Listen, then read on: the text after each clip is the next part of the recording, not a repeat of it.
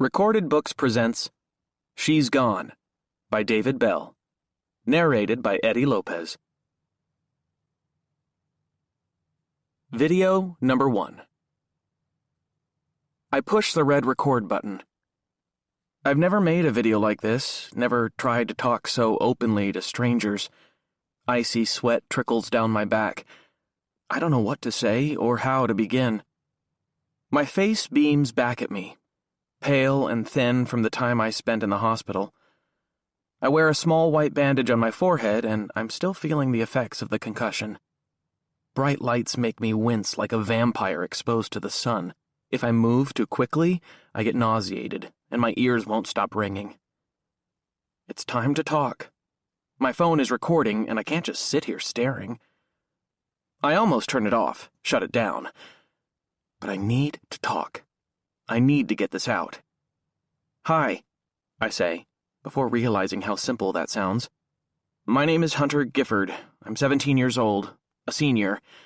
I don't know, maybe a lot of you already know who I am. I guess everything that happened has been in the news. That's why I've stopped looking at my phone or talking to anybody.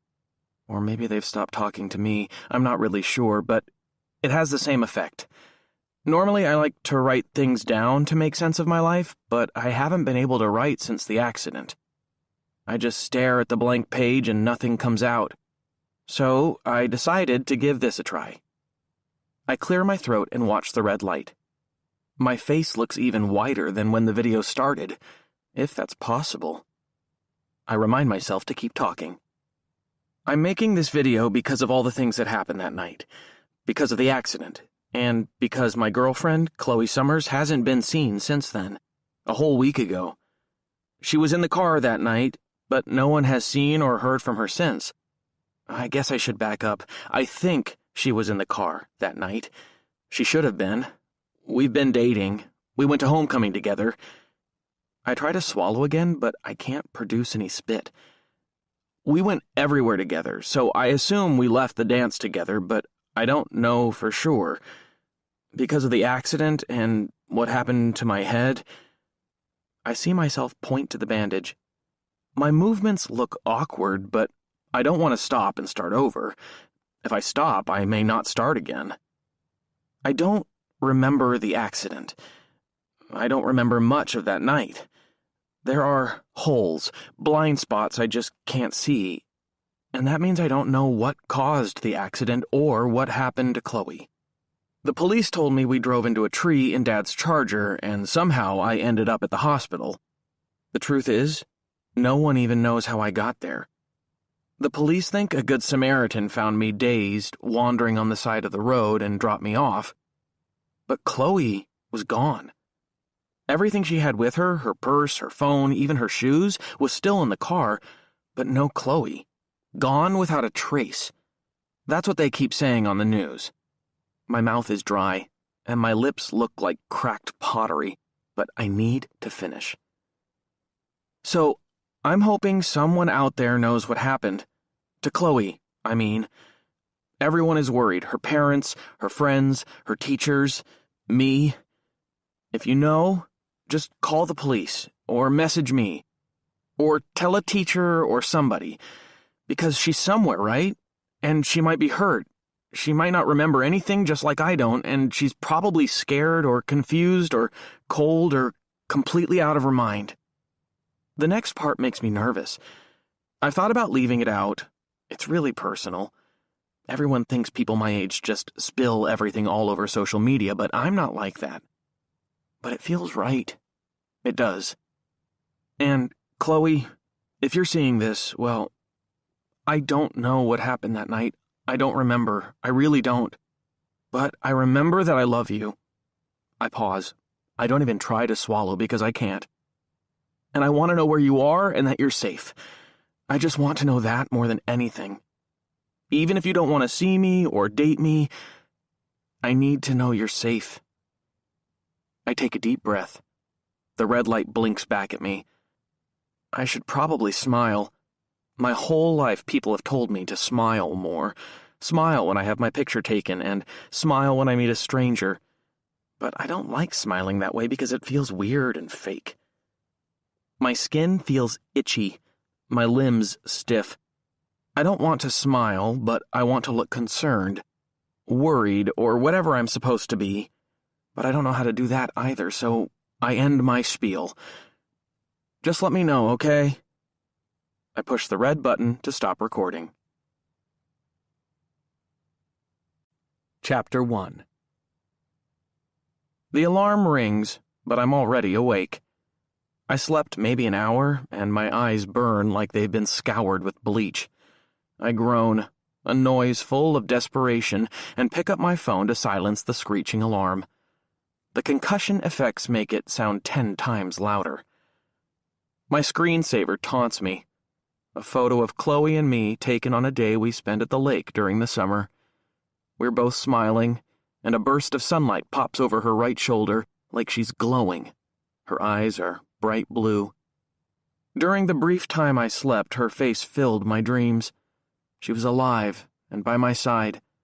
I reached out to touch her, to take her hand. Contact with her skin always sent an electric jolt through my body, and every cell in me jangled with energy when we were close. But then I woke up and landed in reality with a cold splash. I groan again. No words, sounds, or thoughts are enough to sum up everything that has gone wrong. Chloe is missing. My head hurts, a constant reminder of the crash. I take in the familiar surroundings of my bedroom, the things that used to make me feel at home. A shelf full of science fiction and fantasy novels, the covers worn, the books well read. A poster of the movie Dune, the original, that Mom bought years ago. A cactus Chloe gave me that she named Harriet, after her favorite book, Harriet the Spy. A few of the soccer trophies and ribbons I still display. My phone tempts me. I posted the video last night, and then checked the page about 50 times a minute. Big mistake. The number of views was nothing to write home about, but the comments. You killed her. You know the truth. You're a liar. Memory loss, right. But I kept looking, hoping for the one person who might have posted something helpful, the one person with the missing piece of the puzzle. But it never came. I finally put down the phone around 4 a.m. and tried to sleep. I closed my eyes, but it didn't help. Awake or asleep, I only see Chloe's face, the wrecked car, the lonely spot by the woods on County Road 250. Chloe was there that night when the car crashed, wasn't she? Where is she now? Water runs in the bathroom down the hall. My sister, Olivia, getting ready for school. I know where I have to go today. I just don't know what lurks ahead. The rumpled covers and the soft pillow tempt me to stay in bed, but if I do, I'll only think about Chloe all day. I'd stare at photos and texts all day. I'd start to read the hateful comments again, the conspiracy theories and accusations. The stories claiming Chloe was taken into the woods by Satan worshippers. I know I'd given to it all. I've been hiding in my room for almost a week, ever since I came home from the hospital. The therapist said to go back to school, return to my normal life. Routine is therapeutic, she told me. I grabbed the jeans I threw over a chair last night, a shirt from the closet, socks and shoes. I'll give her advice a try, even though I don't believe for 1 minute anything will be therapeutic, and nothing will ever make me feel normal again. Chapter 2. In the kitchen, a bizarre sight greets me. Dad stands at the stove holding a beat-up wooden spoon, stirring something in a pan. Whatever it is appears to be smoking and smells like hot tar on a summer day. I gag. Dad is dressed for work. Tan pants, olive green sweater with the sleeves pushed up. He smiles at me, but it's forced. The way you'd smile at someone you feel sorry for. I'm making oatmeal, he says. I thought, well, this is what you eat in the morning, right? I usually have cereal. Oh, I thought, not oatmeal. Are you sure? I'm sure, Dad. Do you want me to? He points at the refrigerator. I can make the cereal. I can make cereal, I say. Okay, I mean, if you're sure. I just wanted to. Dad teaches history at the community college. He's always reading something or grading papers. His words frequently trail off in the middle of sentences. People who've taken his class tell me it's so inspiring how much he loves history that when he lectures about some important topic like D-Day or the Civil Rights Movement, he goes on and on until one of the students reminds him the period is over. When I ask if they've ever gone to his office hours, they say, "I've never done that. He's not really the kind of professor you go talk to." I always want to tell them, he's not that kind of dad either. Which is why the oatmeal is so weird. Dad last made breakfast, never. At most, he points to the coffee he brewed or the loaf of bread for toast before he rushes out the door for his way too early office hours. He hands me the wooden spoon like it's a fragile ancient artifact. "Here you go. If you put some cinnamon in there, the burning taste or whatever." "Thanks, Dad." Since he's made the effort, I grab a bowl, slide the pan off the burner, and scrape out some oatmeal. Dad just stands there by the table holding his coffee mug like he has all the time in the world, like a guy trying to show no sense of urgency, and utterly failing. This is about me going back to school. I can feel it. "I'm okay, Dad. I can handle it." I know. I don't doubt that." He takes a loud sip of his coffee. "It was on the news this morning that the latest search didn't come up with anything. They're not sure when they'll do a big search again." "Are they giving up?" I ask. "Not that," he says. "It's just to get that many volunteers out." People have short attention spans. Dad nods. He has as much faith in humanity as I do. His overstuffed messenger bag and his laptop sit by the door. He taps his foot against the tile, shifts his weight. Dad is almost 50, but still thin, not like most dads. He rides his bike on the weekends, rarely overeats. Once a month, he sits in the backyard looking at the stars and smoking a cigar that smells worse than the burnt oatmeal. He must think about Mom on those nights, but I never ask. You see, Hunter, people can be cruel. They can say things. You've been in the news, and some people always think the worst about the boyfriend when something like this happens. I know, Dad. I'm just saying. The spoonful of oatmeal nearly chokes me. It tastes scorched, like he stirred ashes into the pot as a seasoning. I don't want to hurt his feelings, but I'm just saying that if you want to stay home today, or if you just don't... I mean, some kids get homeschooled. I can certainly help with that. And my colleagues on campus can help too. Mom died of breast cancer a year and a half ago. Since then, Dad has pretty much had to do everything. He works a lot and pays the bills. He drove us around everywhere until I got my license. He tries in his own weird way to be both parents, even though it's not his strong suit. Things are always a little awkward with him. Tears form in my eyes. I stare at the gross oatmeal like it's the most important thing in the world, like black tar breakfast is my absolute favorite. I can't look at him. Not now. It's okay, Dad, I say. I'm ready. I need to do it sooner rather than later. Besides, it's better than sitting around the house just thinking. And your head, is it feeling better? The nausea? No nausea, I say, unless I eat more oatmeal. Just a little headache. It's getting there. Dad nods. Maybe he even looks a little relieved. He wants me back in school, getting on with my life, and he hates having his routine disrupted. He finishes his coffee and sets his mug on the counter with a little thump. Well, he says. One of our awkward silences descends on us. He's ready to go, but doesn't know how to leave. And I don't have anything else to say to him, as usual. Olivia clomps down the stairs. She comes into the kitchen like a miniature hurricane, her phone clutched in her hands, her eyes and mouth wide. "Oh my God, you guys," she says. "Did you see this?" Chapter 3. See what? Dad asks. He looks like a poisonous snake has just curled up next to his foot.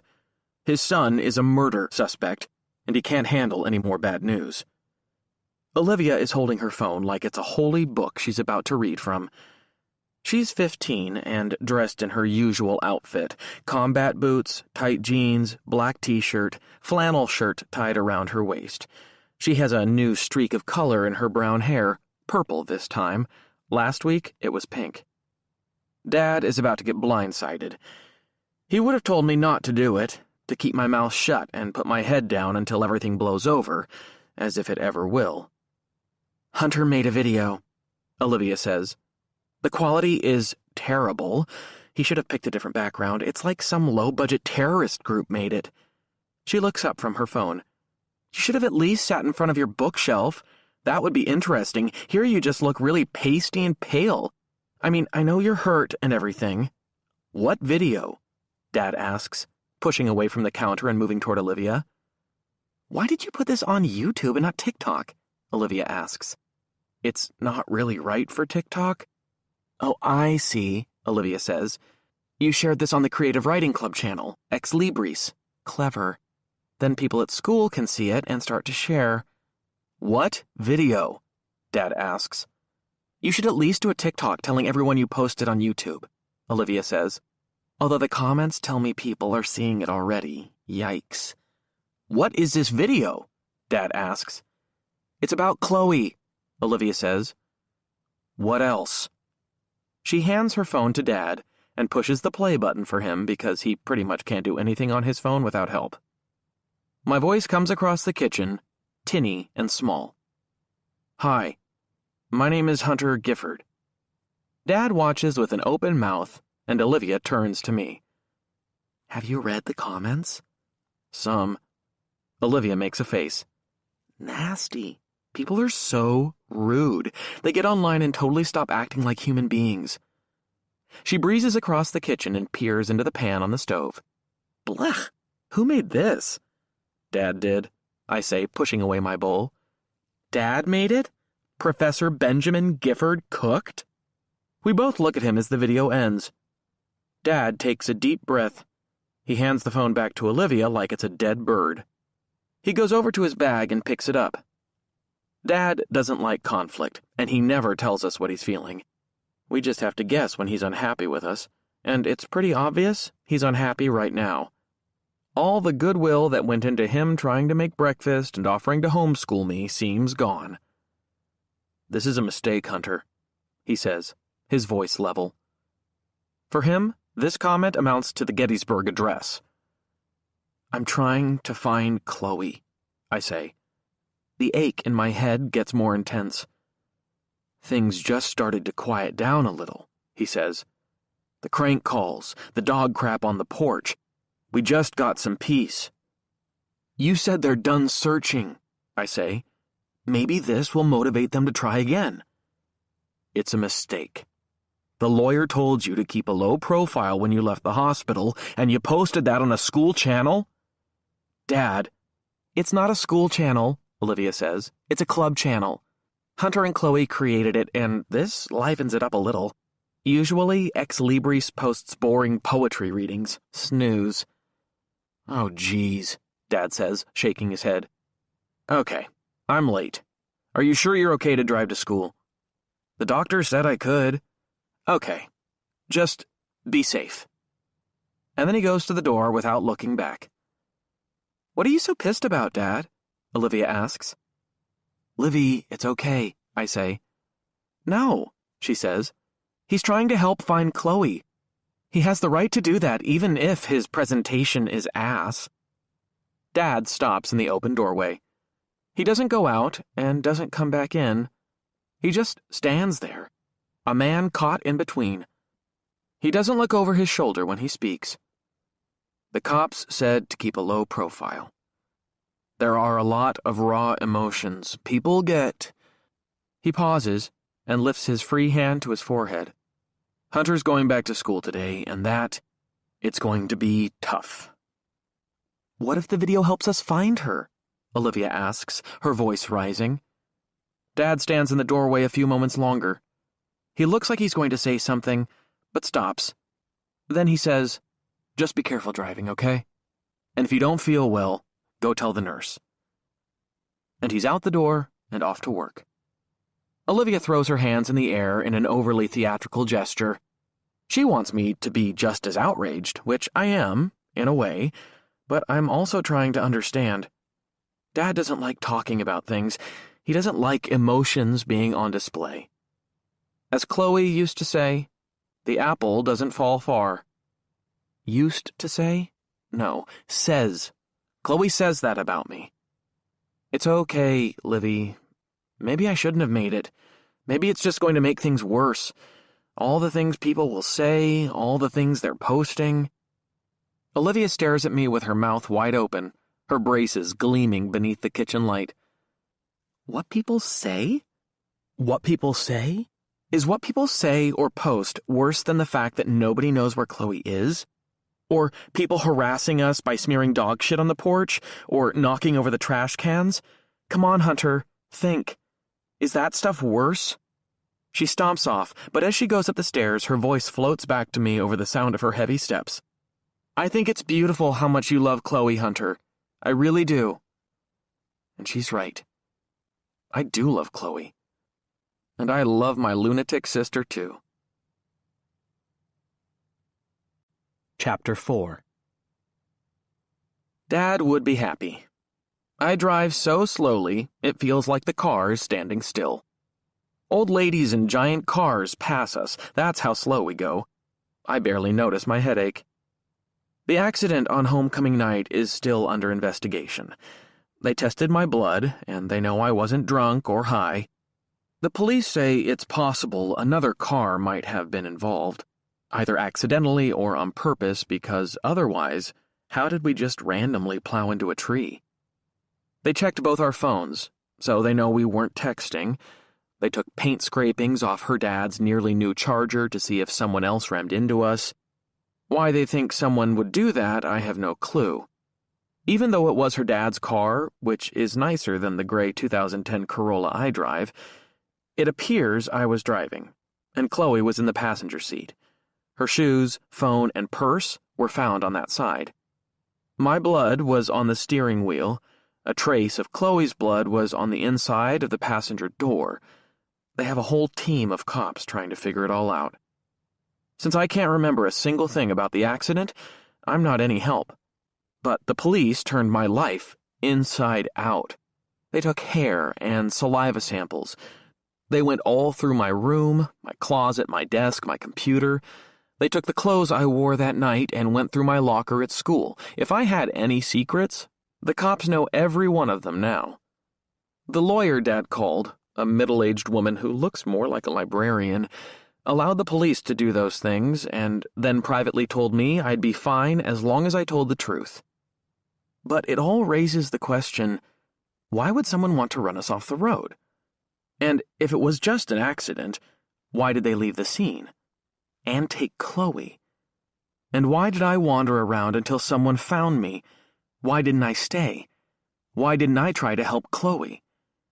Maybe my head was too messed up, or maybe...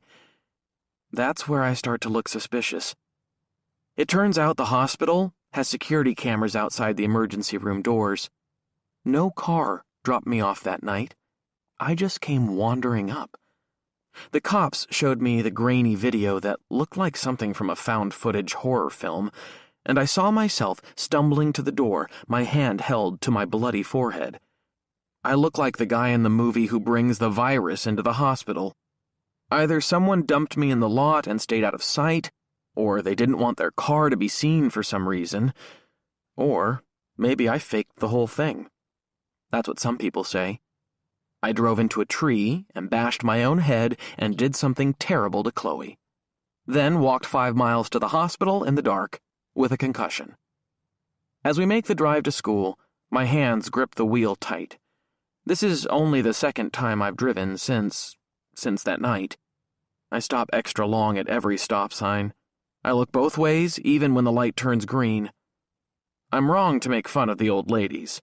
Their behavior makes sense to me now. Olivia is in the passenger seat, texting away, her feet tucked underneath her. She's clearly not worried about my driving. Her thumbs move over her phone like a video and fast forward. She spends every ride to school texting this way, but I want to talk.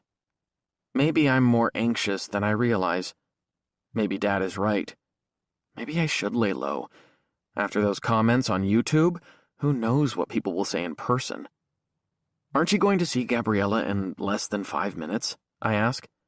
I need to plan where we're meeting. I haven't seen her since yesterday. Wow, so long. She lowers the phone to her lap. Oh shit. Am I being an asshole for texting Gabby while Chloe's missing? I'm sorry, I'll stop. I wasn't saying that. And I wasn't. I was just teasing you. You know, the way I always do. Are you sure? I'll stop. You don't have to stop. I'm glad you have Gabriella. You're lucky. I know, she says dreamily. And it's almost our 3-month anniversary. So let's talk about something happy. Olivia turns and looks out the window. We're driving through a neighborhood near ours, rows and rows of brick ranch houses that Chloe called mid-century modern. The yards are full of leaves, and a lot of the porches have been taken over by pumpkins and corn stalks and plastic skeletons. Look at all the Halloween stuff. Isn't it awesome? Gabriella and I are taking her little cousin trick-or-treating. Did I tell you that? No, you didn't. Or maybe you did, and I can't remember. No worries. We're all going to dress like zombies. You know, all pale and deathly and shit. Pale and deathly. That makes me think of something. Livy, about the video. Don't worry about Dad, Hunter. He can be such an asshole sometimes. It's like when I try to talk to him about Mom, and he's all like, I just don't want to think about that, Livy. Can you believe he says that to me? By the way, I told him 50 times to stop calling me Livy. I'm not a little kid. I call you Livy all the time. You're allowed to. You're my brother, and I give you permission, but not Dad. Give him a break. He's just private. I hate that word, private. It's private, Livy. Some things are meant to be private, Livy. Mom never said that shit to me. Is the video bad? I ask. I mean, people are already saying shit in the comments. Will it get worse? Olivia takes her time answering, which is rare. Usually she fires from the hip, the words flying out of her mouth like missiles. But she's looking back out the window now, her fingers twining through the purple streak in her hair. Your intention with the video is really sweet, she says finally. I know how much you care about Chloe. And I love her to Jupiter and back. I mean, she's way better than Hannah. I don't know how you could stand her. I know Chloe can't stand her. They basically can't stand each other, and I dated Hannah 2 years ago. Okay, but I love Chloe, you know? I really do. I know. Olivia stops twirling her hair. She raises her hand to her eyes and touches each of them gently. Everything makes Olivia cry. Movies, puppies, songs, babies, they all make her cry. She's seriously missing Chloe, too. Chloe is an only child, and Olivia doesn't have any sisters. Olivia always told me I could never break up with Chloe because if I did, she'd disown me and claim Chloe as her own. But people are going to say shit, she says, in person and not just in the comments. They've already been harassing us. Dad didn't want to tell you, but somebody let the air out of his tires on campus a few days ago. They did? Yeah. He had to call a tow truck to come and fill them up so he could drive home. People are assholes, Hunter. It's like Shark Week. A little blood in the water and they go wild. I wish Dad had told me, I say. Have people been bullying you? I'm fine, she says. People have said some things when I walk by. Cowards. Every once in a while somebody says some bullshit about Gabby and me. I can handle it. I mean, I know why you made the video, and I know you were feeling some real shit when you made it, but some people might not get it. You're kind of like Dad in that way. People don't know what's really going on inside. Maybe you should have just written something. Video is kind of, you know, unforgiving. And it looks like it's already spreading around the school. Maybe you should stay off TikTok. Are you saying the video makes me look fake? The school comes in sight. Rows of yellow buses, the endless procession of student cars. I used to pick up Chloe and drive her to school. She and Olivia would text jokes back and forth while I drove. They'd laugh and sometimes not let me in on it. Then we'd park in the lot, and Olivia would sprint into the school looking for Gabriella while Chloe and I walked together holding hands. I wish I could hold her hand again, like in the dream. Like we used to do walking into school, just hold her hand. I find an empty spot, aware that Olivia still hasn't answered my question. "Well?" I ask. Olivia is staring straight ahead, but then she whips around to face me. "You look stiff. Like in school pictures, you always look like you're sitting on a nail or something." She takes a big breath, her shoulders rising and falling. "Like I said, I know who you are, but all these people who don't, and my God, Hunter, a lot of people have probably shared it now." She gestures to the parking lot, the school, the town beyond. "I'm afraid they're going to think you look guilty." Chapter 5. Olivia stays glued to my side as we walk toward the school. "What are you doing?" I ask. "Aren't you meeting Gabby?" "Yeah. So why are you here, with me?" "Because I want to be." We join a stream of students. Kids from every one of the 4 grades, kids from every social background, kids from every race. Garrett Morgan High is a big school because our small city in Kentucky just keeps growing. There are 2 other high schools out in the county, and there's talk of a third, but Garrett Morgan is the biggest, with almost 2,000 kids. I try not to dwell on the irony of going to a school named after a Kentuckian who patented the stoplight because he witnessed a horrible car accident. "You can go on," I say to Olivia. "I'm fine. I'm just going to go to class and blend in, and try not to look guilty." "I never should have told you the truth," she says. "You've never not told the truth in your life. Go find Gabriella. Go be sickeningly cute together. I'm okay."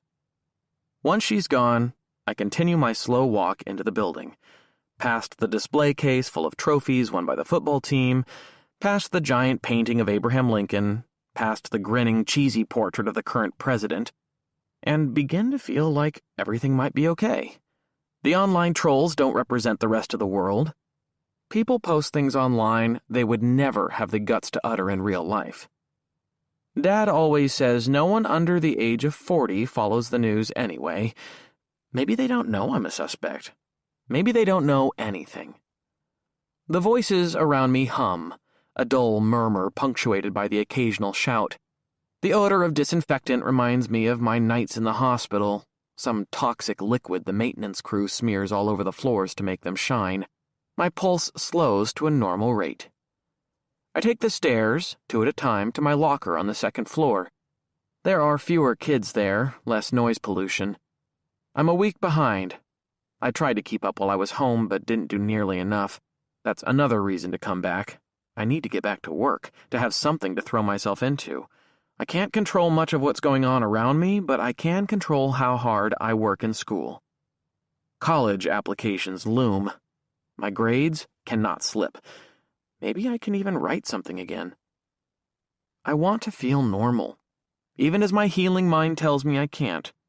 A couple of faces I don't know turn to gawk at me as I head to my locker. I'm still wearing the bandage. It's smaller, but it's there. When I feel their eyes on me, I unconsciously reach up and touch it. I consider going to the bathroom and ripping it off. If I want to blend in, why did I wear an ugly sign on my head?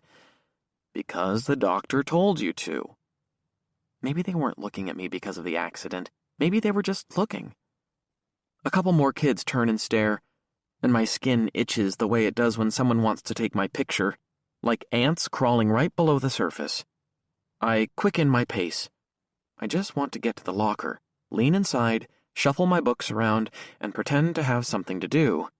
Then I'll go off to class when the crowd thins. But the door of my locker, number 209, has something on it.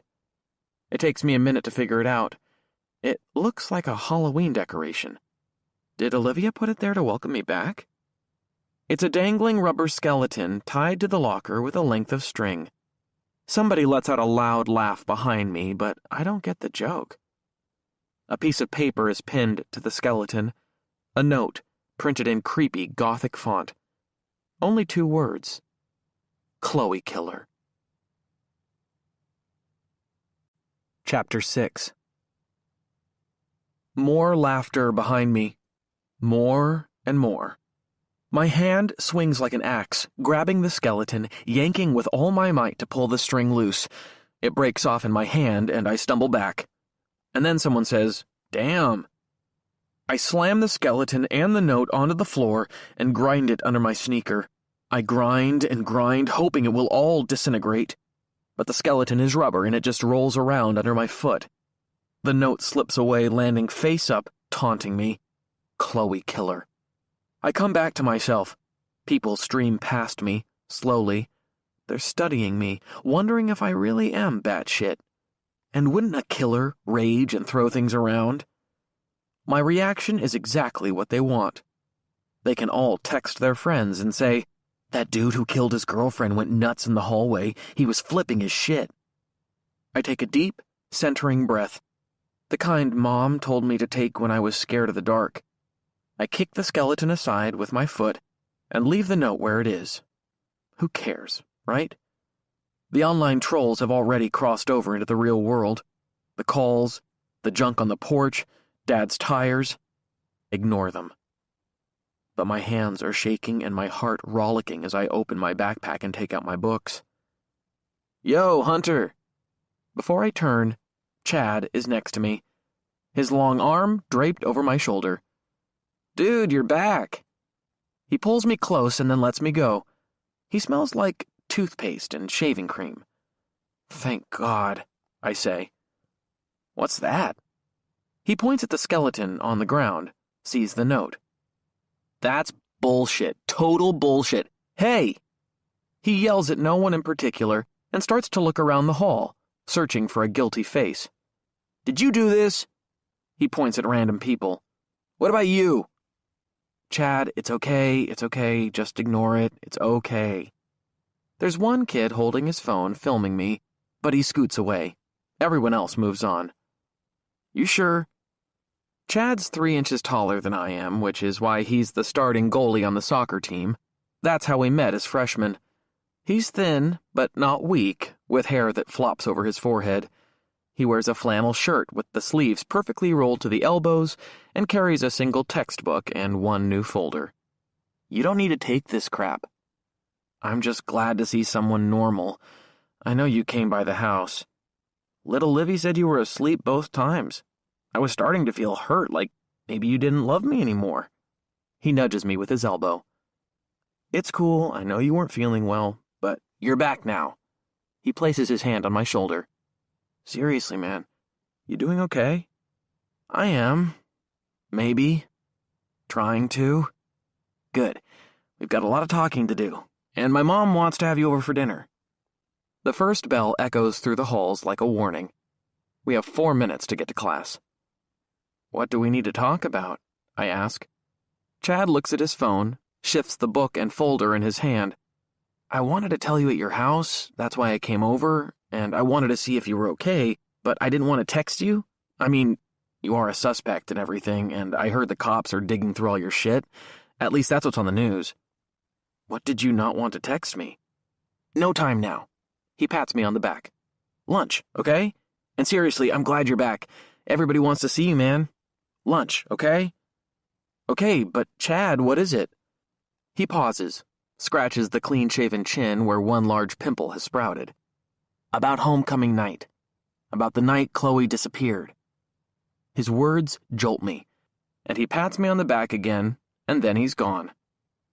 I kick the skeleton 1 more time. It grins at me from the floor. Stupid. Mindless. Dead. Chapter 7. Either no one wants to talk to me, or no one knows what to say. I can't decide which. I slip into my first period class, pre-calc, and head for my seat near the front of the room. I have friends in this class, people I talk to on a regular basis, but everyone turns away from me and grows quiet, the chattering voices shutting off like someone hit the mute button. If this had been any other day, I'd have sworn that I'd walked into the room with no pants on or with a note scrawled on my face. That's how quiet it is. Church quiet. Funeral quiet. I slide into my seat and pretend to look at something in my textbook. A heavy pressure settles on my neck and shoulders, an invisible weight. The silence is a force pushing against me. The skeleton dances in my mind's eye, the ignorant note. Did someone in this room let the air out of Dad's tires? I want to tell them all to fuck off, but I sit staring at my book. I risk one look up and see Mike Basher, the quarterback on the football team. Everyone likes him, even though he's really a terrible football player, and the fans groaned 2 weeks ago when the starter broke his collarbone and Basher took over for the rest of the season. He also used to date Chloe. They were a thing for about 3 months at the beginning of junior year, even going to the previous homecoming together, and apparently Basher and Chloe's dad, Scott, both share an interest in old cars. About a month after Chloe and I started dating, I went over to her house and found Scott and Basher in the detached garage, bent over the open hood of the '75 Mustang Scott was restoring. When I asked Chloe, she just rolled her eyes and told me to forget about it. The next time I went over, Mike was in the hallway when I went to the bathroom. Basher apparently walked around their house like he lived there. Then, in the second week of this semester, in creative writing class, Basher wrote a poem about a girl he was in love with, calling her a queen. And the description of the girl in the poem sounded exactly like Chloe. At first, Chloe didn't think it was about her, but when I went through it line by line with her, she started to come around. Finally, she went to our teacher, Mr. Hartman, about it, and while he listened sympathetically, he said he didn't think Basher meant any harm. "It's his artistic expression," Mr. Hartman said. "An intense feeling given voice. I'd say there's no real malice there." Chloe felt like I had pushed her to say something when her gut told her not to. "Now Mr. Hartman thinks I'm a freak," she said. A couple of weeks before the accident, Chloe told me she wasn't going to ask Mr. Hartman to write her a letter of recommendation for college. I asked her if she didn't want to ask because she still felt weird about the whole Basher poem thing, but she didn't answer me. So it's no surprise when Basher blankly meets my eye that morning. My stupid jealousy flares, even though Chloe claims he's a bit shallow. Then Basher does something. He nods his head subtly and gives me a quick thumbs up. I don't know why Mike did that, but he lifted my spirits. Maybe things won't be so bad. Maybe I can make it through this. Then our teacher comes in, Mr. Burning. He's a giant guy well over 6 feet tall with bulging biceps and a military haircut. He used to coach the basketball team, but stepped down a few years ago after 3 straight losing seasons. He still teaches, though, and the guy is all business. He never smiles at anyone, never cracks a joke. All the students hate him. If his wife disappeared and he made a video, everyone would think he was guilty, no doubt about it. But maybe Mr. Burning is a really nice guy at home. Maybe he calls his wife silly names and makes dumb jokes that he laughs and laughs about. Maybe he slips little notes under her pillow for her to find when she wakes up. I've never thought of Mr. Burning that way, but I understand him a little better now that I don't want people making cruel assumptions about me. Maybe he has layers we can't see. Chloe and I leave notes for each other like that. We write silly things on scraps of paper. "I love you. I miss you. You're the sexiest." And then try to leave them where the other person will find them later, stuffed into books or the pockets of our jackets, placed under the windshield wipers on the car.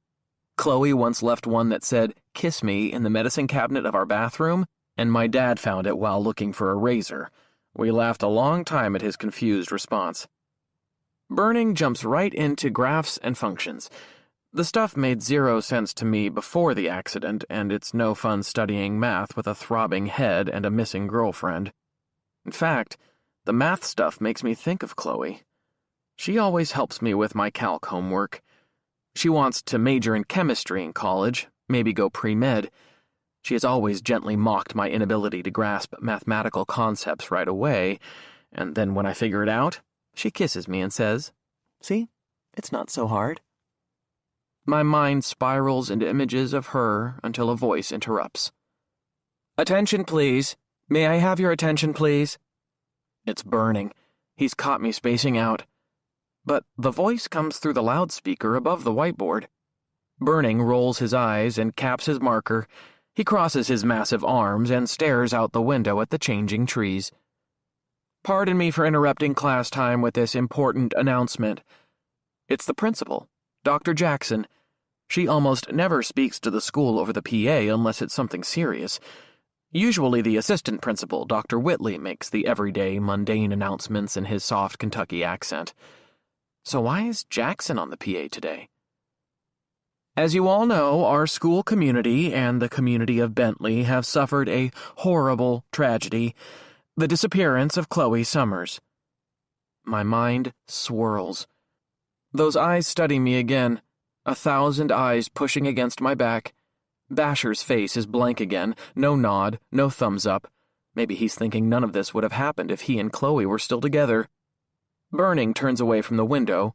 His eyes look like a shark's, cold, distant. The worst crosses my mind. Why is any announcement being made at all? Everyone knows Chloe is missing. What could Dr. Jackson have to say that hasn't been said? Have they found her? Is she dead? Is that it?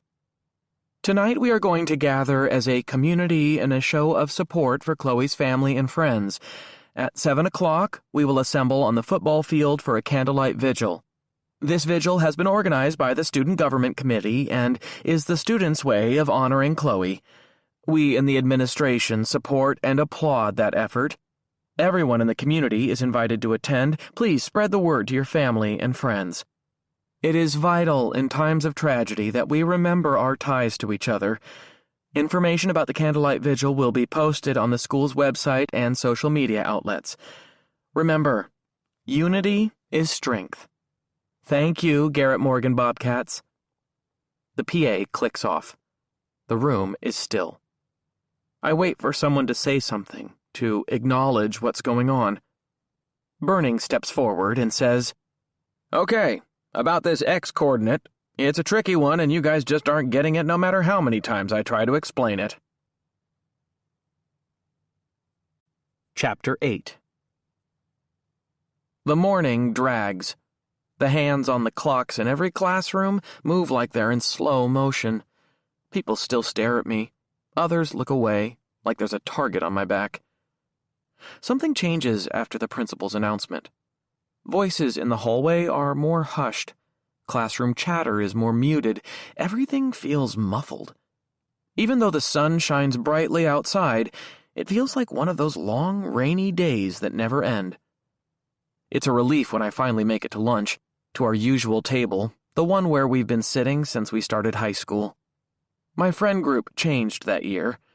Soccer was a big part of my life growing up, and when I came to Garrett Morgan and made the team, I started hanging out with the other soccer players. My grade school friends faded away. For a couple of reasons, I'm not on the team anymore. I twisted my knee pretty bad during practice sophomore year and missed most of the season. And Mom was first diagnosed the summer before that, and her illness pretty much took over our lives. That's also when I first took a creative writing class and joined Ex Libris, the creative writing club. That interested me more than soccer. And Ex Libris changed my life because that's where I met Chloe. The first time I saw her, we were workshopping our stories and poems.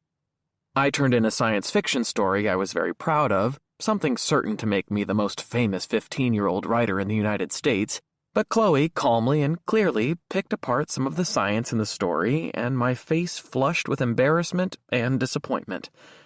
I decided to quit writing altogether. After the meeting, Chloe texted, telling me that she really liked my story, and if I ever wanted to talk to her about the science, she'd be willing to help. I'm sorry to say I didn't take her up on it, and it was a year and a half before we started dating. But I never forgot how smart she was, how confident, and also willing to help someone she barely knew. I'm also not as good as the other guys on the soccer team. I was probably going to get cut junior year. No, not probably. I was. Rather than go through that torture, I tried other things. But my friends are all still playing. Hector and Cameron are already at the table, and Cameron's girlfriend, Natasha. They all look up. They all texted me right after the accident. They all came by the house while I still felt pretty sick from the concussion and couldn't really talk to anyone. The sight of them lifts my spirits. Hector smiles. "He's back," he says, chomping on a carrot stick. He always smiles, even with carrot pieces in his perfectly straight teeth. The prodigal friend. "I guess you're not dead," Cameron says. Natasha nudges him, gives him a warning look, but I don't care. That's how Cameron deals with things. A morbid joke. A dig. When he says, "I guess you're not dead," he means, "Good to see you." "Not yet," I say. "Well, I'm happy to see you," Natasha says. These guys are animals. They don't know how to express themselves in a thoughtful way, but I'm glad you're back. Natasha likes the grand statement, the big gesture. She likes to pretend she's more mature than the rest of us, and we let her. Her parents went through a nasty divorce when we were still in middle school. Bottom line, the whole town knew her dad left her mom for the 21-year-old babysitter. Natasha acts like nothing bothers her, so maybe she can give me tips on dealing with public humiliation. Chloe admired the way Natasha took what people in town dished out and just kept right on going. Chloe always wished she could worry less about what people thought of her. It's just good to be around friends who give a shit about me. "Where's Chad?" I ask. I take a bite of the PB&J I packed the night before, but it tastes unappealing. My appetite has been weak. I feel like I shouldn't be enjoying anything if Chloe isn't around. He said he had something to tell me. "He's with Hannah," Hector says. "When isn't he?" Cameron says. Hector shrugs. He refuses to say anything bad about anybody, ever. That's just Hector. But then an awkward silence settles over the table. Everyone keeps talking and eating around us. Dishes clatter, people shout and laugh. The smell of fried food fills the air, but at our table, it gets quiet. It kind of pisses me off because I want to think this is the one place things can feel normal. All three of them eat slowly, but don't speak. "What?" I ask. Hector looks away. Cameron takes a bite of his ham sandwich. Only Natasha turns to me. "Well, we were just wondering if you were going to the candlelight vigil tonight." I stop chewing. It tasted crappy anyway. Hector looks away. Cameron takes another bite. He'd keep eating if the cafeteria were being shot up. He'd dive for cover or jump out a window with a sandwich in his hand. I thought about it all morning, but it just doesn't seem right. People are saying a lot of shit. Why would I want to subject myself to that? Hector nods like he agrees, but then again, he agrees with almost everything anyone says to him. Cameron kind of shrugs. "Well, we have practice. State is coming up." Only Natasha maintains eye contact. She's honest. She's willing to say what's on her mind. That's something she has in common with Chloe, which is why I can't believe Chloe ran away like some people are saying. How could Chloe have a problem so big it would make her want to run, and I wouldn't know about it? "What?" I ask Natasha because she is the most likely to respond. Maybe that's something girls do better than guys. They actually talk about important shit. "Well," she says, "we all saw your video, Hunter. It's spreading around school." My shoulders drop. The video. Why did I do that again? What made me think that was a good idea? "And?" I ask. "If you don't go to the vigil, then people are only going to know what they see in the video and on the news, and the video is kind of, well, it kind of makes you look guilty," I ask. "Is that what you're saying? Look guilty?" Hector and Cameron look up in unison, like they choreographed the move. That word, guilty. Guilty. Natasha doesn't flinch. "Yes, Hunter, it totally does." My mouth starts moving. It feels disconnected from my brain, and the words just fly out. Maybe this is how Olivia feels all the time. How can one video do that? How can one video cancel everything Chloe and I did together, like the time we went to her grandparents' cabin by the lake, or the hours we spent talking, the time she sat up all night with Livy and me when our dog died, the fact that we had started... Their faces stare back at me. Hector, Cameron, Natasha, all looking, mouths open, concerned, a little freaked. And a couple of people at the table behind us have turned around to gawk as well. I lower my voice. How can anyone know what goes on between two people? It's none of their fucking business. My friends' faces are full of pity. No one wants pity, not at all. And I don't feel any better after my little rant. I feel worse. At that exact moment, Chad comes walking up with Hannah. As usual, he looks happy and carefree, and for no good reason, I'm mad at him. Probably because he wasn't there when this whole conversation started. So as soon as he reaches the table, I say, "Where the fuck have you been? I thought you had something important to tell me." Chad keeps his cool. Only Hannah's face shows any surprise. Her mouth opens and she looks at me and then at Chad, her blonde hair pulled back off her rosy cheeks, but she doesn't say anything, and no one else does either. It's Chad who finally speaks. "Okay then, why don't you and me take a little walk?" Chapter 9. We walk out of the cafeteria side by side, both of us, as quiet as monks. I'm quiet because I owe Chad an apology. He's quiet because he knows me well enough to know he just has to give me a little space sometimes. He's one of the few people who gets that. Olivia does too. And so does Chloe. Outside, it's sunny enough to make me squint. There's an area of picnic tables and benches where we're allowed to hang out when the weather's nice. That's pretty much where Chloe and I started dating. We'd known each other through Ex Libris and had even been talking and texting for weeks. But I saw her out there one day, sitting alone, reading Macbeth for class, and I walked up and said, "Spoiler alert, it's not a happy ending." And thankfully, she laughed. We went to Blue Door Coffee after school the next day, supposedly to discuss our Ex Libris submissions, but we talked about everything else. Our families, our dreams, what it would be like to do something other people couldn't forget. That was pretty much that. I didn't want to be with anyone else. In the distance, a group of guys is tossing a football around. It doesn't really feel like fall yet. No cool weather, no frost. Chad and I walk in the direction of the football players, sticking near the trees that border campus. A couple holding hands passes us. A kid staring at his phone almost walks into us. 3 girls talk animatedly but grow silent when they see us.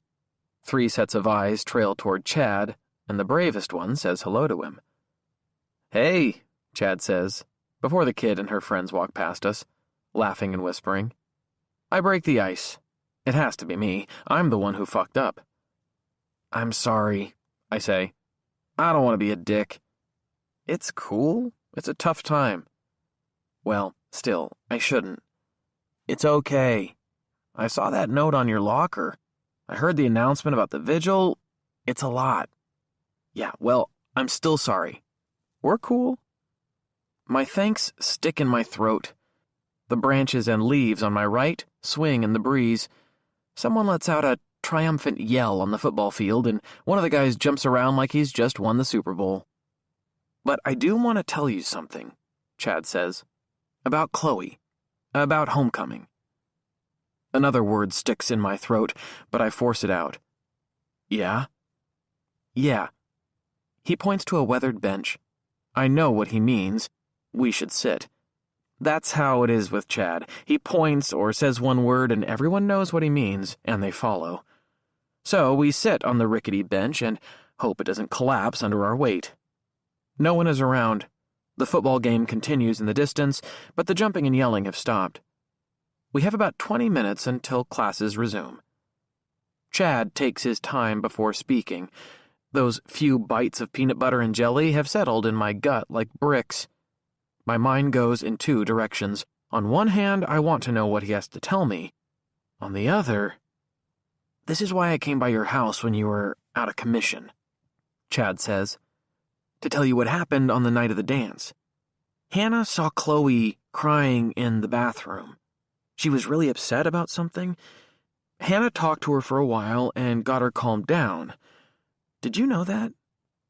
I did, but only because when the cops talked to me in the hospital, it was one of the things they asked me about over and over.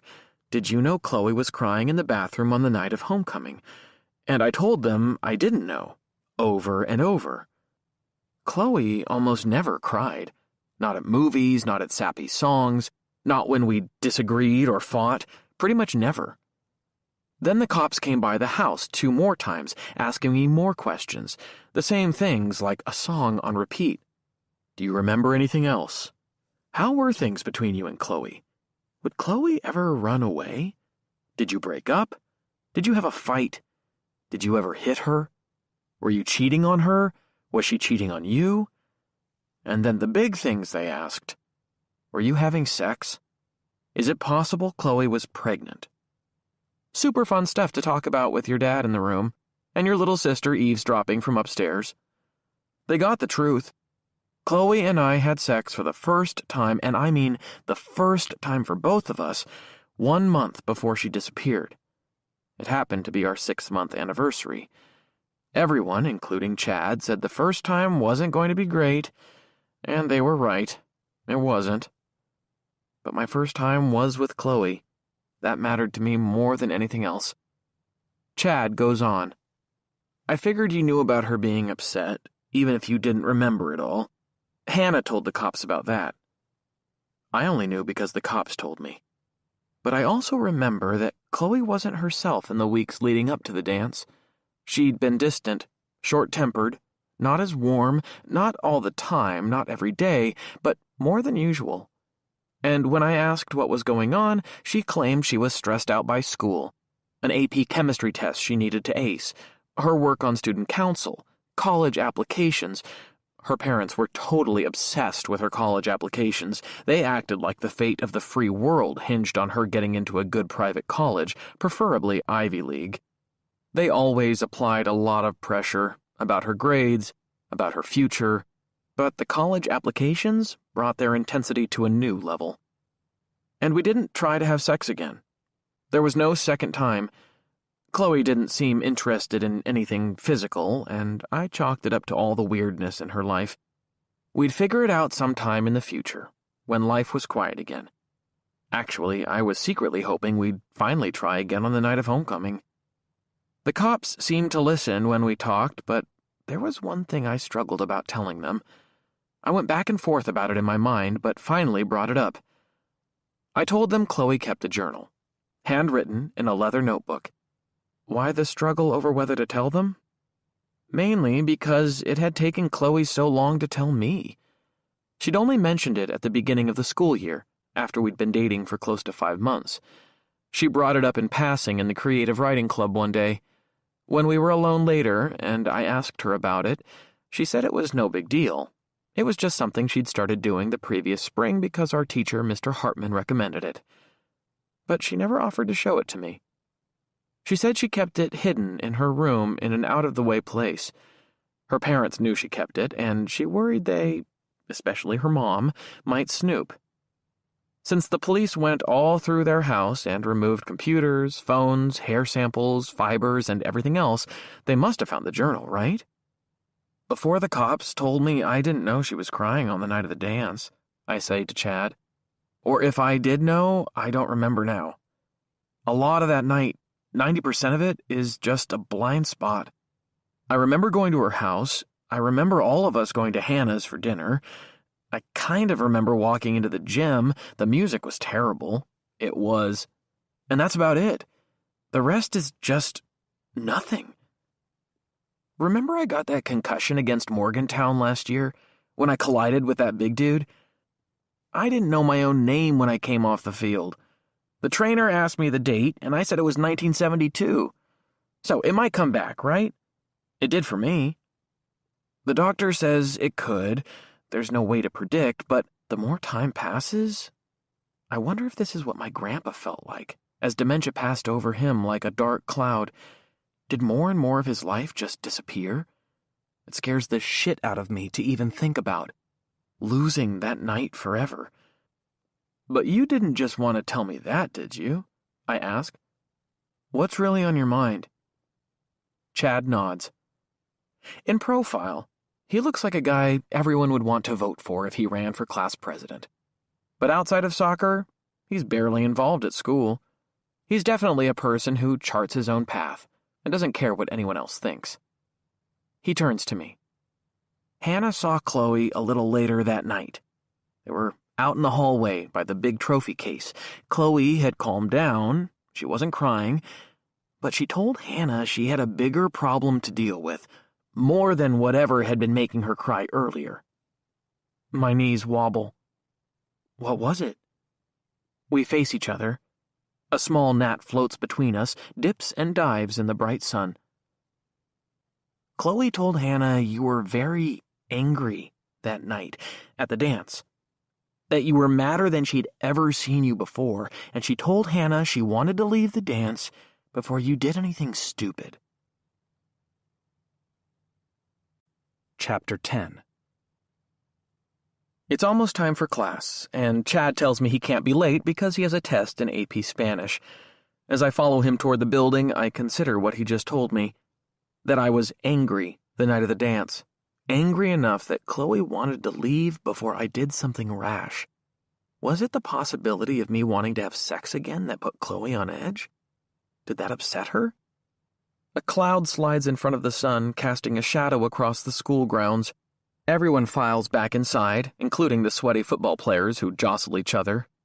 Their carefree fun irritating me way more than it should. Is it possible Chloe and I fought and I just don't remember? Is it possible the fight was so bad and I was so angry that she felt scared? What's the alternative? That Chad is lying, feeding me a story to take advantage of my wrecked memory? Hey, Chad says as we approach the glass door. We'll figure this all out, Hunter. Really, we will. Do you think Basher could have done something to Chloe? I ask.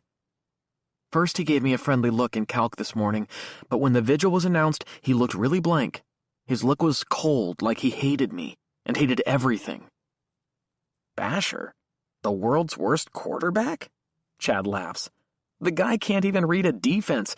Do you think he could hatch a plot like this? He could be jealous. Want her back? I told you he still hangs out at her house with Chloe's dad. Forget him.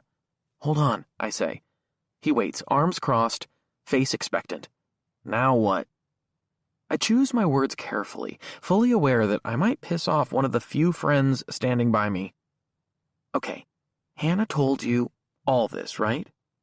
I can't remember any of it. Did anyone else see it? They were alone, the girls' bathroom, the trophy hallway. I know, it's just... Hannah... Chad rolls his eyes. You're going to go there? Seriously? This is important, Chad. Here's the thing. It's flat out weird sometimes with Hannah and Chad. Weird because Hannah and I dated for a few months sophomore year. It felt more serious than it was because it was the first time either one of us had a real boyfriend or a girlfriend. When I see Hannah now, I know she's pretty, but her looks are nothing compared to Chloe's natural beauty. You don't trust Hannah. She lies, right? He's shaking his head. Look, I know you're freaked out and everything, but you can't just start lashing out and doubting your friends. We're on your side. Yeah, but... There's the way it ended with Hannah and me. Hannah went to Destin, Florida, on vacation with her family and made out with another guy. Not just once. They had some kind of vacation fling. Hannah told another friend who told me. The betrayal felt like someone had cut out my heart. Hannah always tends to stretch facts. A lot. She'd exaggerate how high of a grade she'd earned on a test, how much money she made babysitting, how much land her parents own at the lake. Look, Chad says, it's the truth, and Hannah can tell you herself if that's what you want. But don't lose your faith in everything and everyone who cares about you. I'm not sure I won't, so I remain silent. And I'm really not convinced Hannah is my friend. I'm not sure of anything about her. Chad claps me on the back and takes off for his test. I think about heading to the nurse's office and telling her I'm too sick to stay at school. I can claim a relapse of my concussion symptoms, headache, sensitivity to light, blank memory. I have a ready-made excuse. But then I remember why I wanted to come back to school. Routine. Being normal. But I also thought being here would help me learn something about what happened to Chloe. I wasn't accomplishing anything sitting at home feeling sorry for myself. Do I want to go back to that shit? No. And Chloe wouldn't either. Whatever went down that night, she'd want me to be out, engaging with the world. She wouldn't want me to quit. So, I resolved to stay. That's when I see the kid filming me again. He stands in the hallway just inside the glass door, tracking only me and none of the other students streaming by like minnows. It's the same kid as this morning, the one who had his phone out documenting my reaction to the skeleton and the note. Because of the phone in front of his face, I can't tell who he is or if I know him. He wears a Western Kentucky University cap, red with white stitching, and a gray hoodie. He's short, a freshman maybe. Hey! The lines of students part as I dash for him. What must I look like going after him like this? Lately it seems like I'm doing a lot of things I don't normally do. But this kid doesn't flinch. He keeps filming even as I push his phone down, resisting the urge to smack it across the floor, slam it to the ground, and stomp on it. Like the stupid skeleton. Oh, hey, Hunter. He's no freshman. He's a senior with familiar features. The nose with a tip like a bulb, the freckles, the big round eyes that look almost childlike. What are you doing, Daniel? I ask. Why are you filming me? Oh, that. He looks down at the phone in his hand like it just materialized out of thin air. Well, it's an interesting story if you want to hear it. I do want to hear it. The bell rings. We all have 4 minutes to get to our next class, European history for me. It's going to take more than 4 minutes, Daniel says. He smiles like we're in on the same joke, like we'll both find this exchange amusing. But I think you'll want to know what I have to say. I doubt it. I've known Daniel since kindergarten. From grades 4 through 8, we were the very best of friends. We did everything together. We watched movies, traded comics, we rode our bikes all summer and went sledding on Hospital Hill on those rare days when it snowed here in southern Kentucky. Even though we weren't close anymore, he came to Mom's funeral and told me to let him know if I needed anything. And yes, we made stupid little videos together. The kind you make when you're 12, featuring army men and dinosaurs and matchbox cars. But we drifted apart once high school started. My group of soccer friends, Chad, Hector, Cameron, came along. Daniel went another way. Chess club, Dungeons and Dragons. When we were best friends, I couldn't imagine not seeing or talking to Daniel every day. But standing there in the hallway, I can't remember the last time we really talked. We just didn't know each other anymore. It's as though I'm staring at a big chunk of my childhood that's drifted away. What could he possibly have to tell me?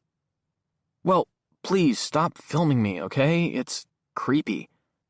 I'm not a creep, he says. And the way he says it tells me people have called him that before.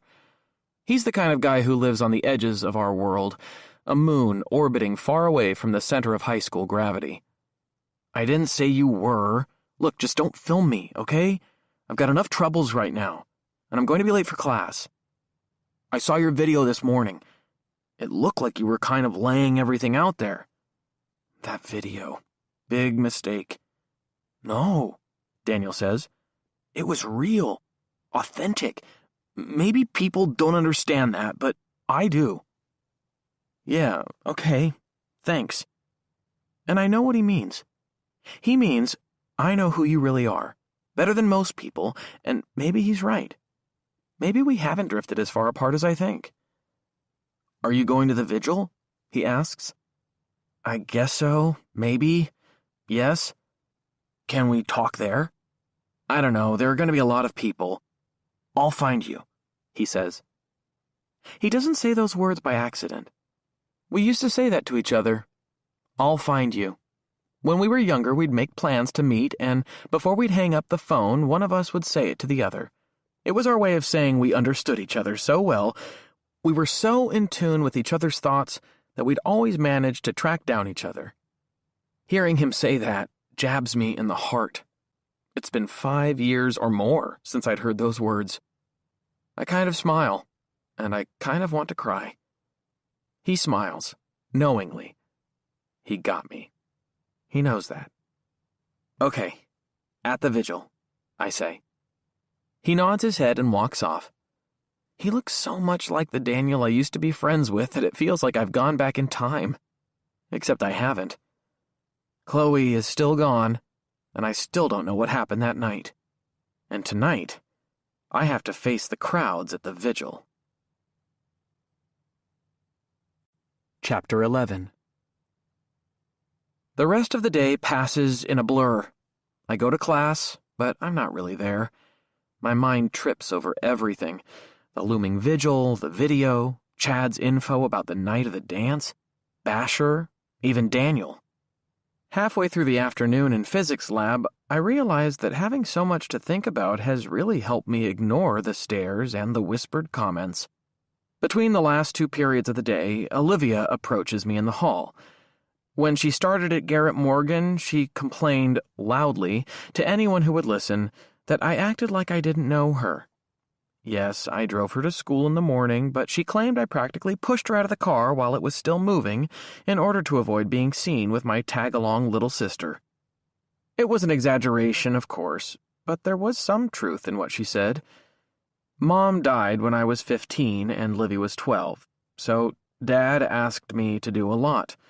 I've cooked for her, watched over her, walked her to the bus stop, taken her trick-or-treating.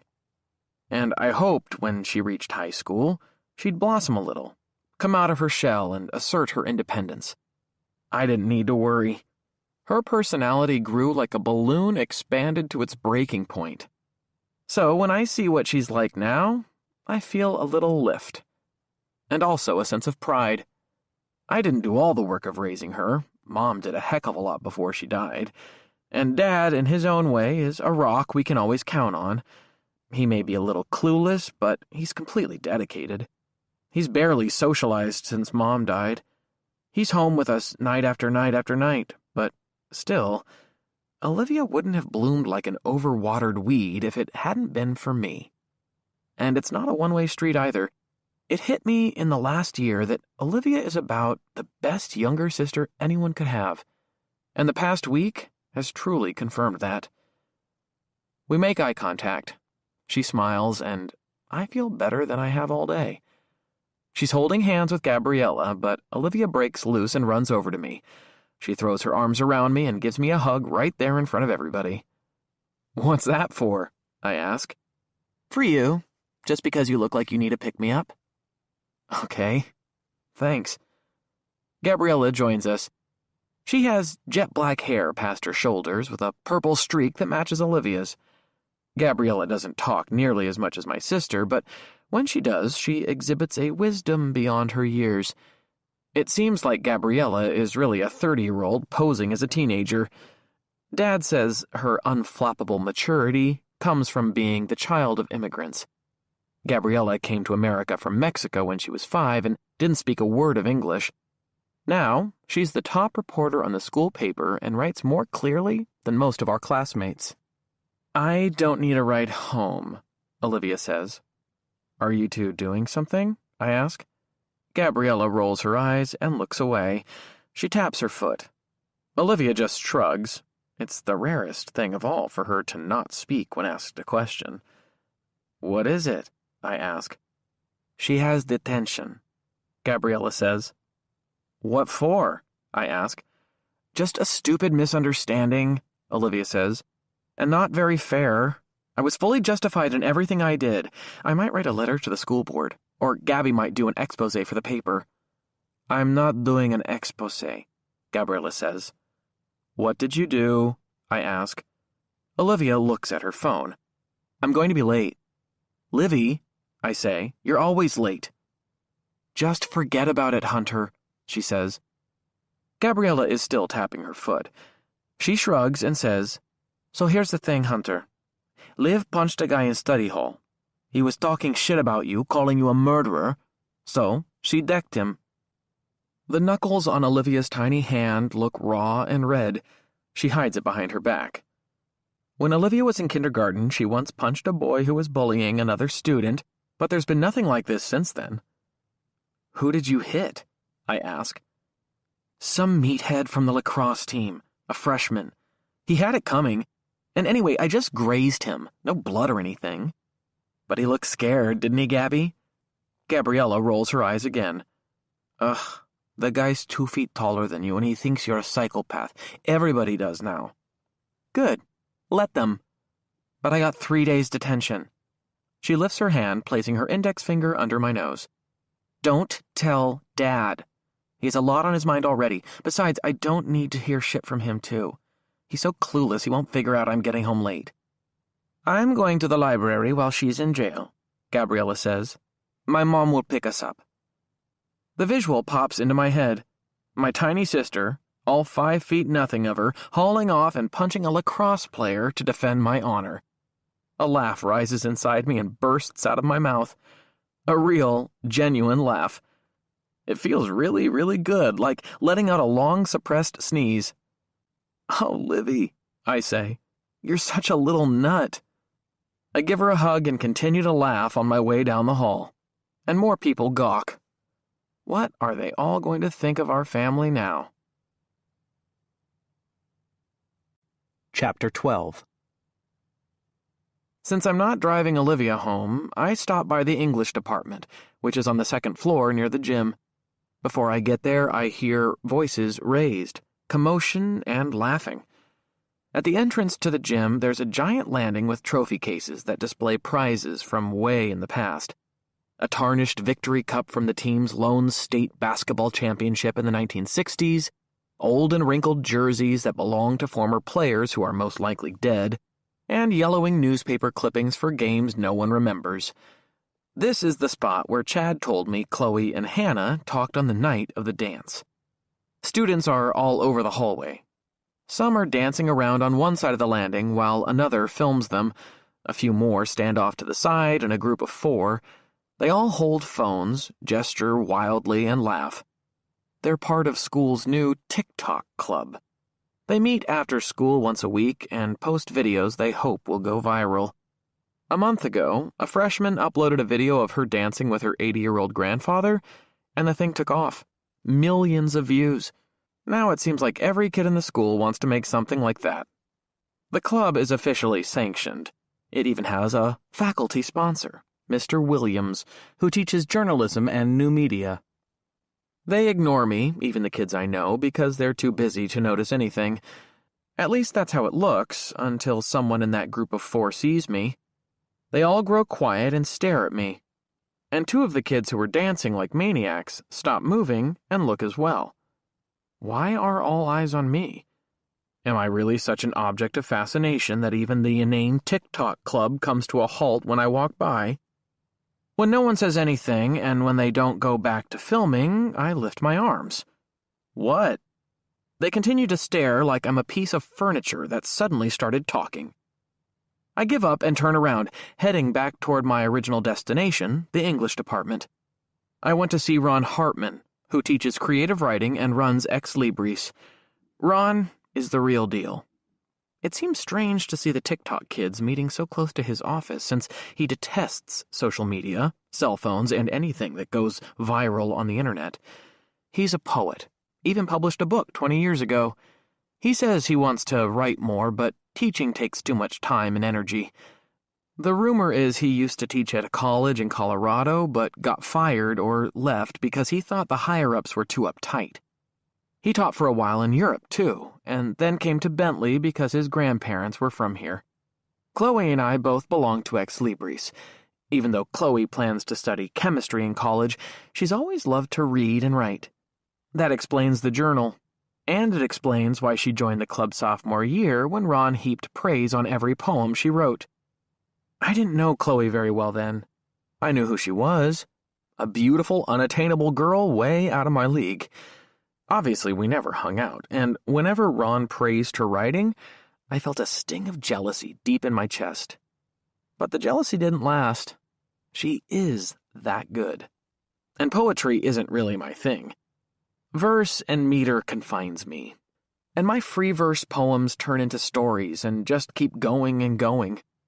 Ron says to accept who my identity is as a writer and move on. Ron, he lets us call him Ron when we meet in the club, says prose writers make more money than poets anyway. He always laughs to let us know he isn't really serious. He encourages his students to write what we want. Let's face it, he said once. The world is full of rules and expectations.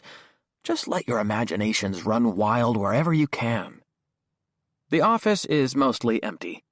Mr. Feltz and Mrs. Payne are there, each with their heads bent over their computers, tapping away.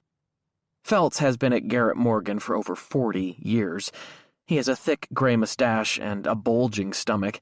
He looks up and leans back in his chair, which creaks beneath his weight. "Looking for Hartman?" he asks.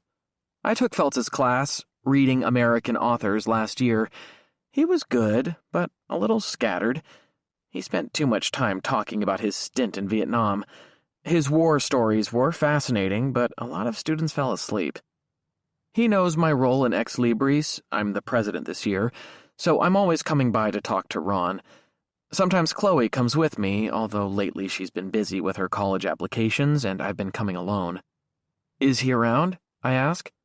"He's out today," Feltz says, brushing crumbs off his shirt. His gut makes a shelf where they land. "Sick?" I ask.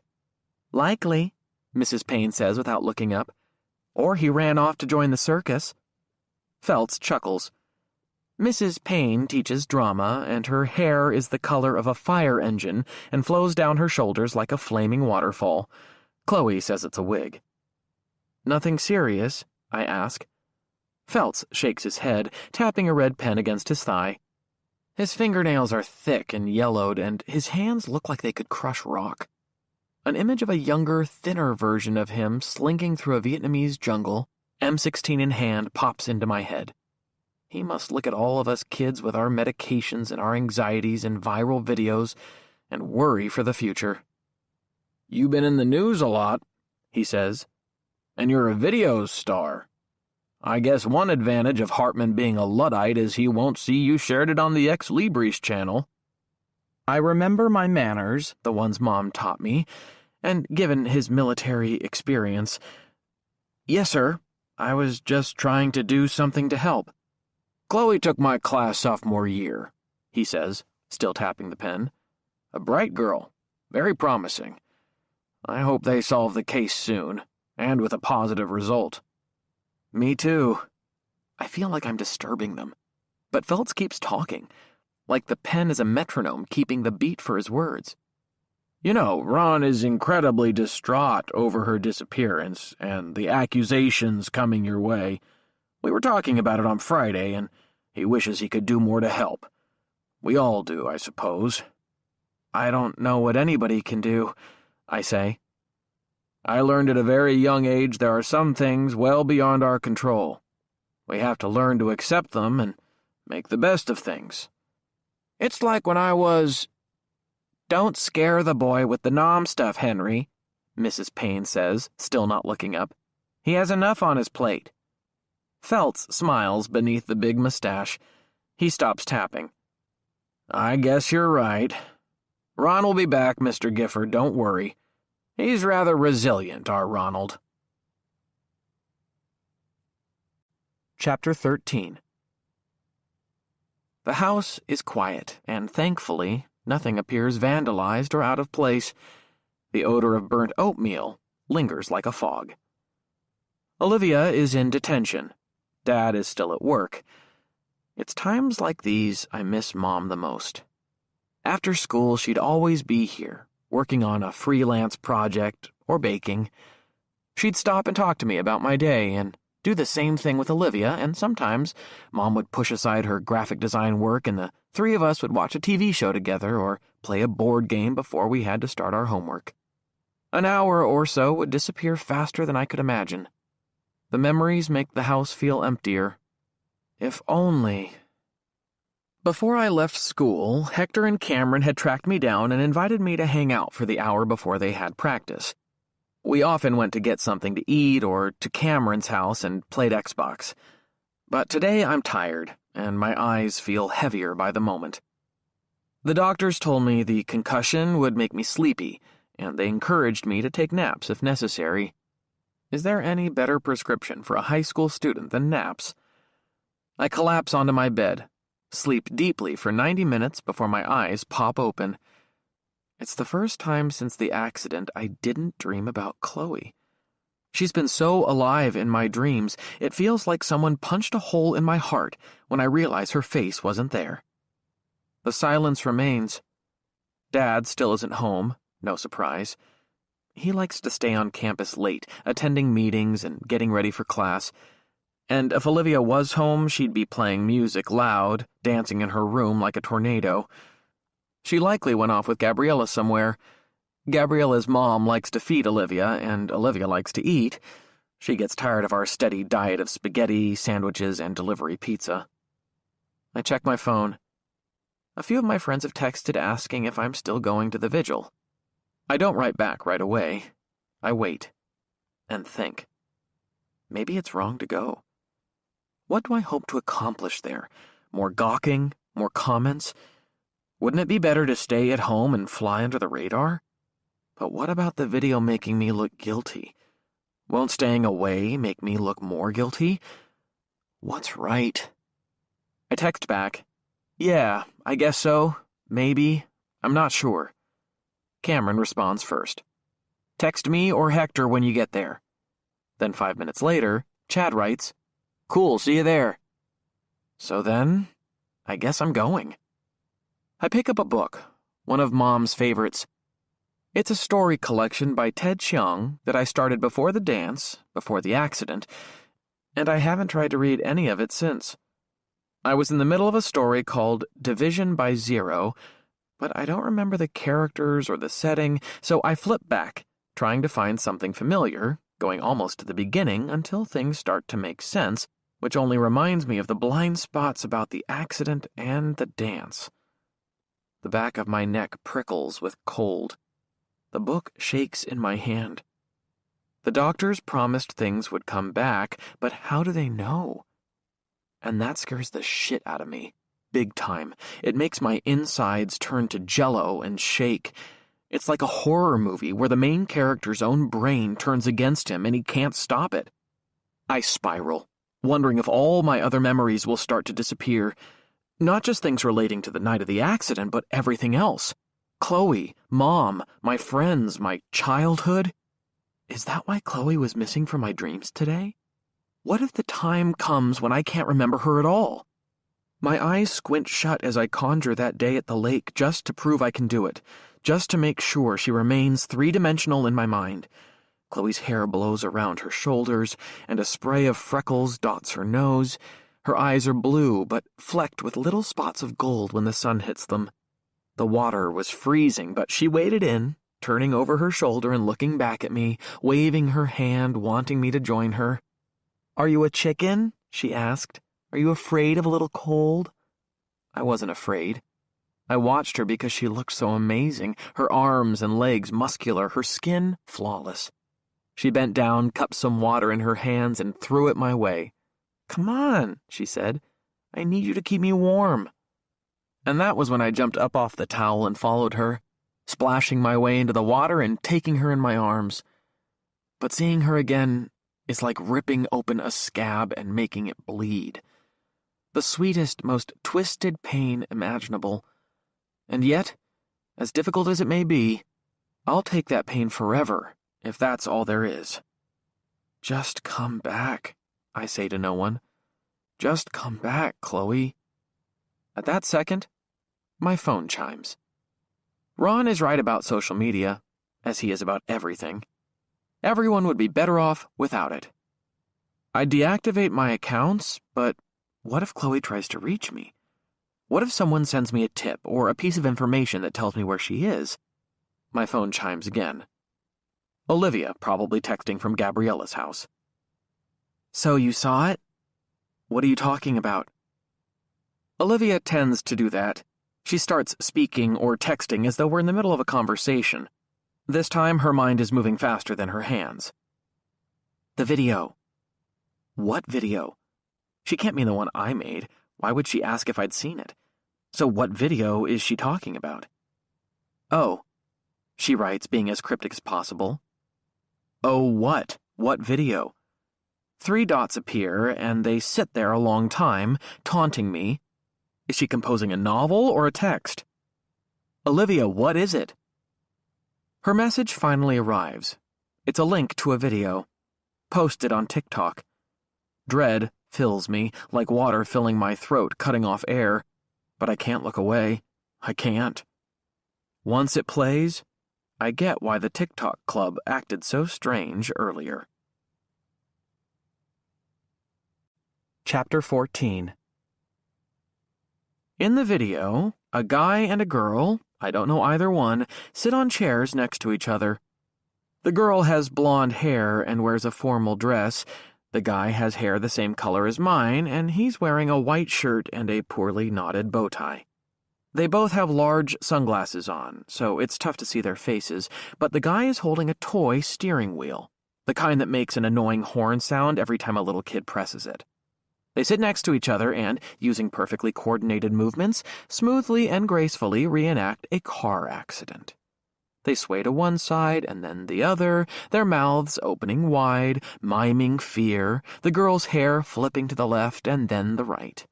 A familiar song plays, sung by a guy with a high, overly dramatic voice. It's something Mom always listened to when she was in a funk. It kind of sounds like the singer is mocking the very words he's singing.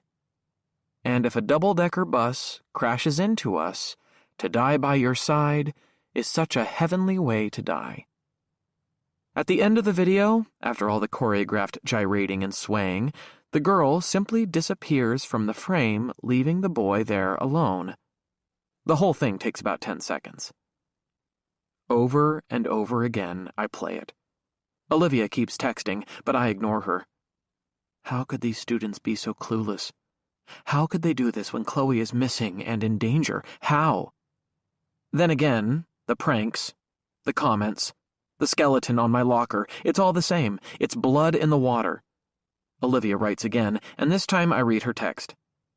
I thought about not telling you, but everyone's going to be talking about it at school, maybe even at the vigil. Sorry.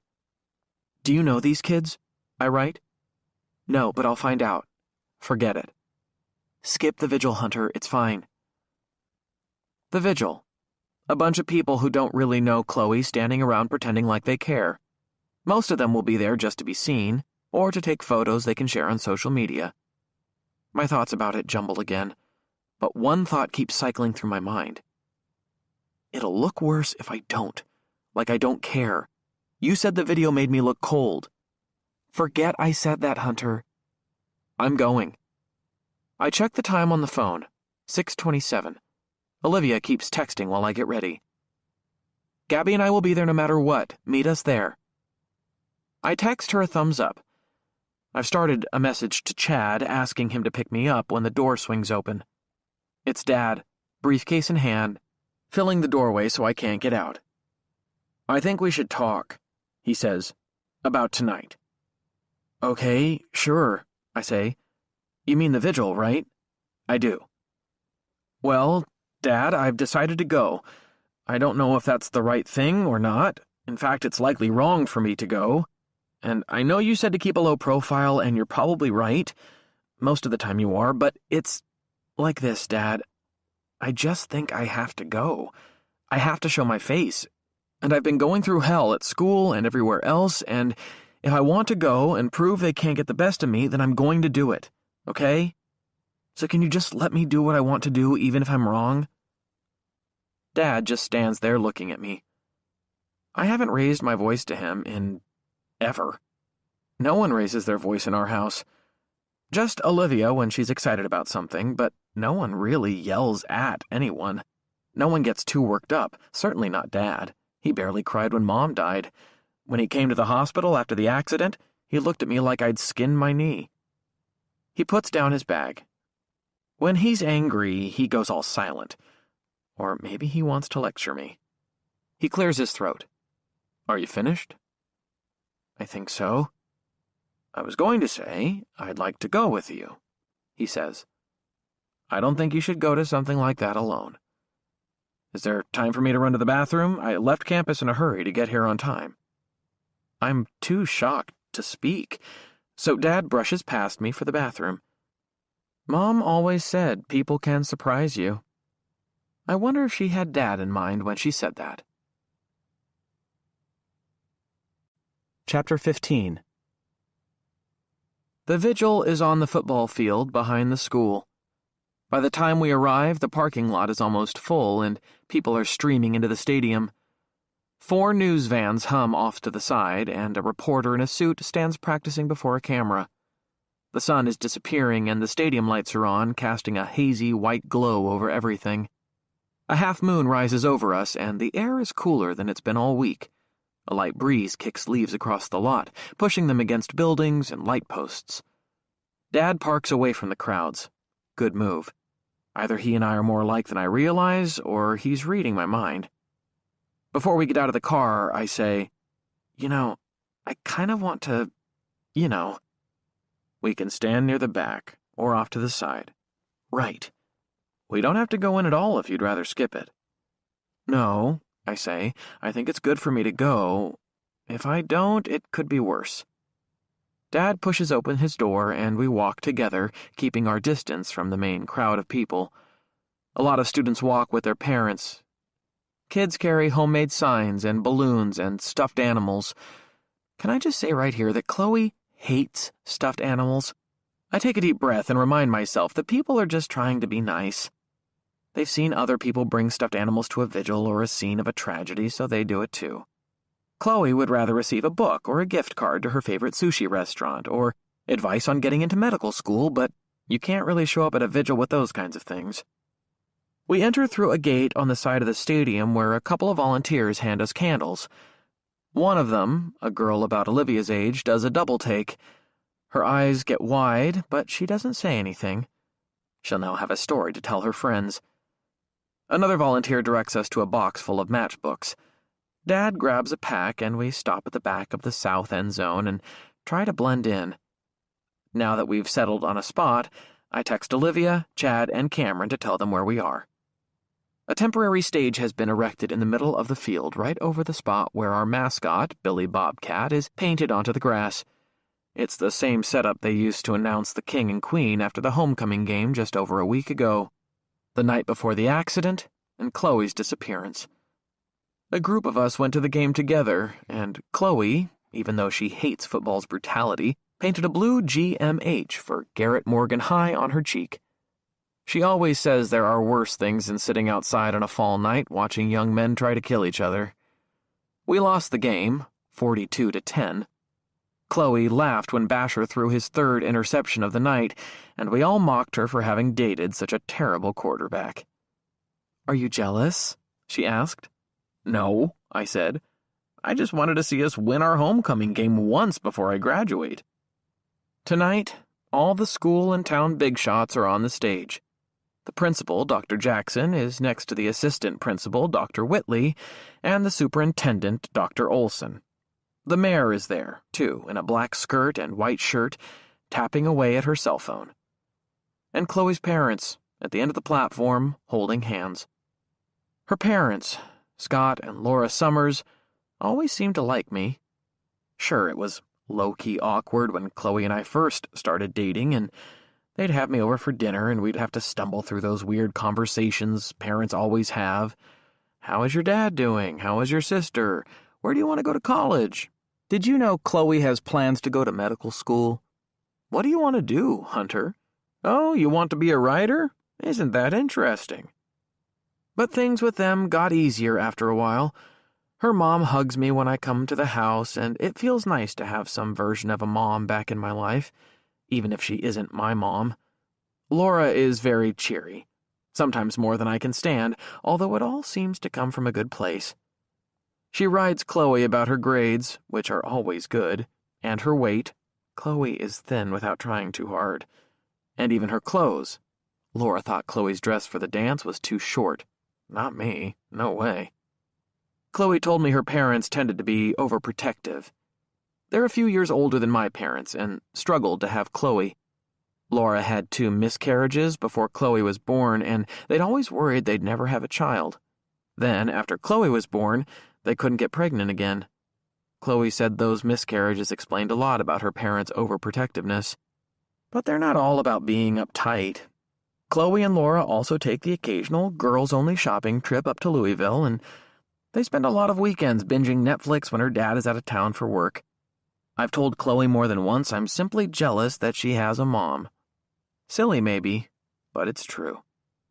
Scott is harder for me to figure out.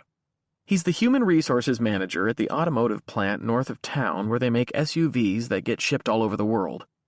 When he's not at work, he spends a lot of time hanging out in the detached garage, building tables and birdhouses and shit, or working on his prized Mustang. Sometimes he's just out there sweeping with a giant broom. As far as I can tell, he seems to be really into sweeping the garage. My dad does nothing mechanical, at all. He usually makes me or Olivia change light bulbs when they burn out, and he calls a plumber if one of our sinks gets backed up. Mom used to fix some of that stuff herself, but not Dad. At first, I thought Scott didn't like me because he didn't talk much and sometimes gave me that look that said, "I know what you want to do to my little girl." Chloe told me he was just quiet, an introvert who took a while to warm up to anyone. It turned out to be true. About the fourth time I was at their house, he made a dry joke. Laura asked him if he wanted a little wine with dinner, and Scott responded by making a whining noise.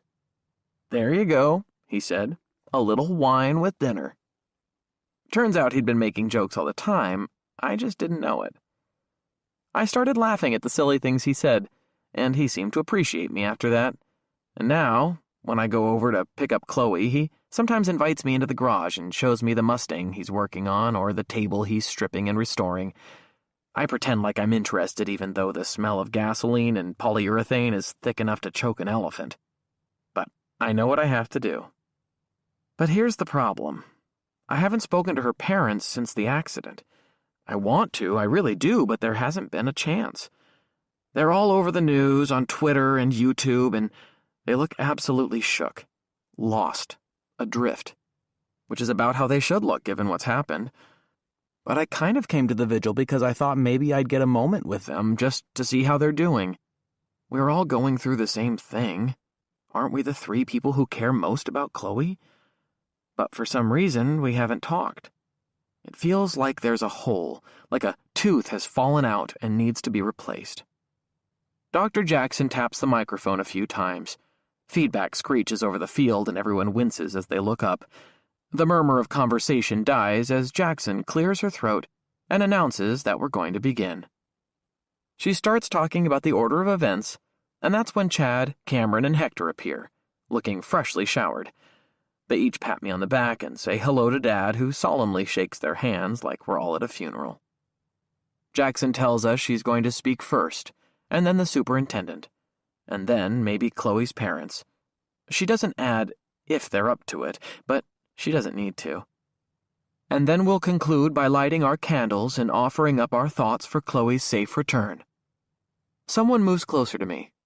Is it Olivia and Gabriella coming to offer moral support? But it's Daniel holding his phone in front of his face again.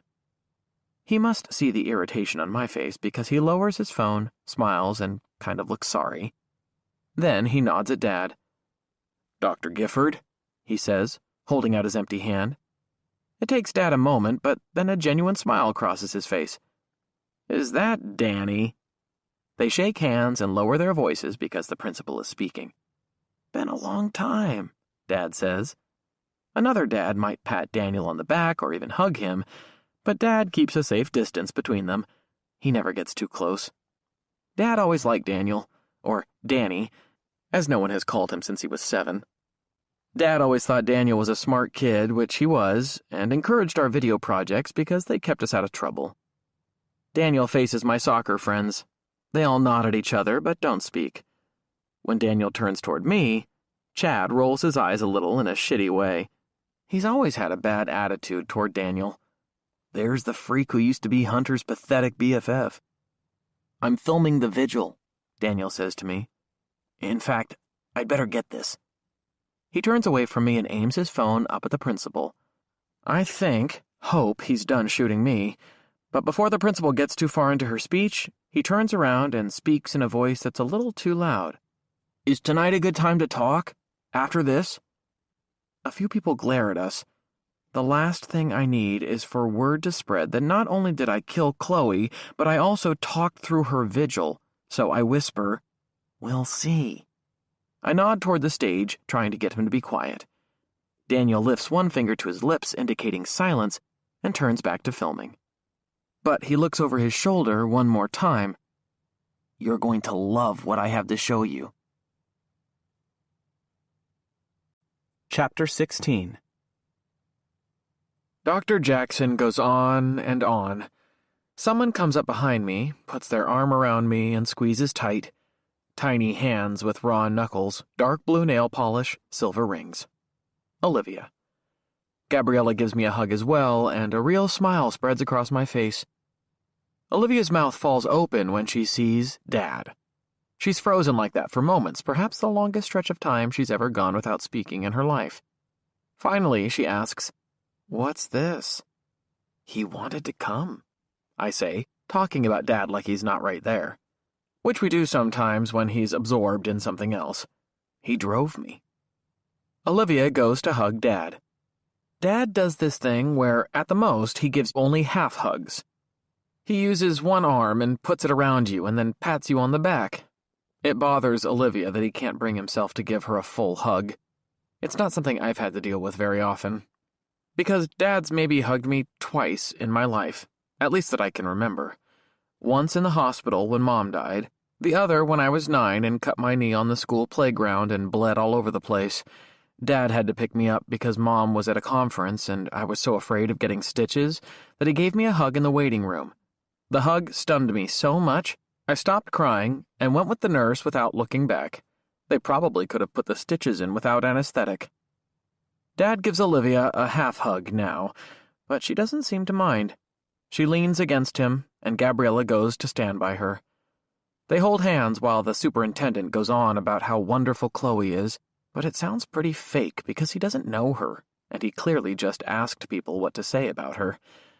When he's finished, he glances toward Chloe's parents and raises his eyebrows. The silent question.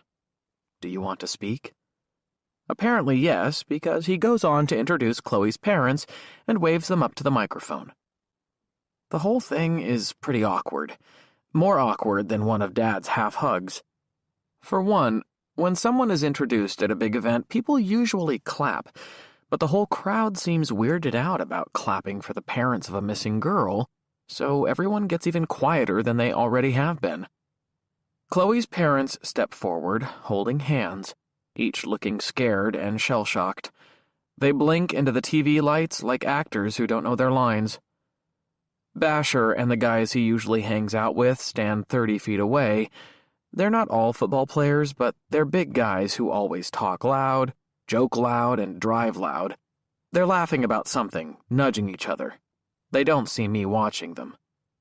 On the stage, Chloe's dad, Scott, nods to the crowd as he steps up to the mic, which screeches from feedback again when he touches it. He pulls back his hand and offers a little smile, but it looks strange and forced. Inside my chest, it feels like my heart is folded in half. They're both devoted to Chloe, and not just because she's their only child. And if I thought it was the worst thing ever to lose my mom when I was 15, I really can't imagine what it's like for them to not know where their daughter is. Thank you all. Scott's voice is low. He clears his throat and steps closer to the microphone. Thank you for all of your support. On behalf of Laura and me, we just want to thank you for the kind words and the support and the prayers. We just want to say that, well, we know Chloe's out there, and we want her to know we love her, and we miss her so very. His voice cracks, and his chin quivers. He scrunches his eyes shut, and Laura reaches out and rubs his back. Sniffles fill the air around me. Olivia, Gabriella, Hector, everyone. Even Cameron looks serious, which he almost never does. Chad has his head down, staring at his feet. My eyes fill with tears, and I lower my head as Gabriella reaches over and squeezes my arm. I want to thank her, but if I open my mouth, I might vomit. And it's not just the remnants of the concussion, it's everything, all of it. So I close my eyes and just stand still. Scott's voice comes back over the speakers. That's all we're going to say right now. It's tough to talk, so we won't say much, but we appreciate everything. We do. Laura wanted you all to know that. And a few people do applaud, a scattering, and someone shouts, "We love you, Scott and Laura." And someone else shouts, "We love you, Chloe." And I whisper the words to myself so no one hears. "I love you, Chloe." The only thing left to do is light the candles, but Scott speaks again, and what he says makes me open my eyes and look up. "Hold on just 1 minute," he says. "Laura does want to say something.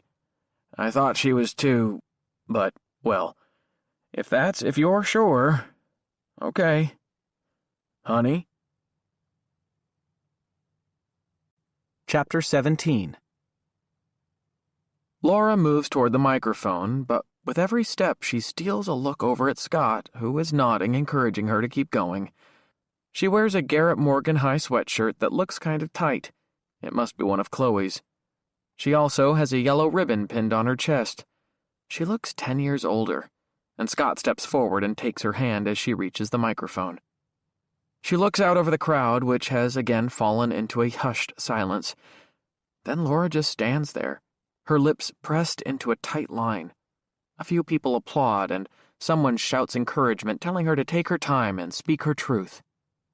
Laura's face changes. The look of stunned grief she's worn for the entire evening slides away, and her features start to harden.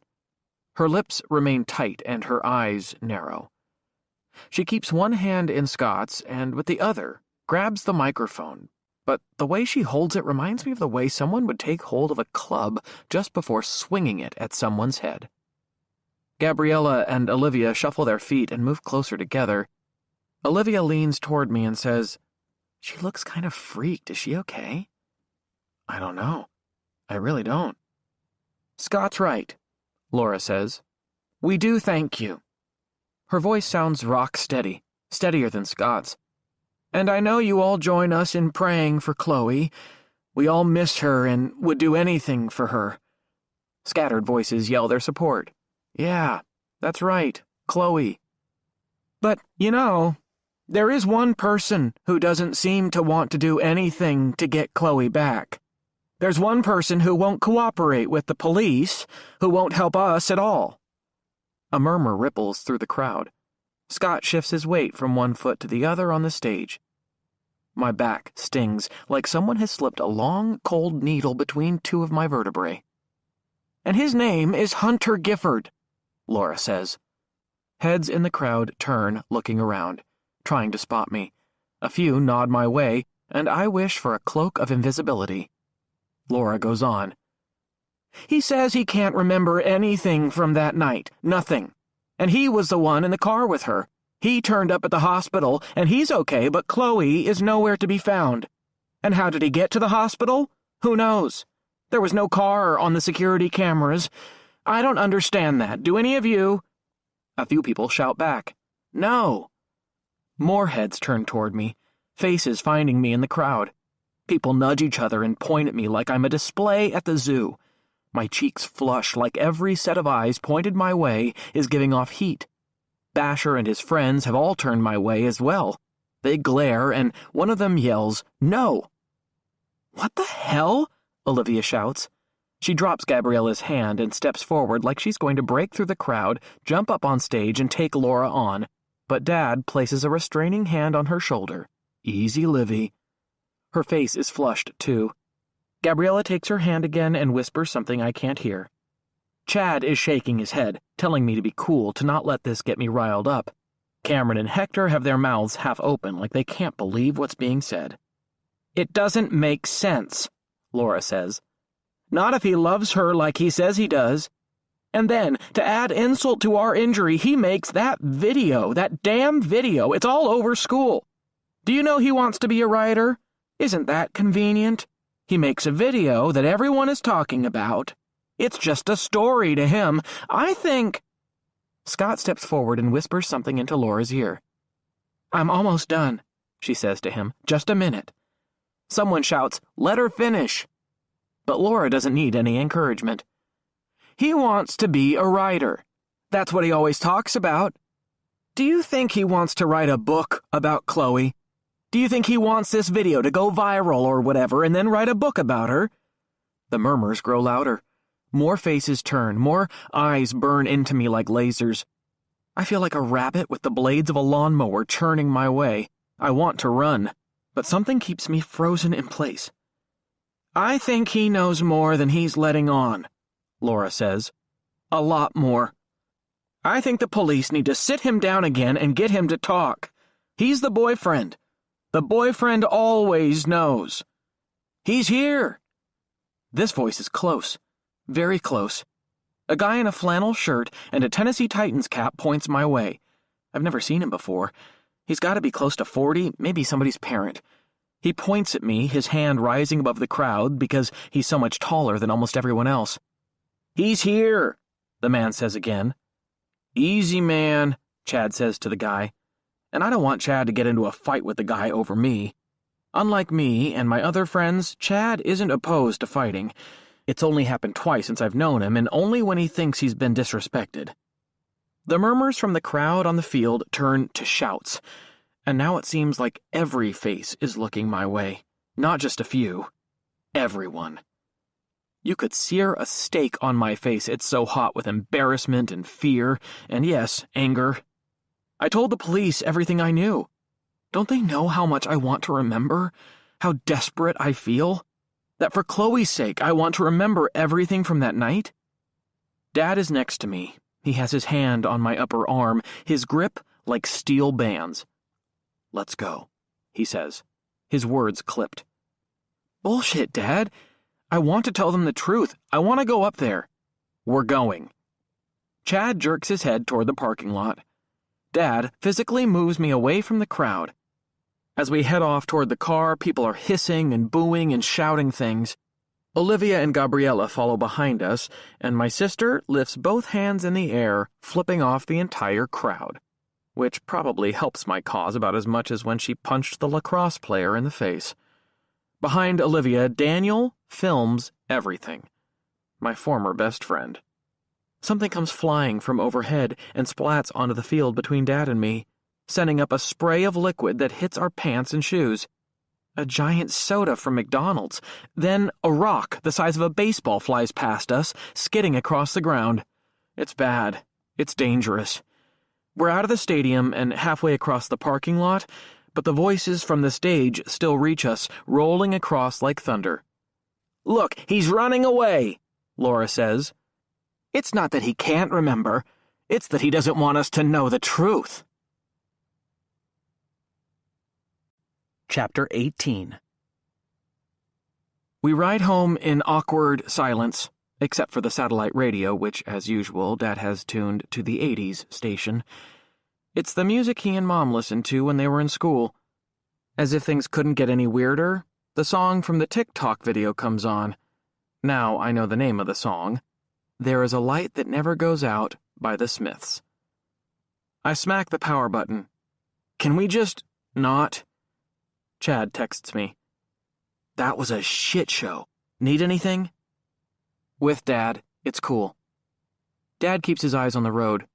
Olivia and Gabriella are in the back seat, and Olivia starts going.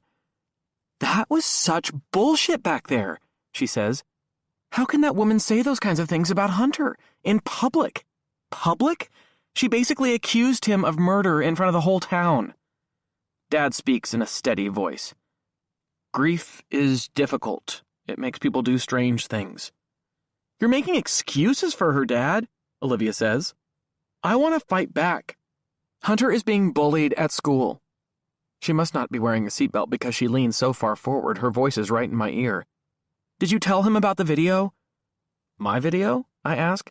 No, the TikTok. What is all this? Dad asks. It's nothing, I say. It's not nothing. Livy, why don't you sit back? I say, put on your seatbelt. Olivia throws herself back in the seat and makes a loud groan of frustration. She speaks to Gabriella as if we're not there. Can you believe these two? She asks. All hell is breaking loose and they just want to sit there and do nothing. People are harassing us, and they do nothing. Can you believe it, Gabby? I should stay out of it, Gabriella says. Stay out of it? Olivia asks. Is that really what you want to do? Oh, look, it's my house. Thanks for the ride, Dr. Gifford. Dad eases the car to the curb, and Olivia and Gabriella whisper their goodbyes to each other. They make it sound like they'll never see each other again, even though they'll be texting the rest of the night. But maybe I'm a fool to judge them for their sappy, heartfelt goodbyes. What wouldn't I give for one more chance to tell Chloe how I feel? Maybe everyone should say goodbye that way every time they part, even if it's just for a night. When we get to our house, I expect Dad to head to his study, but he stops in the kitchen and says he'd like to talk to me. Olivia stops too and leans against the island with her arms crossed. She's clearly still pissed. She doesn't want to let go because she thinks she hasn't been heard, and she wants action taken. Now. I try to give Laura the benefit of the doubt and think about it the way Dad explained. Grief makes people do strange things. Olivia should know. The night Mom died, Olivia came home and smashed her favorite dollhouse, one my grandfather had built for her. I mean, she stomped on it until it was unrecognizable. I asked Dad to do something to stop her, but he just let her get it out of her system, which she did. She smashed the dollhouse until she ran out of energy, and then she slumped to the floor, sobbing. Dad calmly picked her up and carried her to bed. She didn't smash anything else after that. Go on up to your room, Livy, Dad says. I want to talk to your brother alone. Olivia starts to protest, jutting her chin out like a boxer stepping into the ring, but then some of the iron goes out of her body. She sighs and turns for the stairs, clomping all the way. As she goes, she mutters, "It's not right. She can't say that shit about Hunter. She can't." Dad rolls his eyes a little and points to the kitchen table. Livy deserves a break. She just cares about me. Dad and I sit, scraping our chairs against the tile. He looks tired, and his eyes are kind of sad, but they're always kind of sad. He drums his fingers against the table a few times. I feel like I should offer you a beer or something. I don't want a beer, it's fine. I was just kidding. Kind of. I know, Dad. What's on your mind? He nods. I don't want to keep you from your homework. I know you're still getting caught up, but, well, what's going on at school? What's this video Livy is talking about? Is something wrong? It's nothing, Dad. It's just bullshit. Is it? Do you want me to call the school? I can't really control what Laura says, and I'm trying to give her the benefit of the doubt, but if someone is bullying you, I can handle it, Dad. I meant it when I said you could be homeschooled. We could work that out. You're graduating in 6 months or so. You're an excellent student. Thanks, Dad, but I don't want to give them the satisfaction. Exactly. I just don't. Chloe wouldn't want me to quit. She wouldn't quit if things were reversed. I'm not going to either. Some of the sadness goes out of Dad's eyes to be replaced by admiration? Pride? Fair enough, he says with a nod. But if you change your mind, or if you want me to call someone from the school, I'll let you know, I say. We sit there staring at each other while the refrigerator hums. We rarely talk about anything real, and when we do, neither one of us ever seems to know how to end it. So we tend to stare at each other in awkward silence before someone gets up or goes to do something else. Well, I say, trying to push things along. You know, Dad says, when your mom died, I didn't really talk to anyone about it. I thought I had to be strong for you and Livy. I focused on the two of you, which was the right thing. But I guess I'm asking you to make sure you take care of yourself. The clock on the wall ticks, and the second hand swings around. Music starts to thump from upstairs as Olivia deals with her frustration. Dad? I ask. Yes? Do you think Chloe is still alive? Dad doesn't hesitate. Until we know otherwise, there's always hope. There's no awkwardness between us now. He said exactly what I wanted and needed to hear. Okay, he says, standing up. Make sure you get a good night's sleep. And he's off to his study before I can respond. Chapter 19. Music blares from Olivia's room. She's mad at Dad for not pushing back against Chloe's parents or our other tormentors, and she's probably mad at me for not lashing out. Olivia tends to see things in black and white. If we let her cool down, which she normally does pretty quickly, she'll be on to something else by the time we ride to school in the morning. A text arrives from Daniel. Hey, that's shitty what happened at the vigil. Remember I said I had something to show you? See you soon? Did he say that? He filmed me in the hallway at lunch and then filmed me again at the vigil, acting like he was the second coming of Quentin Tarantino. He expresses understanding now, but his camera rolled while my family slinked away, while people threw shit at us. Another text appears. You're going to want to see this. Seriously. He did say he had something to show me right before Laura named me public enemy number 1. Even when we were kids, he always had a camera in his face. He never really got that it wasn't polite to go around filming people without their permission. When we were 10, Daniel filmed an old guy in the park who had tattoos of anchors and airplanes up and down his arms and was feeding birds on a park bench. The guy, who looked to be about 100, saw him and came over, moving faster than either one of us could, despite his age. He knocked the camera out of Daniel's hands and gave him a lecture about privacy. The old guy even threw in that he hadn't landed on Iwo Jima, so young shits like us could film him whenever we wanted. The guy terrified me. Daniel laughed it off, relieved only that his camera had landed in the grass and wasn't broken. But while it's true that Daniel didn't understand boundaries, he never lied. Ever. If he tells me I'm going to want to see something, then he really believes I'm going to want to see it. But is he thinking of the 12-year-old version of me he knew better than anyone else, or the 17-year-old version he barely knows at all? My mind flashes to Daniel and Dad shaking hands and how happy Dad looked. That moment took me back to being a kid, when Mom was alive, and the only thing to worry about was getting chewed out by an old guy in the park. It feels simple by comparison, and after hundreds of eyes turn to look at me with disdain and throw rocks at me, it wouldn't hurt to know someone else is on my side. Sure, be there in a few. Dad's sitting at his desk in the study, glasses pushed up on top of his thinning hair, a stack of essays spread before him. He looks highly skeptical when I say I want to leave until I mention Daniel's name, and then his face brightens. Okay, sure, he says with a nod, but not too late. I won't be. Are you walking? He asks. Yeah, I've always walked to Daniel's. You were 14 the last time you did that. You didn't have much choice. I still remember the way. Dad's face looks pinched, like he's stubbed his toe. What? I ask. I just want to get out of the house and hang out with an old friend. I know. It's just...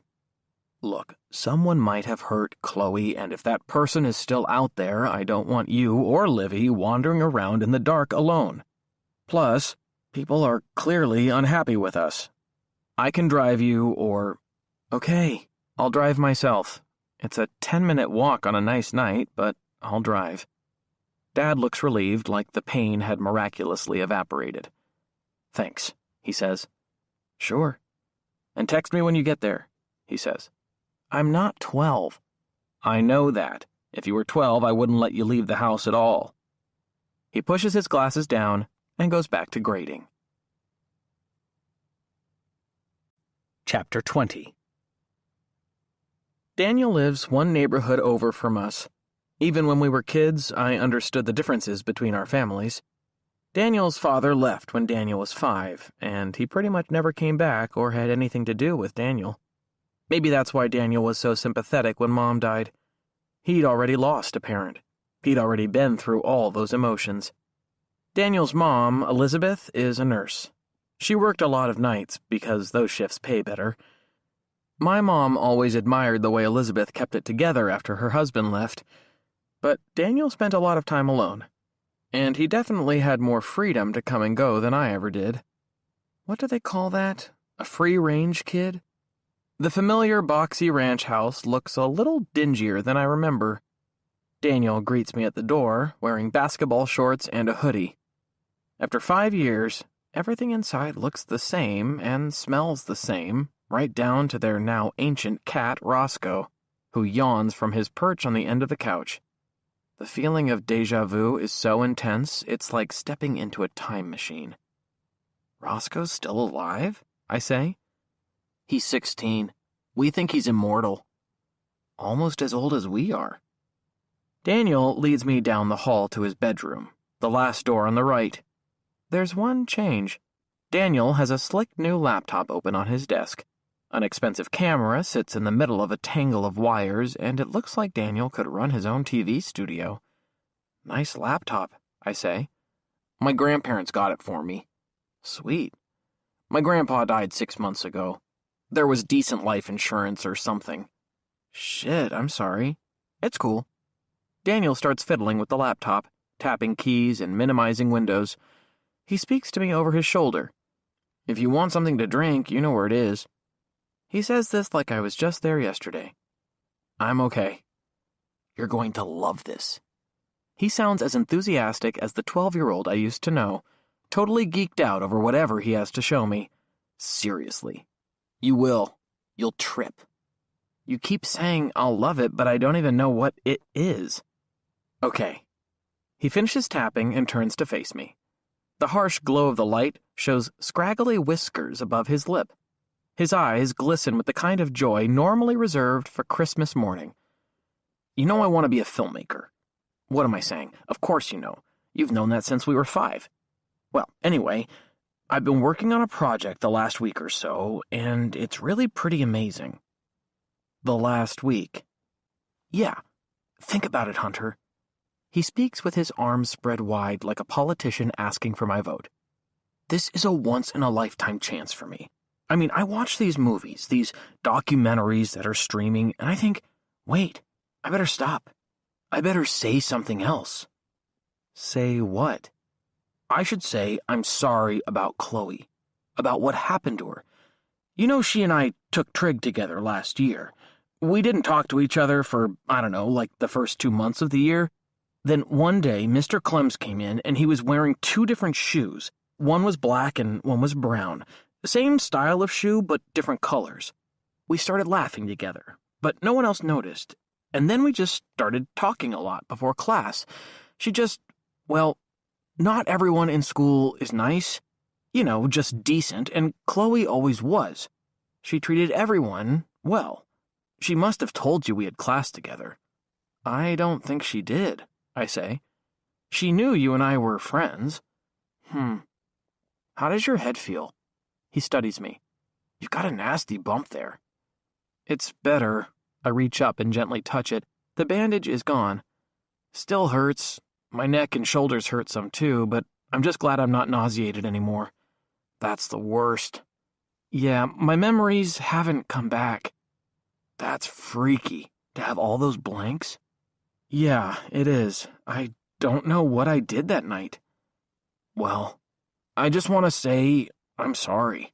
And it's shitty the way some people are treating you. Tonight at the vigil, what her mom said was totally out of line. I mean, total bullshit. And people throwing stuff? It's not right. Thanks. Did the police talk to you? They're pretty much talking to anybody who remotely knew Chloe. They talked to me at school. I think they just went through the rosters and pulled every kid out who was in a class with her. What did you tell them? Daniel pauses for a moment. He seems like an actor, drawing out a scene for dramatic effect. That's kind of why I brought you here. It will all be explained. See, tonight at the vigil, I couldn't really say anything to help you or stop the camera, you know? I have to get the story down objectively.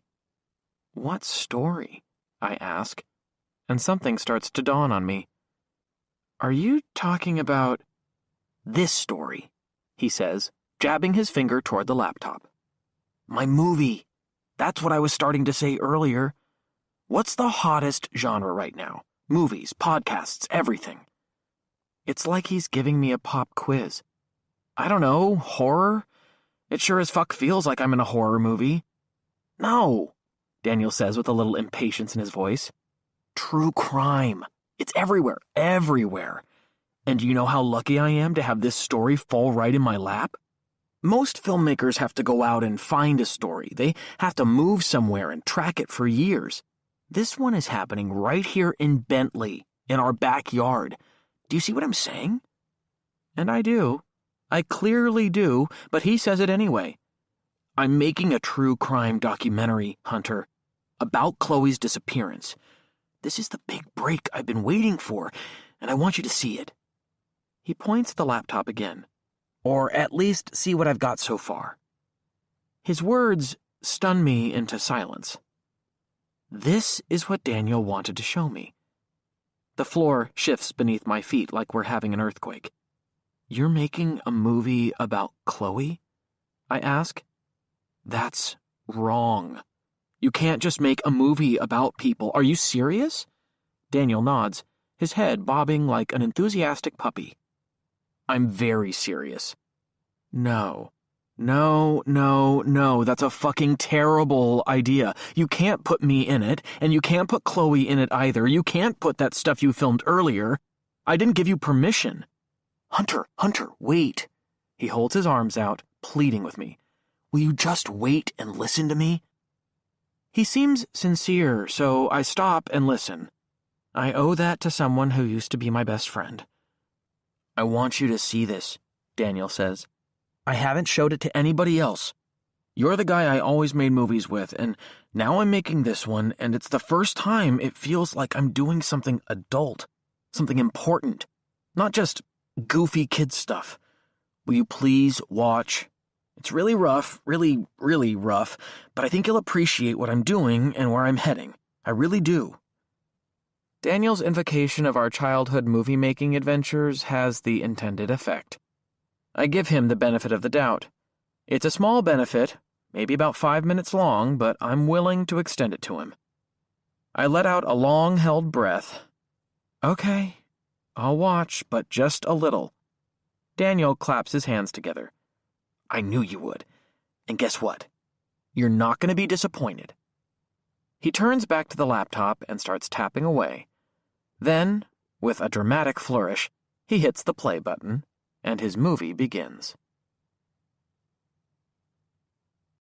Chapter 21. It takes a moment. Then some cheesy and ominous music starts playing. It really does sound like a low-budget horror movie, the kind that are all over Netflix. The soundtrack isn't great, Daniel says, his eyes still on the screen. I'll have to pay somebody to do something better. I just goofed around on the piano in the other room. Images start flashing across the screen. A baby, a child with blonde hair, an older child with 2 missing teeth, smiling at a fair. Chloe. They're photos of Chloe. There's an image of Chloe standing in between her parents at a church, all of them grinning. Wait, I say, did her parents... Instagram, man. Or Facebook. I'll have to get their permission later, of course. This is just a rough cut. The photos of Chloe's life move forward chronologically, including ones that start to show her and I together. I've spent a lot of time over the past 10 days looking at photos of Chloe online, but seeing them in Daniel's room, filtered through his perspective, somehow makes them even more poignant. The stream of photos makes the magnitude of her disappearance more real. A pain grabs me in the center of my body. It's like someone's twisting a corkscrew into my chest. A voice comes from the screen. On October 7th, 17-year-old Chloe Summers disappeared from the small, bucolic town of Bentley, Kentucky, where she lived with her parents. Bucolic? It's Daniel narrating. His voice is thin, reedy, nothing at all like the kind of voice that would ordinarily narrate a documentary. He sounds like he's 12 years old. As if reading my mind, he looks back at me. Yeah, I need to hire a narrator. If someone buys it, they can get a famous actor to do it. I was thinking someone like J.K. Simmons, you know? But my eyes are on the screen, and I'm not thinking about Daniel's pipe dreams. It's the site of the accident, County Road 250, a stretch that runs through a heavily wooded area north of town. The images of the road and the trees make me shiver. The camera zooms in on one tree in particular. The bark is shredded, a big gash in the trunk. The tree we hit. On the night of her homecoming dance, A night that should have been filled with fun and laughter, a night that should have been exciting and joyous, Chloe Summers was traveling on this lonesome road, nestled in the car with her longtime boyfriend, Hunter Gifford. Two young people with not a care in the world. Two young people with their entire lives spread out before them like an inviting buffet of possibilities. All of it shattered in just one sudden tragic instant. The camera zooms in even closer to the tree. Candles, flowers, and stuffed animals are scattered around the scene. A few handwritten notes are visible. The camera moves in on shattered chrome and glass, a black streak on the tree from the charger. All of it leaves a devastated community with one heartbreaking question that there is not yet any answer to. Where is Chloe? The piano chords ring like the most solemn church bell. It's so loud they vibrate through the floor. The scene shifts to downtown Bentley, a row of shops, the square. Who in this sleepy southern town knows the truth about what happened to Chloe? Who has the key that can unlock this darkest and most terrifying mystery? The shot lingers on the square for a long time. Too long. The large digital clock across the room reads 10:15. I need to get home. And the movie seems so cheesy that I don't want to have to give Daniel my honest opinion, and I don't want to have to lie. Well, thanks for showing me that, Daniel. I think you're off.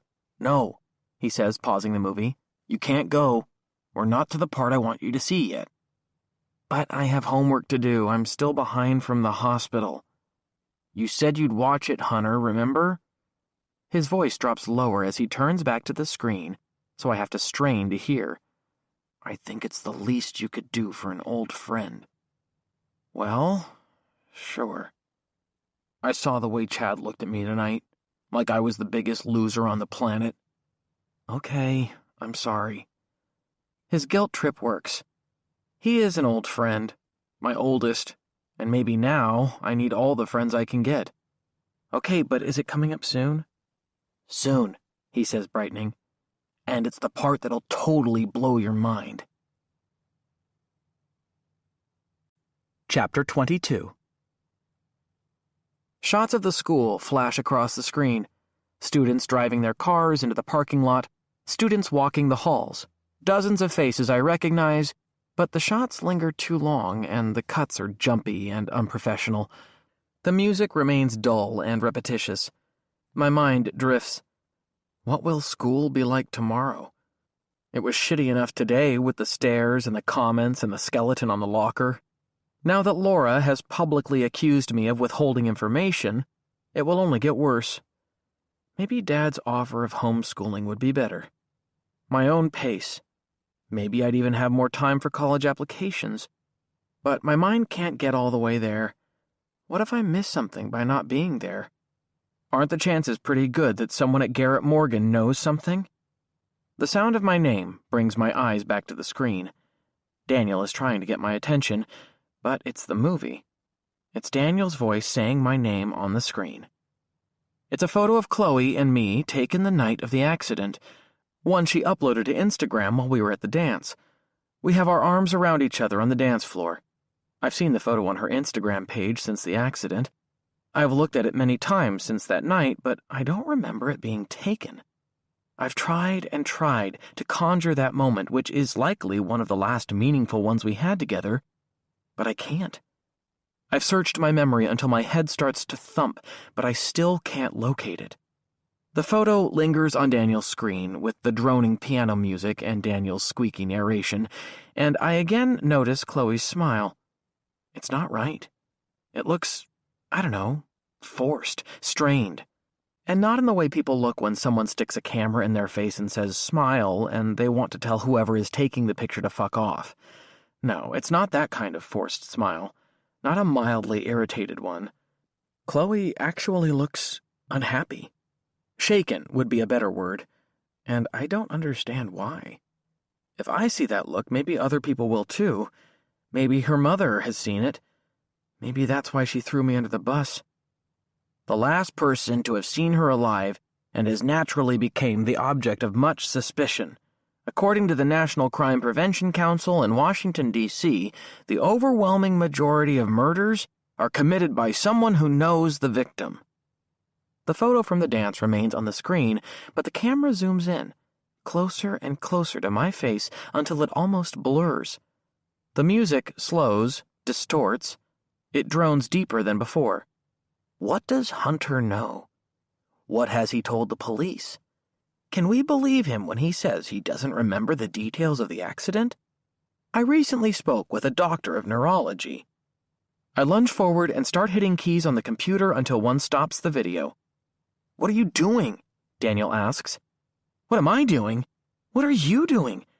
Damn it, Daniel, do you know what this makes it look like? It makes it look like I killed Chloe. We're not to the part I want to show you." "Delete it," I say. "Just get rid of it. I can't have people seeing this." I peck around on the keyboard again, trying to find the delete key. Daniel stands up from his chair, and as he does, he places his hands on my upper arms, pushing me away from the computer. We're face to face, almost nose to nose. "Hunter," he says, "you can't just destroy my movie. You can't. It's not finished. You're making me look guilty. Why don't you look into someone else? Someone like Basher?" Daniel lets go of me and steps back. His cheeks are flushed. "Hunter, you have to see the whole thing. That's the point of a true crime documentary. To introduce the suspects, to make people wonder. I have to do that to build suspense." "But I'm the only suspect, and this confirms it. If people in town see this..." Some of the anger drains out of me. I feel tired, frustrated and tired. "Just forget it, Daniel," I say. "We're not even friends anymore.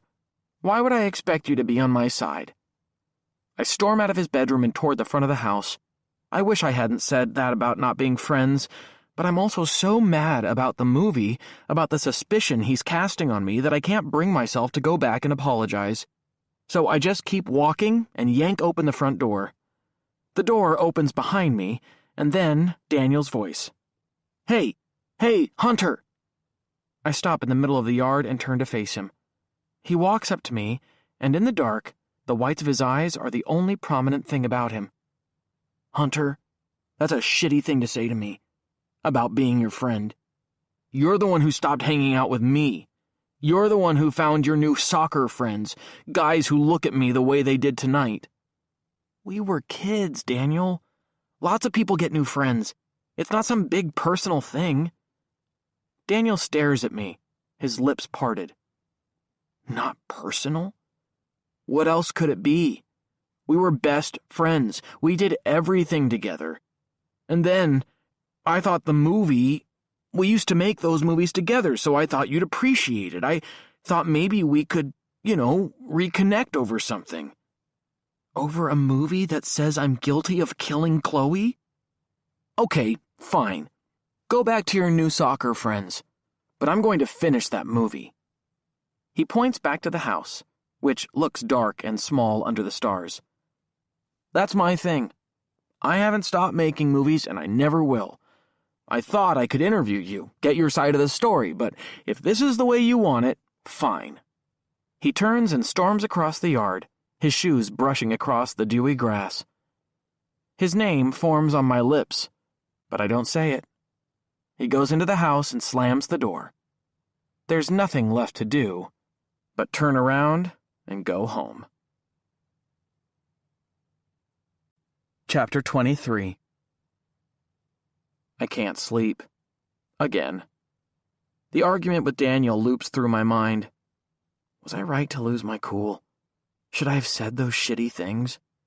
3 times I reach for my phone and start to text him, apologizing, and every time I don't. Would he believe me? Do we have any friendship left worth saving? And do I even owe him an apology? He's the one shooting a documentary that makes me look guilty. Don't I have the right to be pissed? It's my life, and Chloe's life. Do I need an amateur filmmaker using a bad voiceover and cliched music to turn everything upside down? The last time I pick up my phone, just before midnight, it chimes. A text from Daniel. No words, just an embedded video. It's the movie. It's the last thing I want to watch. The anger surges all over again, so I ignore the message. I fall asleep and manage to stay under more deeply than I have in a while. When I come to and look at my phone, it's 4:17. My eyes are so tired they burn. The house is quiet. Dad and Olivia sleep without trouble. If Mom were here, would she sit up with me? When I was a kid and got sick, she'd sit by my bedside all night checking my fever and bringing me water or a cold compress for my forehead. But she's gone. And I love Dad and Livy more than anything, and I know they love me, but I also kind of feel like I'm on my own in a way I never have been before. At some point, I fall back asleep. Deep sleep. No dreams, no surreal or scary images in the night. My body and mind must be so wrung out they can't summon anything from my subconscious. Thumps wake me up. And more thumps. Hammering. My head. Is Dad having something fixed? I roll over and gently put the pillow over my head, muffling the sound. What could have broken so early in the morning? Or is someone throwing eggs at the house? The thumping continues, and it seems close, so close, it feels like it's in my room. Then someone calls my name. Hunter? Hunter, open up. Dad? I pull the pillow away. The room feels chilly, my bladder is full, my mouth dry. I feel a little nauseated. I'm frustrated that the concussion symptoms are still around. Dad says my name again. He even turns the knob a few times. As usual, I had locked it before I went to sleep. What? I ask as I'm walking across the room. I really need to pee, and the floor is cold against my bare feet. The temperature must have dropped to something more fall-like. Why am I thinking about the weather when my dad is pounding on my door at 6:11? The alarm doesn't go off until 6:30. What's his problem? I undo the lock and open the door. What? Dad isn't dressed either. He's wearing a robe and slippers. Livy opens her bedroom door and sticks her head out. Her hair looks like a purple bird's nest. What? I ask again, my voice lower. Get dressed, Dad says. The police are here. They want to talk to you. What?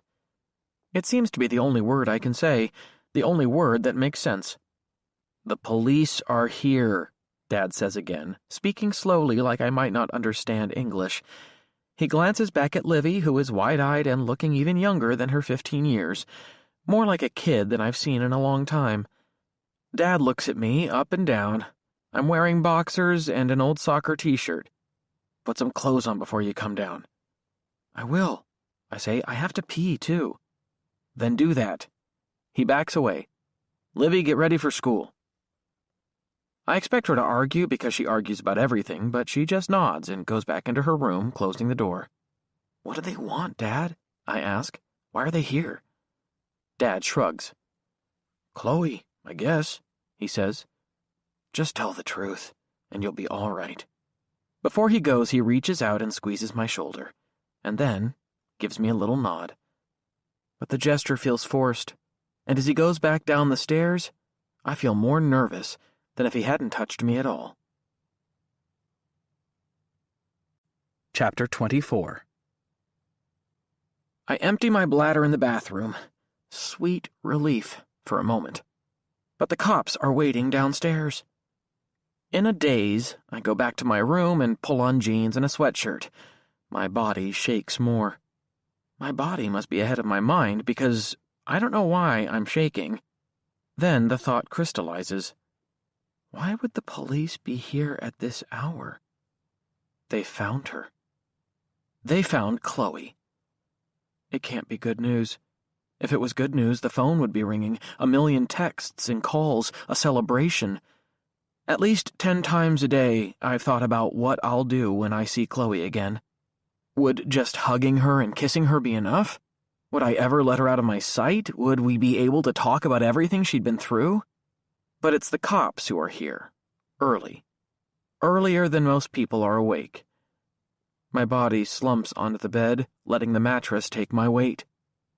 I struggle to put on my shoes and socks, so I just sit here, barefoot, shivering and getting colder. Is this how things end? On a random, cold morning? Mom died in the afternoon, but we knew she was going to die. For weeks we'd been prepared as much as we could be. Still, the moment seemed so random. We were in the hospital, and I looked out the window. A school bus went by. Kids were on their way home to their families, screaming and laughing, happy. Then my mother took her last breath. After it was over, Grandpa Phil, Mom's dad, said something about how he had a craving for steak and insisted we all go to a chain restaurant where we watched him put away a giant ribeye. Odd. Random. The weird shit we remember. Is that what I'll remember about Chloe? That the day they came to tell me she was dead, I had to pee? And then shook so much I couldn't put on my socks?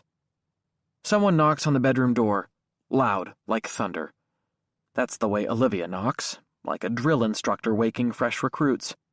She comes in.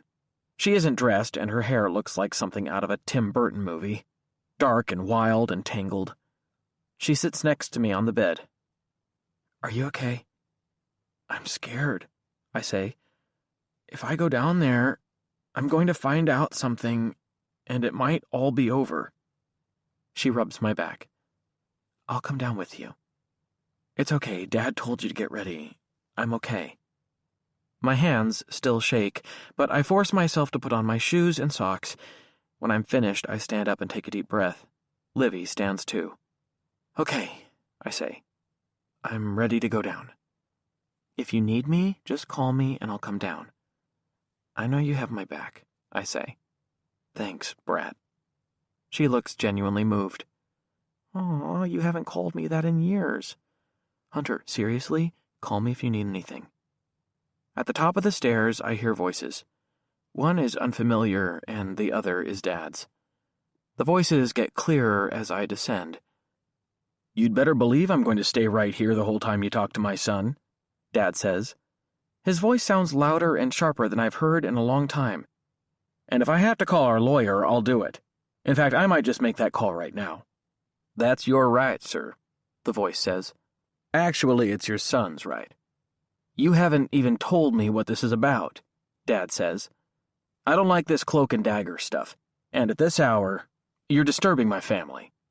The detective I'd talked to a few times last week about Chloe is in the kitchen. Detective Haley. He's younger than Dad, maybe early 30s, with close-cropped hair. He wears tight shirts that accentuate his thick muscles. In the hospital, and even after I came home, he spoke to me in a low-key way about the events of the night of the dance, and about Chloe. He never said he thought I was guilty, but he never gave me any reason to believe he thought I was innocent. I couldn't tell what he thought of me, and that made me more nervous than anything else. I'd watched enough true crime documentaries, the kind Daniel was making, to know that the police are always working some angle, that they have ways to make people trust them in order to get more information. I reminded myself of that every time I talked to him. But it's been a few days, and even though everyone else in town seems to think I'm the prime suspect, maybe Haley doesn't. He seemed to be on to other things, investigating other people. He'd probed every part of my life, so maybe he's ruled me out. A lot of theories are swirling online, and not all of them involve me. Some say Chloe ran away. Some say she's the victim of a serial killer. Some say a gang of boys from our school, or maybe from another school, kidnapped her, or worse. Some say members of a satanic cult used the woods where we crashed to sacrifice animals. Maybe people theorized they'd started sacrificing humans. Hunter, Detective Haley says, why don't we take a seat and talk? He reaches for a chair at the kitchen table. He's wearing a tan suit and a white shirt with no tie. When he moves, I see the black pistol and holster attached to his belt. I have some questions for you, and your father is welcome to stay. Dad nods his approval, and we all sit down. Dad's face looks like it's been chiseled out of granite. He sits with his arms crossed. Haley gets out a little notebook and flips it open. He studies what's inside for a moment as though he's alone, an obvious stall meant to unnerve us, and it works. I'm ready to jump out of my own skin. What's going on? I ask. Is there news about Chloe? Will you just tell me what happened? Haley looks up from the notebook. He seems to be moving in slow motion. I want to pound the table and demand more, but that's exactly what he wants to do. Put me on edge. He clears his throat. Hunter, do you think something happened to Chloe? He asks. Do you have something you want to share? No, I just want to know why you're here. I've told you everything 3 or 4 times. Did something else happen? And then Haley does something he's never done before, not in all the times he and I have talked. He starts to read me my rights. Chapter 25. Dad's up so fast he knocks over his chair. He waves his arms like an umpire signaling safe. No, no, no, no, he's saying, over and over. No, no, no, no. But Haley keeps reading me my rights while my heart races like a runaway boulder. This means there's been a crime. This means something happened to Chloe, right?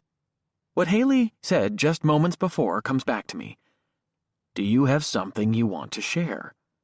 No, I don't. I really, truly don't. But I'd desperately like to know what he knows. I'm ending this now, Dad says, slamming his hand on the table, and I'm calling our lawyer. Haley keeps on going like Dad's not making a racket, like he's an actor in a play who has to keep saying his lines, even if there's some guy in the front row talking on his cell phone. When Haley finishes reading me my rights, Dad pulls out his phone and scrolls through looking for the lawyer's number. Haley has turned in his chair and is looking up at Dad. His face is still patient, his skin as smooth as glass. He looks completely untroubled. Mr. Gifford, he says to Dad, if you heard the rights I just enumerated to your son, then you know you are allowed to have an attorney. I have no problem with that. You shouldn't. I have to protect my son from the police. Haley smiles without much warmth. I'm a black man, Mr. Gifford. I understand better than you about sons being protected from the police. Dad doesn't say anything, but he keeps a watchful eye on us both. Haley goes on. I just want to ask Hunter something. If he answers that one simple question, there may be no need for this conversation to continue. Dad looks like he has the number and is ready to call. What's the question? Dad asks, his finger poised above the screen. You're okay with me asking your son a question? Ask the question and I'll decide. Dad, I say. They both turn to me. I want to know what the hell's going on. I turn to Haley. Is Chloe okay? Do you know something about where she is? Can't you just tell me that? One corner of Haley's mouth twitches a little, almost the start of a smile, but he puts it off, not wanting to reveal too much. He places his hands flat on the table and looks at me, his face smooth as glass again. Okay, Hunter. Can you tell me where you were last night? Dad says, he was home. We went to that clown show of a vigil and then we came home. He was here in his room doing homework all night. Haley doesn't even glance at Dad. He keeps his eyes boring in on me. Dad turns from Haley and looks at me too because I haven't spoken. Everything is quiet. The only sound is the water running upstairs where Olivia is taking a shower. No, Dad, that's not right, remember? I went to Daniel's house. He wanted to show me something and you told me to drive instead of walk. Oh, right. But Haley jumps right in. So you were at Daniel's house last night. This is Daniel Nevin, right? Right. What time were you there? Haley asks. I don't know, about 9 or so, I guess. And what time did you leave? He asks. Around 10? And what happened while you were at his house? Haley asks. Why is Haley asking me about Daniel? Doesn't he want to talk about Chloe? Isn't that why he's here? Is there some weird connection between Daniel and Chloe? But how could there be? Did they know each other outside of talking in trig? He showed me something, a stupid movie he's working on, and then I left. You just left? Haley asks. Just said goodbye and left. Hold on a second, Dad says. I cut him off. We had a fight." "A fight? With fists?" "No, an argument," I say. "About his movie. He's making a movie about Chloe. It made me look guilty, so we argued about it, and then I left." "You didn't like that the movie made you look guilty?" Haley asks. "No, of course not. Would you like to be under a cloud of suspicion?" "I know the feeling," Haley says, "when I drive into certain neighborhoods in Bentley." "Hunter," Dad says with an edge in his voice, "stop talking." "And you got mad at Daniel because of that?" Haley asks. "Yes." "You hit him?" "No, I didn't." "Hunter," Dad says, his voice louder. He's moving toward me, his hand out. "Stop talking." "Why?" I ask. "Why can't I defend myself?" "Were you defending yourself with Daniel?" Haley asks. "Did he try to hit you and you hit him back?" "I didn't." "He's not asking about Chloe. He's asking about Daniel. He's asking if I hit him. Why are you asking me about Daniel?" Haley's eyes narrow. He watches me like a cat. Then he seems to decide something. He looks at Dad and then back at me. "Daniel Nevin was murdered last night." Chapter 26. My eyes zoom in on the wood grain of the table. It's way more detailed than I'd ever realized, even though I've been sitting at this table several times a day my entire life. There's even a knot that's shaped like Kentucky. How have I never noticed that before? All of a sudden, there's a rushing sound in my ears like a train going through my head. The table is covered with spots, and I blink over and over, trying to clear them away. It's the concussion again, pounding, taking over my brain. Dad is next to me holding a glass of water, which I gulp down like an animal. I didn't even know I was thirsty. From far away, light years away, Haley's voice comes again. "Did you hear what I said, Hunter? Daniel Nevin was murdered last night. His mother found him when she came home from work. Are you sure there isn't anything you want to tell me? The sooner you tell me, the better. Maybe he tried to hit you?" Dad's voice booms through everything. "Stop this right now." I've heard Dad angry before. I've even heard him yell on a couple of occasions. But those 4 words fly through the room like Japanese throwing stars. Haley stops talking and looks at Dad, who goes on. "Can't you see that Hunter's had a shock? If you want to talk to him again, bring a warrant. And be sure his lawyer and I are both there before you do. Right now, I don't want another word or another question." Haley pushes himself up from the chair. The spots are clearing from my eyes. Once he's standing, Haley looks even bigger. He places his hands on his hips and puffs out his chest like a strutting bird. "Hunter needs to come to the station," Haley says. "He needs to answer questions and sign an official statement.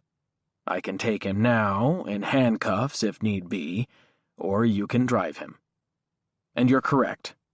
He has the right to an attorney, but pushing me out the front door isn't the answer. You have problems and they're not going away."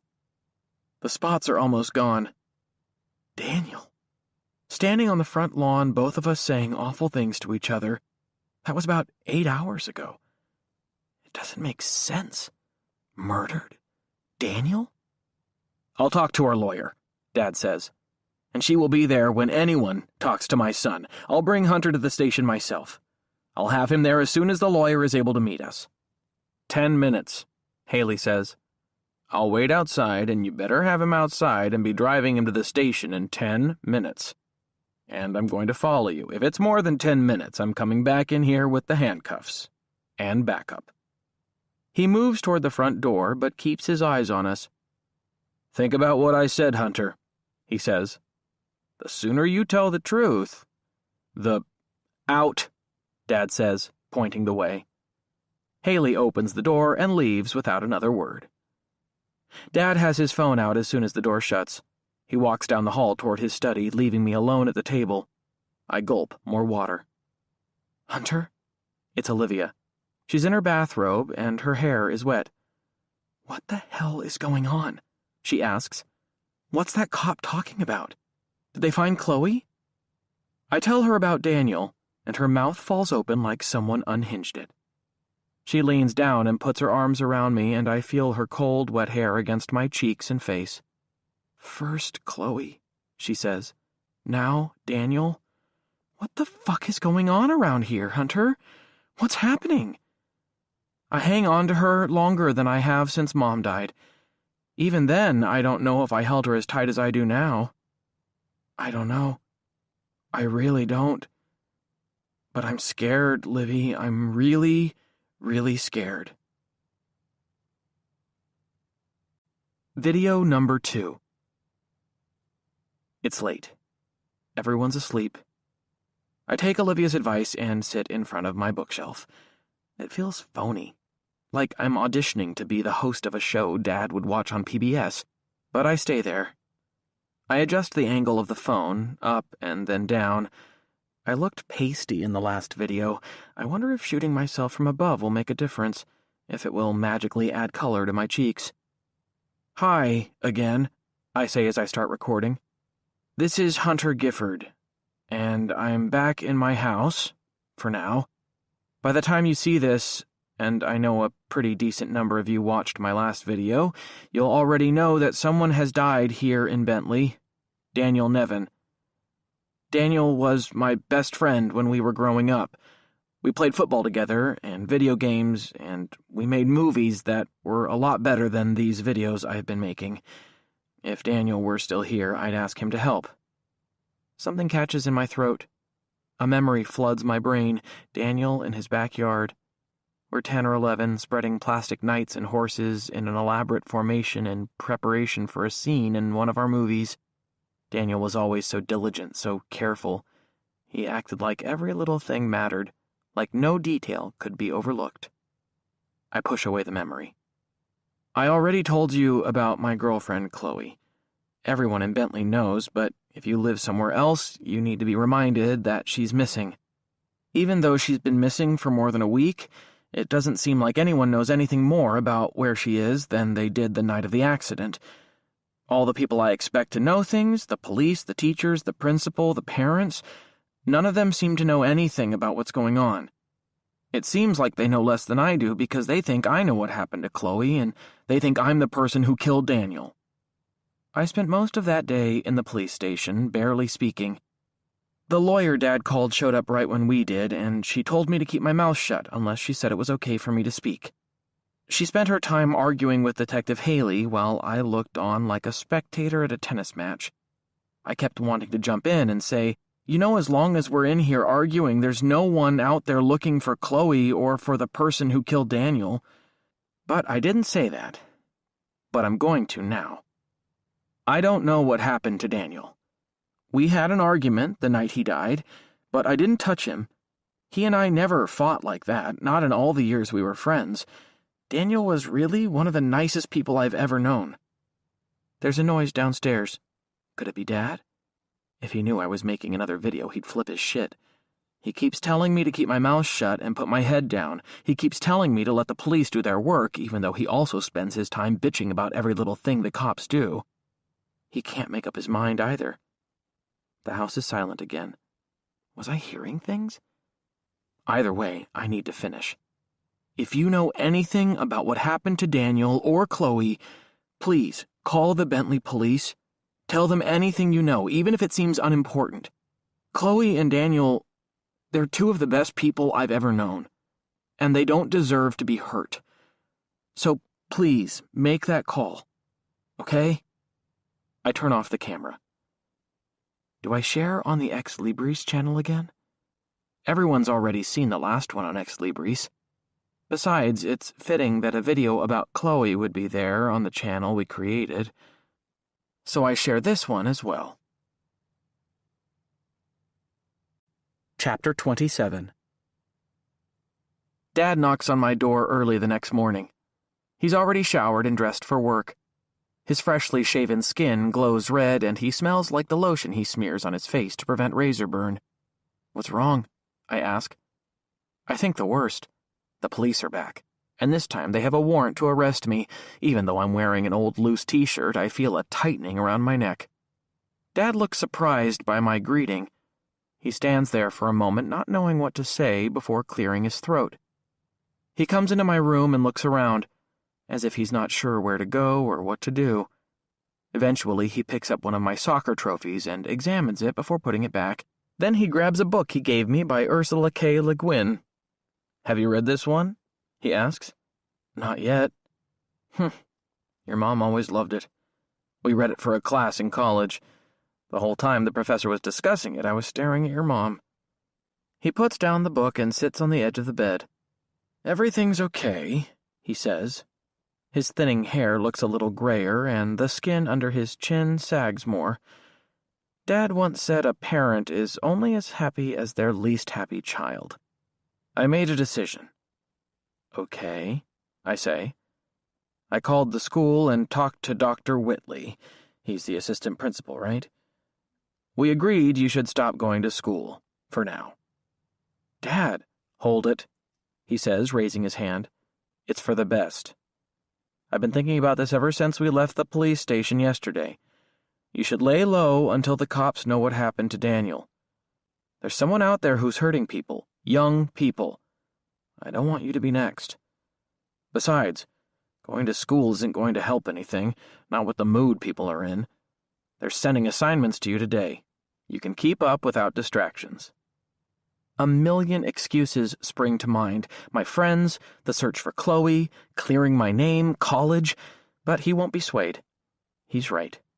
What would school be like with everyone knowing Daniel was murdered and the police question me? It's been all over Twitter that I was the last person to see Daniel alive. Would things escalate beyond throwing things and nasty notes? "Do you want me to stay home?" Dad asks. "That's not necessary." "Are you sure? I have 2 exams to give, but I can get someone to cover for me." A lot of parents would insist on staying home. They'd take a day off and cancel their meetings just to be around their kid. But Dad isn't like that. He never takes a sick day, never stays home. His offer to do that is as rare as a unicorn. "You're already dressed."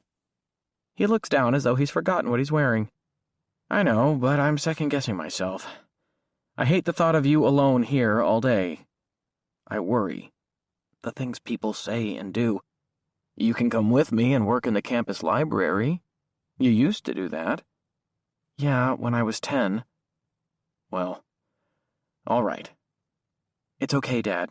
I'll get caught up, and I've got essays to work on for my applications. But who's going to drive Olivia to school?" "I'll drop her on my way." He smiles. "Maybe I'll even let her pick the radio station. That might keep her quiet for a few minutes." Dad reaches out and pats my leg. He touches me like I'm a hot stove. "I'm skipping afternoon office hours and coming home immediately after the exams. Call me if you need anything while I'm at work. And if the cops come around, don't answer. They can't talk to you without the lawyer." "Okay. Just keep the doors locked, okay? All of them." "I will." But he doesn't get up. He remains on the end of the bed, his hands resting on his knees. The neighbor's German shepherd starts barking, which means people are stirring on the street. He always barks when people and kids start leaving for work and school. Then he's silent again until late afternoon when everyone comes home. "What's wrong, Dad?" "I'm just thinking of Danny's mom. I know she's been raising him alone, working nights, and then she comes home and finds him dead in his room, strangled, his room ransacked. There must have been a pretty good struggle. I can't imagine what she's going through. It's ugly." "Kind of like when we lost Mom," I say. "Kind of. But losing a child? That's the toughest of all." "Like Chloe's parents," I say. "Yes, except they still have hope, right?" "Right." Dad looks like he doesn't know what else to say. He stares straight ahead, lost in his own thoughts. "The 2 things don't have to be related," I say. "Chloe and Daniel. Just because someone broke into Daniel's house and killed him doesn't mean it's connected to Chloe." "I know," he says.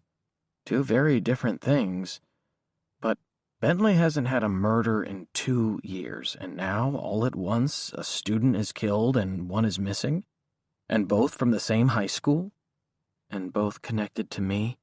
I say. Dad pats my leg again, and this time it looks and feels more natural. He stands up. Look, I'm going to call that therapist, the one you talked to when you were in the hospital. You liked her, right? You can't go through all this without professional help. Dad, that's not... No argument, he says. I'll only be gone a few hours. Call if you need anything. And I mean anything. I will. And then, he's out the door. Chapter 28. With Dad and Olivia gone, the house feels quiet. Too quiet. Whoever thought I'd miss Livy's chattering, swirling energy so much? My mind starts to race the way it did when I was a kid and saw something scary in a movie or on TV. I go through every inch of the house, making sure all the doors are locked. I check the windows, too, thinking how close it was the other night at Daniel's house. Someone killed him right after I left. If I'd still been there? Is that what Dad was thinking about this morning? Maybe I should have gone to work with him, but I don't want to act like a scared little kid. Just because it's part of the morning routine and a distraction, I fill a bowl with cereal. I'm tempted to check my phone to see what's been said about the latest video, but it's the last thing I need. Nothing online could possibly be helpful. So why did I even post the video? I pour milk, dig in with my spoon.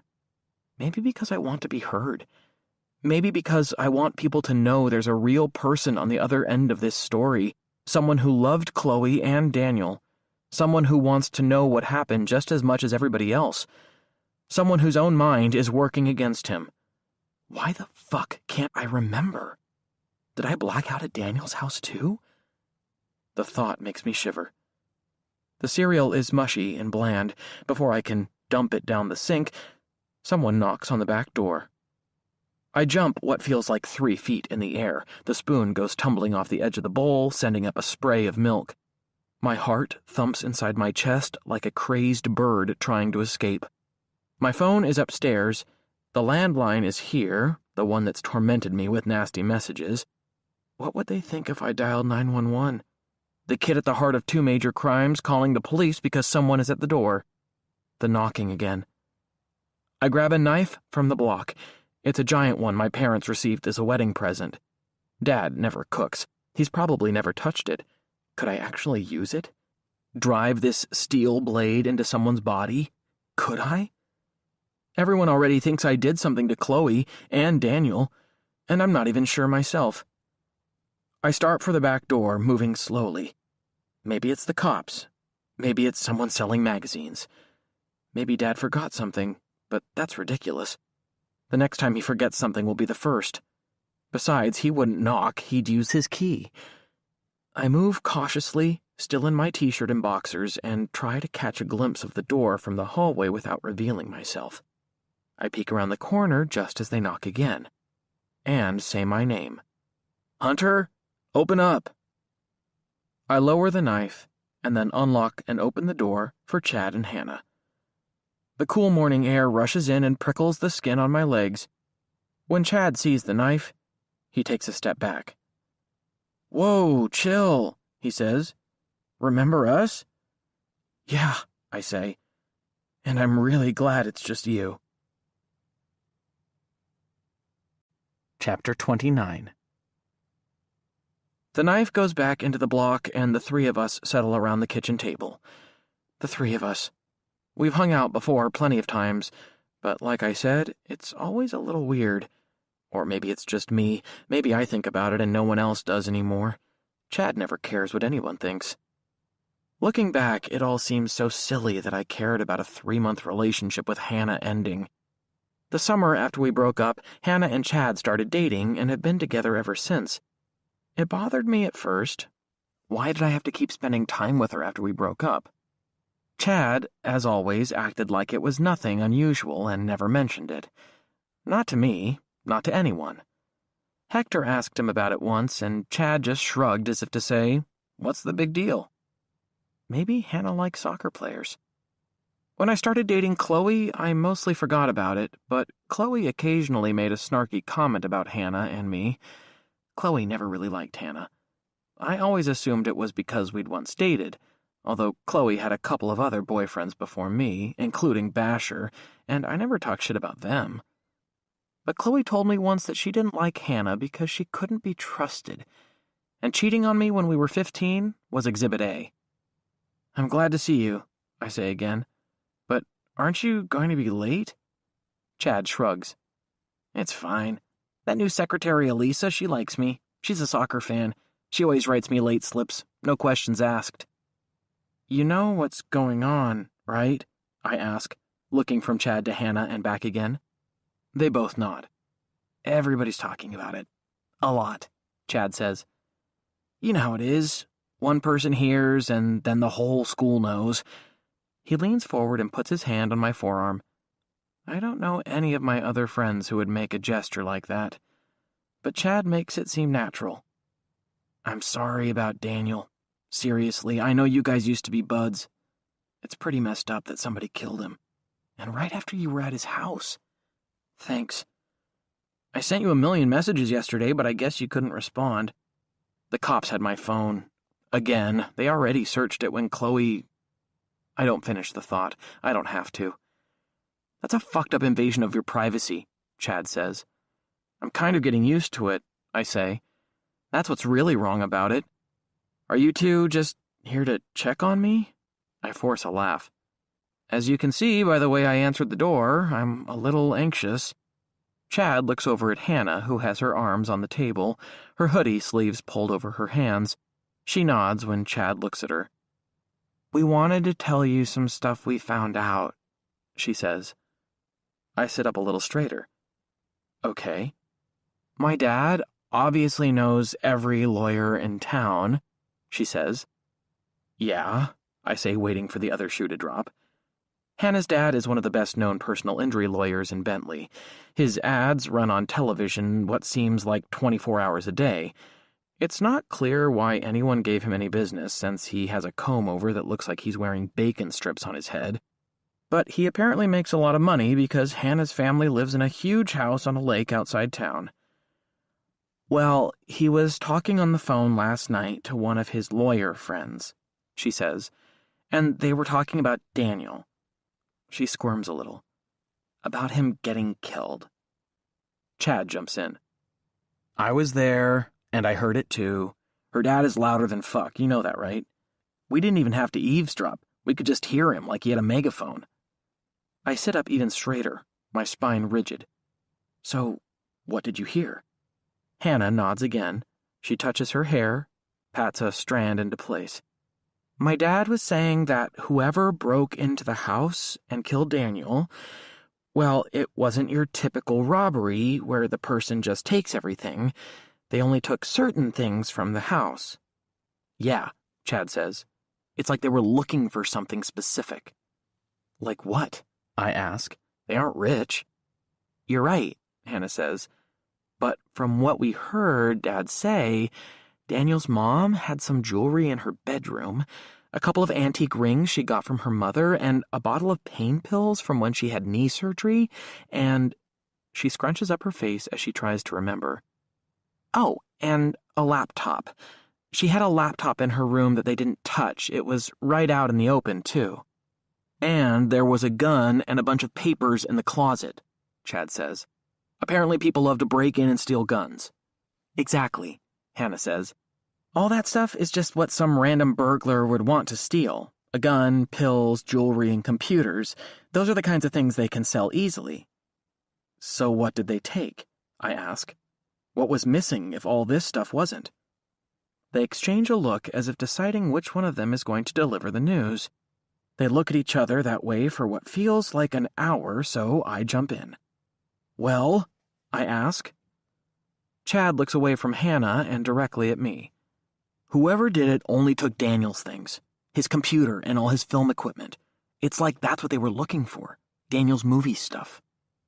It feels like something pushes me, knocks me back against the wooden slats of the chair. His movie stuff? Do you know what he was doing, Hunter? Hannah asks. On Twitter, people are saying you went over there to look at a movie or something. Yeah, he was making a movie about Chloe's disappearance and he wanted to show me. He thought it was his big break. You saw it? Chad asks. Part of it, and it made me look guilty. How? Hannah asks.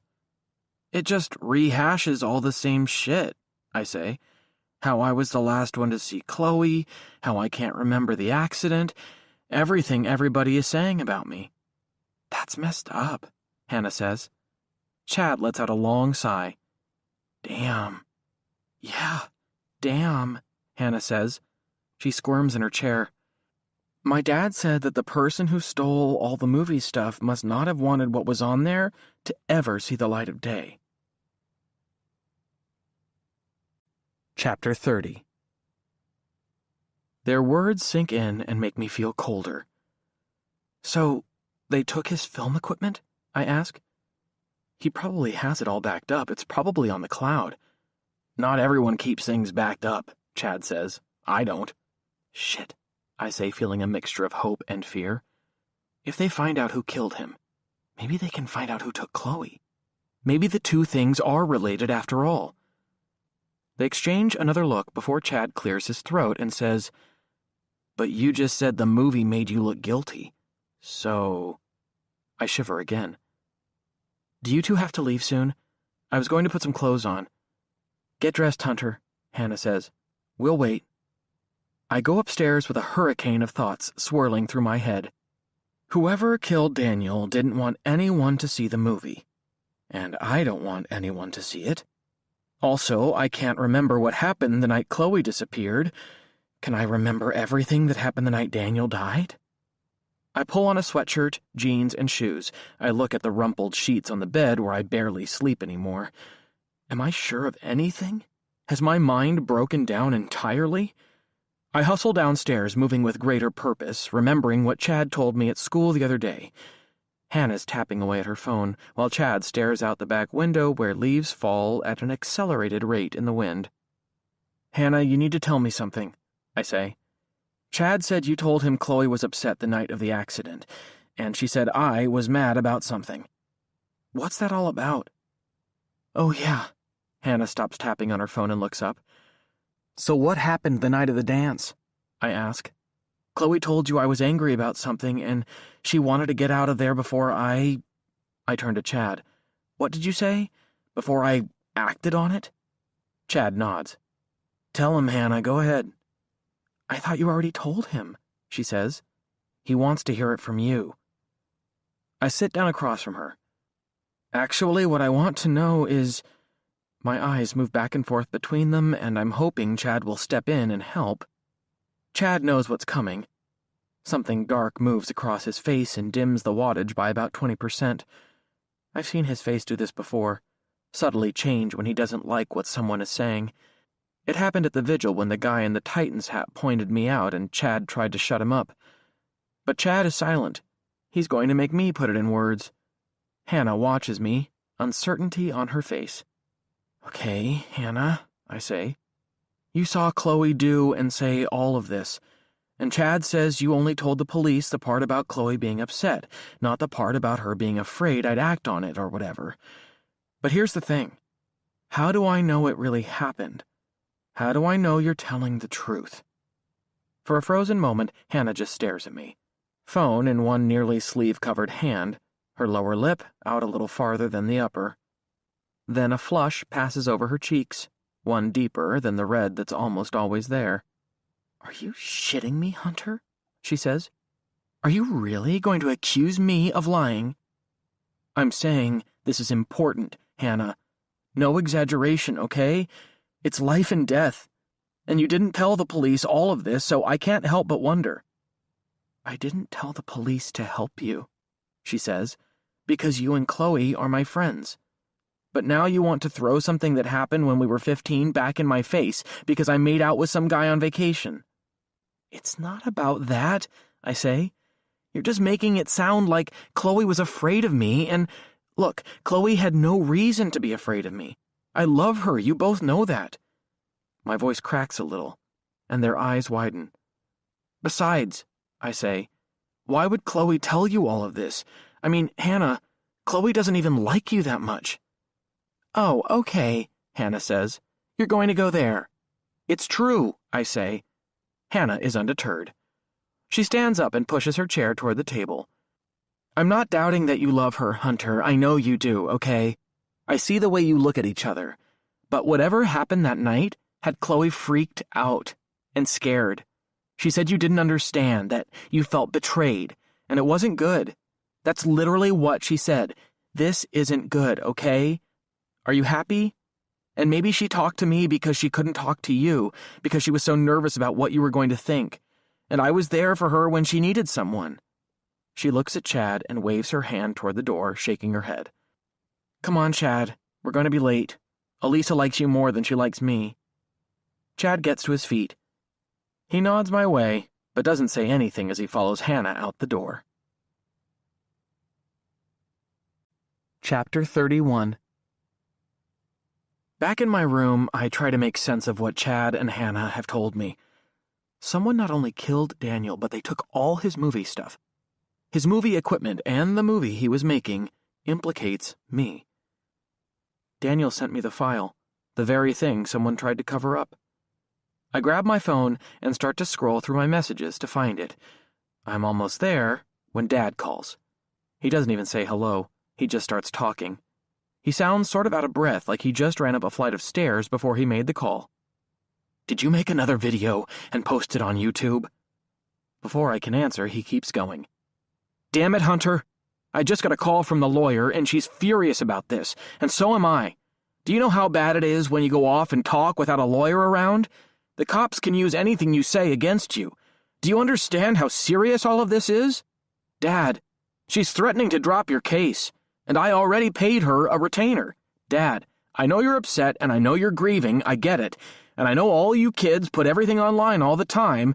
You always have your phones. Dad! He finally stops. His breathing comes through the phone. What? Did you see the video? No, I haven't.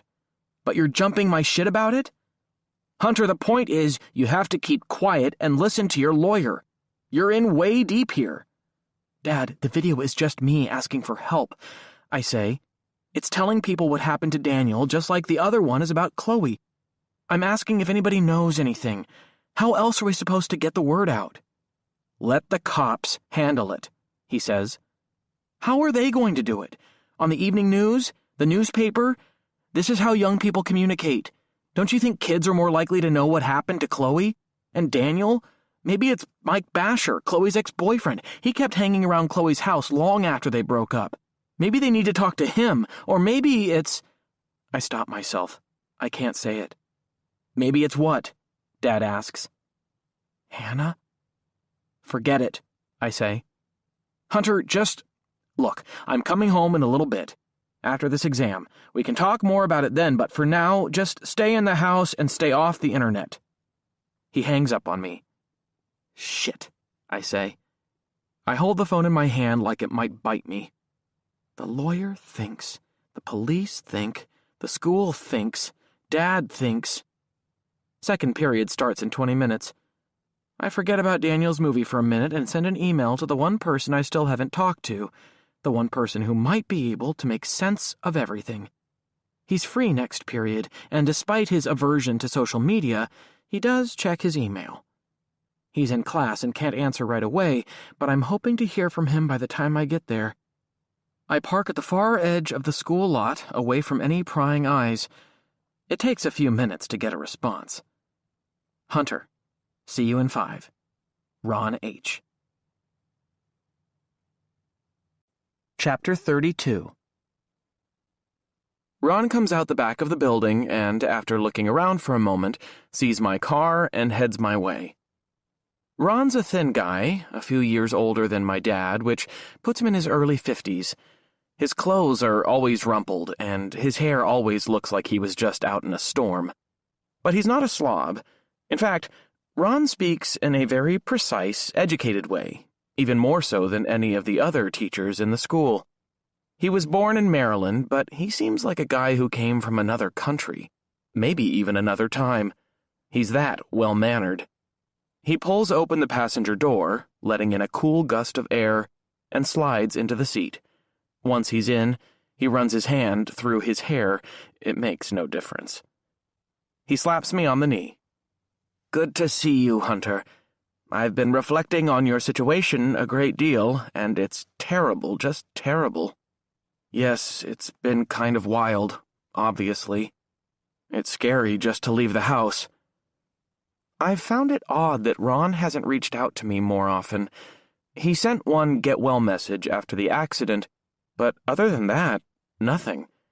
He has to know he's my favorite teacher. He knows he's the guy I go out of my way to talk to every day.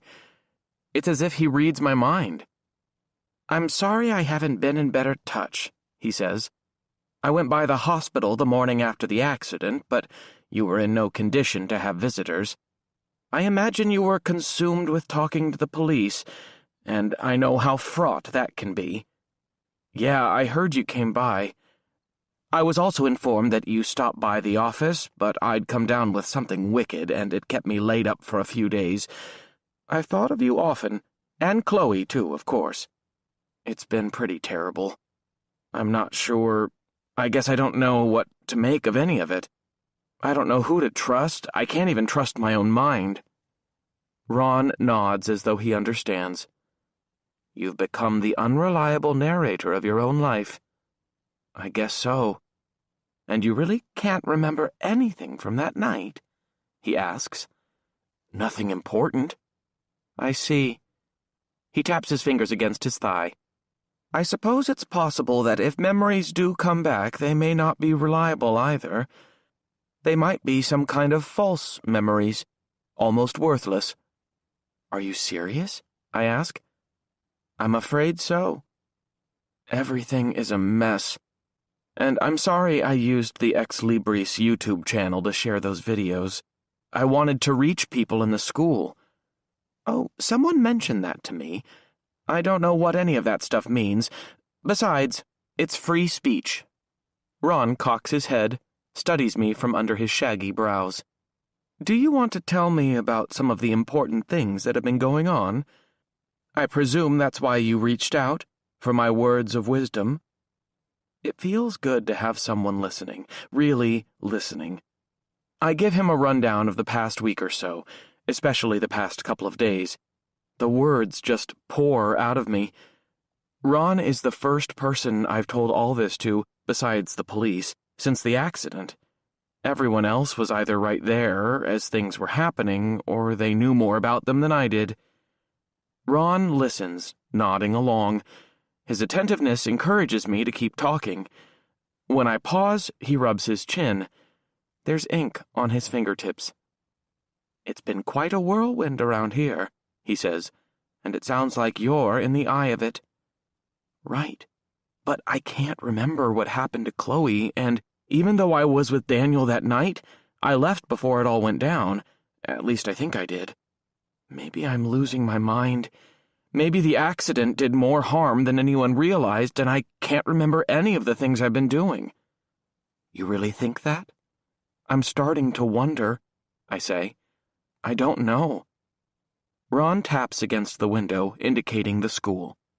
"This whole community is in distress. There was talk about canceling classes when Daniel's body was found, but it was decided we'd be better off letting students come in and use the resources here. The administration has brought in extra counselors. Everybody's raw. You are wise to stay away." "That's what the school wanted," I say. "And so did my dad. An intelligent man, your father. Did you know, Daniel? Did he ever take your class?" "I don't believe so. There have been so many students over the years. I'm sorry to say I'm starting to forget more and more."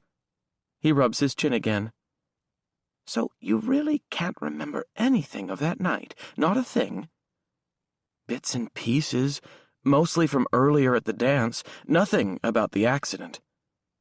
"And yet you said your friends, Chad and... what's the young lady's name?" "Hannah. Right.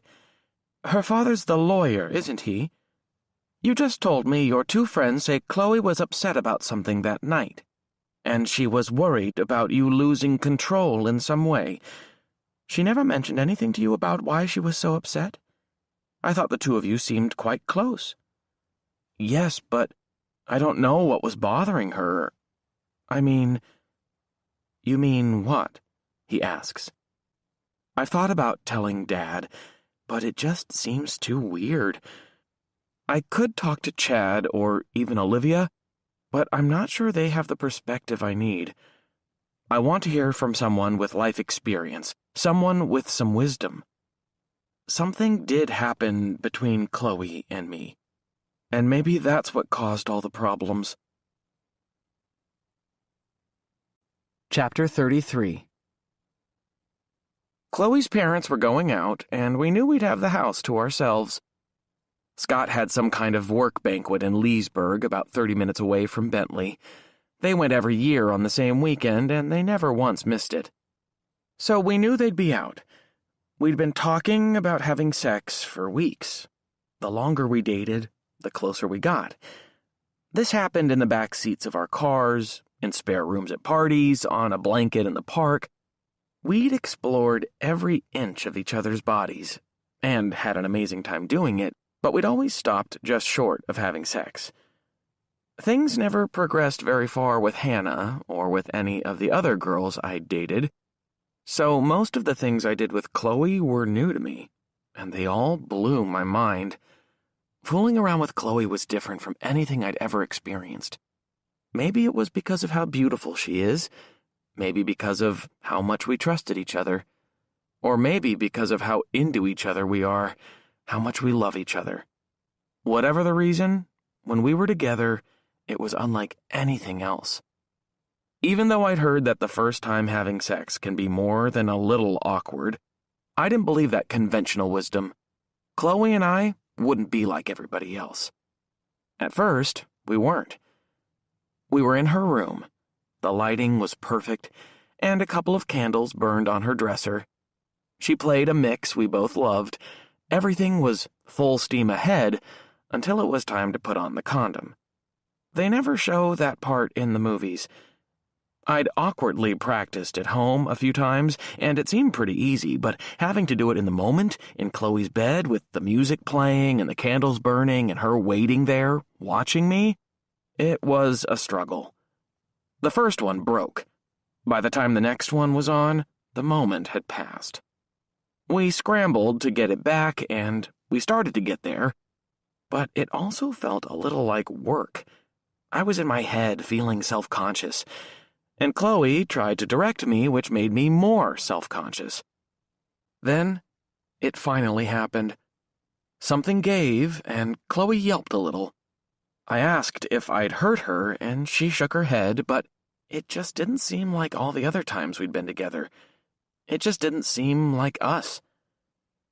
We held each other afterward and talked.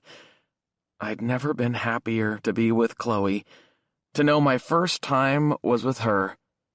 But I also silently cursed myself for not being in the moment and looked forward to the next time, hoping we would finally get it right, that it would feel as good as it was supposed to. But the next time never came. It was tough to find a place to be alone. Dad never went out at night or on weekends. Olivia came and went with the unpredictability of an earthquake. Chloe's mom worked at home, so she was always at their house. And trying again, after how unsatisfying the first time had been, in a car or on a blanket in the woods in the dark, seemed to be setting us up for failure. I told myself not to push, not to be the guy who insisted. I wanted it, I really did, but I didn't want it more than I wanted Chloe to be happy. And then, about 10 days after we tried the first time, Chloe started acting distant, distracted, and by the time homecoming rolled around, our sex life, even without the actual sex, had cooled considerably. Which is why I looked forward to the dance, thinking we could try again, or just be with each other the way we had before. But clearly, that didn't happen. Not even close. When I finish talking, Ron is staring straight ahead. He steeples his fingers and rests them against his chin. "There's nothing unusual about your experience, Hunter," he says. Really? Really? You're right to say the first time is never quite the fireworks-filled extravaganza we hope it will be. The movies do get that wrong, over and over. Maybe I'll write a book someday that shows the reality, I say. Maybe people don't want to see that. He laughs a little. And, sadly, because of the society we live in, it is different for a young woman than a young man. Maybe Chloe was contemplating what it all meant. Maybe she was reconsidering. Maybe she was speaking to a friend or her mother about it. I don't think she'd talk to her mom that way. I don't know her mother. He gets an impish look in his eye. But she gave a lovely speech at the vigil. I appreciate his attempt to make a joke. Yeah, I say. She practically handed me a cigarette and a blindfold. You say Chloe hadn't been acting like herself in the days leading up to her disappearance. I have to admit I hadn't noticed anything unusual about her. She seemed like her typical, capable, and confident self. Really? I don't know her the way you do, of course, he says. She's a student, not a friend. His words sting a little. Does he think of me as just a student? I've always thought we were more than that he saw me and Chloe as not just typical kids, not simply two of the thousands who will pass through his classes during his career in Bentley. I really want to get an answer to her disappearance soon. I want someone to admit to something, or come forward with a key piece of information. And it might be me, he says. What do you mean? I might be the one to reveal something to you. He taps on the window again. Right over there, outside the gymnasium, I saw you and Chloe leaving the dance that night. And I have to say, neither of you looked very pleased. Chapter 34. What do you mean? I ask. The air in the car starts to feel close and confining despite the cool temperatures outside. I crack the window a little. You really don't recall? Ron asks, cocking his head. Apparently not. Well, I'm afraid for how it makes you look, to the police. I'm afraid too. What if something happened that I don't remember? What if I did something? What if my brain is hurt and I'm never normal? Yes, he says, rubbing his chin again. The outside air from the cracked window brings no relief. It's like I've slipped underwater. What did you see? Ron seems to be choosing his words carefully. He opens his mouth and then closes it before finally speaking. You approached me during the dance. You'll recall I had the supreme honor of being one of the chaperones. You know I hate doing that job. Having to monitor the restrooms and make sure no one has snuck in a bottle or a flask or a joint. Who cares? You're kids. But sadly, it's part of my duties. Anyway, I was on patrol that night when you approached me in the hallway and told me you needed to talk to me. Was I upset? Scared? Angry, I would say. Very angry. Not like I've ever seen you before. I explained that I had to make one additional circuit of the dance, and then we could meet in the parking lot to talk if you wanted. You agreed. In fact, you said that would be perfect. So I executed my rounds and then made my way outside, expecting to find you. Instead... What? Well, the fact is you weren't there. I waited for you, only too happy to have a reprieve from chaperoning. It was a lovely evening, lots of stars. I enjoyed the break immensely. But what did you see? Eventually, I heard two voices raised in what sounded like anger. It was you and Chloe. You were arguing with each other loudly, or so it appeared. I took a step toward you both. You were a good 100 feet away and hadn't yet seen me, but then you moved to a nearby vehicle and got in together. Not a minute later, the car tore out of the parking lot, and I went back to my chaperoning duties. It couldn't have been long after you left that you had your accident, but I knew none of that then. None of us did. I only heard about the accident the next morning, and as I told you, I went to the hospital, but wasn't allowed to see you. I close my eyes and try very hard to bring back memories of that night, But there's nothing but blackness. A complete blind spot. No memory of talking to Ron, being mad at Chloe, or arguing with her. I certainly don't remember getting in the car and speeding off. But two very different people, first Hannah and now Ron, have told me I was angry that night. Ron confirms Hannah's story. Shit. That has to mean Hannah is telling the truth. I try and try to remember, but see nothing except starburst patterns swirling against my closed eyelids. Nothing comes back, he asks. No, nothing. Sadly, I have to be getting inside, Ron says. Duty calls.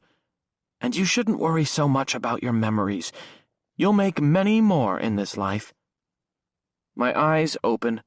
The sky is turning gray and starting to spit rain against the windshield. Yeah, I guess you have class to teach, I say. Thanks for coming out. It's my pleasure, he says. We can talk again, any time. Just keep working with the doctors. And, well, trust that the police will figure out all this sordidness. Did they talk to you? I ask. They did. They talked to everyone in the school. Everyone who had any contact with you or with Chloe, and now they're starting all over again about Daniel. So you told them what you just told me? I ask. I did indeed. I had to. But I also told them you possess a sterling character.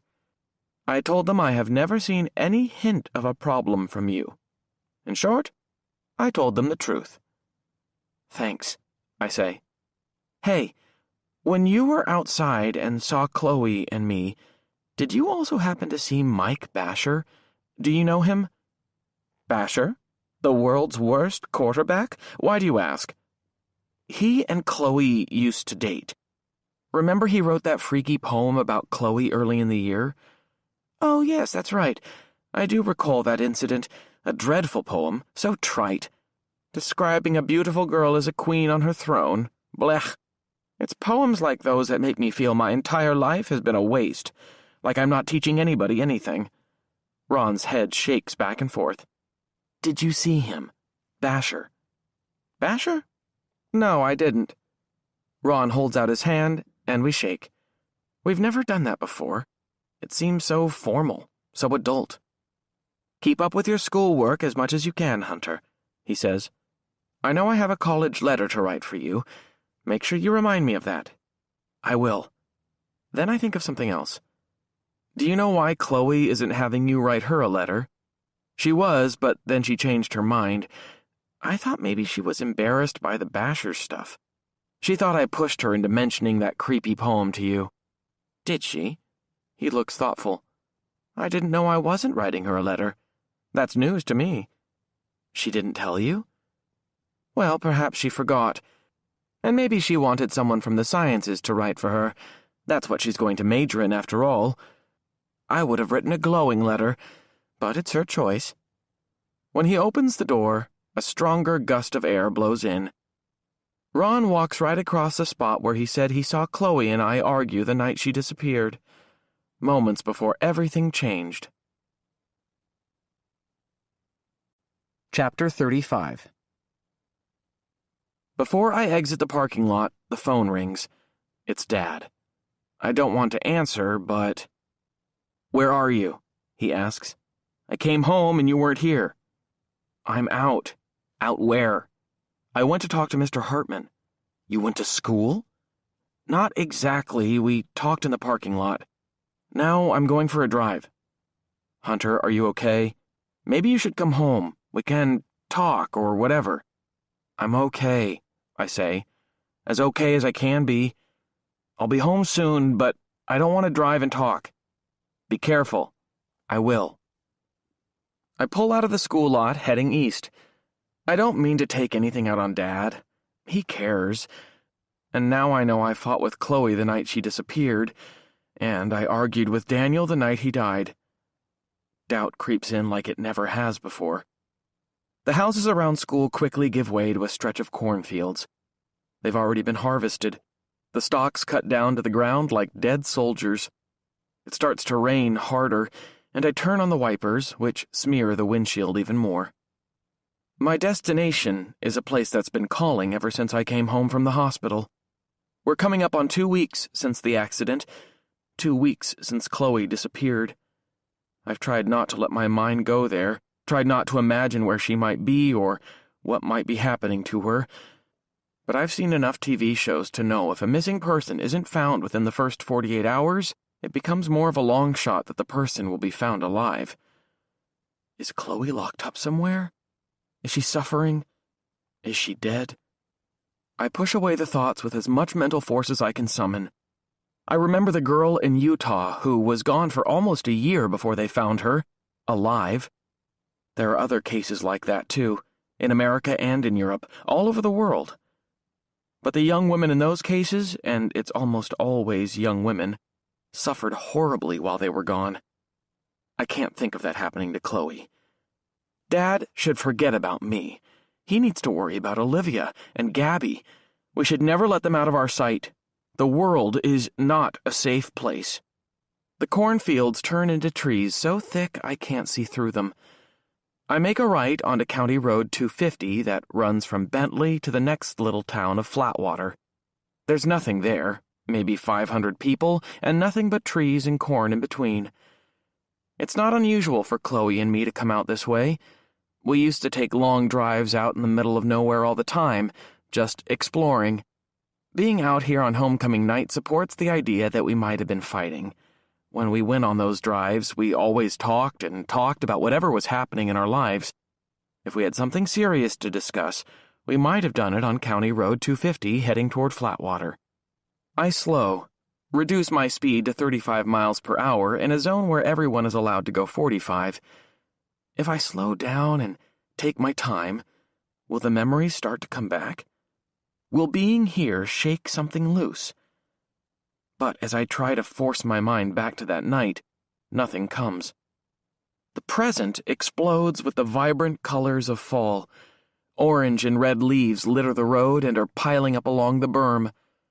3 deer at the tree line hear me approaching and jump back into the brush.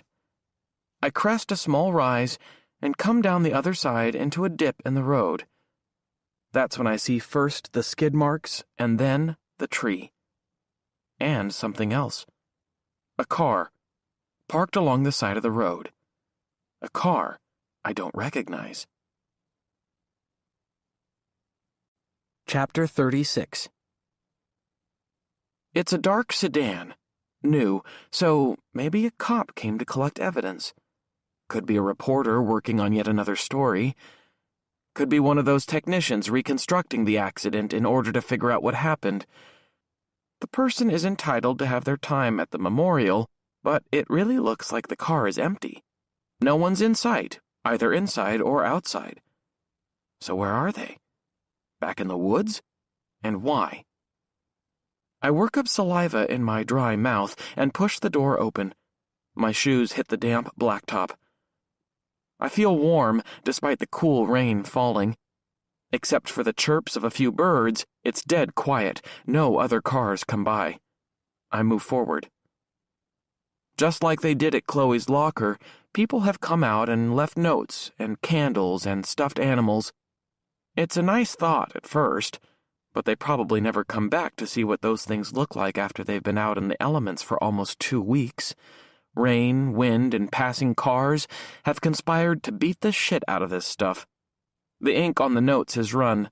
The stuffed animals are wet and droopy, looking abandoned and forlorn. Maybe there should be a rule about roadside memorials. They can stay for a day or two, or until the weather turns bad. Then everybody has to come and collect their stuff. My shoes crunch over the gravel. Tiny pieces of broken headlights and plastic, ones the cops left behind, litter the ground. There's also other trash thrown away by inconsiderate drivers, plastic soda bottles, cigarette butts, a red sock. People throw out just about anything and never worry about the consequences. The tree is huge and old and has a big gash in it. Hard to believe a car could hit this massive thing with any kind of force and still have survivors inside. I stop a few feet from the tree. The rain continues to drizzle, pinging against my face and head. The wind blows a little, stirring up the fallen leaves, ruffling the notes, and making a tiny stuffed bear shimmy on the ground. I stand there on the edge of the road, close my eyes, and put my mind to work. I remember getting ready. I remember Dad helping me with my tie. I remember going to eat at Hannah's house by the lake. It was a fancy meal, some kind of Italian chicken prepared by their housekeeper. I remember the early part of the dance, walking into the gym and hearing the music. I remember dancing with Chloe at least once, maybe twice, and then nothing. My head starts to ache again. I try to imagine what it must have been like when we walked out to the parking lot and headed for the car. Ron says we argued, but that doesn't fit what I know about us. And I have no idea what we could have been arguing about, unless it was about having sex again that night. But I can imagine driving the route I just took, away from the school and through the cornfields, then through the trees and out to where I stand. It was a warm night, no rain, no wind. Me driving, Chloe looking beautiful in the passenger seat. At some point we came to this stretch of 250. The headlights would have illuminated the side of the road, the ditches and the weeds, the debris and the leaves. Did an animal jump out? Was it a deer, like the ones I just saw? Or did something come rushing at us? That's when something in my mind clicks over, like a flash. The pain disappears. I'm no longer imagining. I'm remembering. The tree illuminated by the headlights. The tree growing larger and larger. We can't stop. We're out of control. It's too late. Hunter! She calls my name, screams my name. I put my hand out to brace her. Hunter! I yell something, a primal cry of fear. My eyes spring open. Chloe's dad, Scott Summers, is standing in front of me, and he's looking at me, face distressed, like I'm completely out of my mind. Chapter 37. It's like emerging from a dark cave. I take in giant gulps of air. It came back. Something from that night came back. I saw it. I remembered it. The moment before we hit the tree. Hunter, are you okay? Scott moves closer, eyeing me the way someone would watch a strange dog that might bite. Scott's body is turned sideways a little, crouched like he's ready to spring into action, either to protect himself or to run away. My heart pounds faster than ever. It takes a moment for my breath to return to normal. Hunter? I'm okay, I say. I look into his eyes. I saw it. I saw a part of the crash I've never seen before. I mean that I've never remembered before. Really? Scott looks skeptical, and still looks cautious, although he straightens up some. Just now you remembered something? He looks intensely curious, and his voice sounds urgent. What did you see? The last moment before the car hit the tree. It came in a flash, and something, I don't know, it came at us before we hit, from the left side. Another car? He asks. I don't know. When I was coming here, 3 deer were on the side of the road. I scared them. I wonder if a deer jumped in front of us that night. Is that why we swerved? Scott takes a couple of steps closer. That certainly could be. The cops put that forward as one theory. I know. I wish I'd seen more. Didn't the doctor say you might have memories coming back? Yes, but that's the first time one did, so maybe there are more. You think this could open the floodgates? He asks. I hope so. Yes, he says, sounding distracted. I hope so too. My eyes pass over every detail of the scene. If one moment came back, maybe more will if I just look hard enough. Maybe I can jumpstart my memories, shock them back into my brain. But nothing else comes to me. Just the same blackness, except for that small flash. My fists are clenched in frustration. My fingernails dig into my palms, almost breaking the skin. Are you okay, Hunter? Scott asks. Seriously, should you be in school or... His question brings me back to the moment. I'm home today, I say, maybe for a long time. Going to the school with everything going on. Yeah, right. Scott sounds understanding. Are you wondering why I'm out here? No, I guess maybe you're out here for the same reason I am. I think you're right, Scott says. I'm remembering Chloe. Not that night, since I can't know what she went through, but it is a way for me to feel closer to her. This is the last place. He doesn't cry or wipe at his eyes, but he does turn away from me and toward the trees. I've never known what to say to the man, and I really don't now. The last time I was in his presence, his wife called me out over Chloe's disappearance. Maybe Scott shares her opinion, but that and his grief make it difficult to think of something to say. And I don't want to make small talk. Have the police come up with anything new? I ask. Scott doesn't look back at me. Nothing. There's never anything new. It's all just a nightmare that doesn't end. Like one of those dreams about falling, except this is real life and I never hit the ground. I'm sorry, I say, and I mean it. He glances back at me. I know you've been dealing with a lot too. What Laura said the other night at that vigil, Laura is struggling with everything. It's my job to help her through this, to protect her, to protect my family. It's not easy. Her sister's with her now, so I decided to take a drive, just to have a moment. Me too. Scott looks at his car. I need to get back. I guess you heard about my friend Daniel. Now Scott turns back. Yes, I did. I heard the two of you were close. I'm sorry. Thanks. I also heard he was making some kind of stupid movie about Chloe. He gestures to the gashed tree and the memorial and then to everything surrounding us. About all of this? I think that sounds really ignorant. The police don't need some high school kid getting in the middle of everything and stirring up the pot. He should have just let the cops handle it. I think he was trying to help. It doesn't help, he says, his voice getting louder. It's like you and those videos you've made. I've seen them. Everybody's seen them. Laura's watched them and is getting madder and madder. They don't help. They just get people stirred up and angry. I've never understood why you kids feel the need to share so much.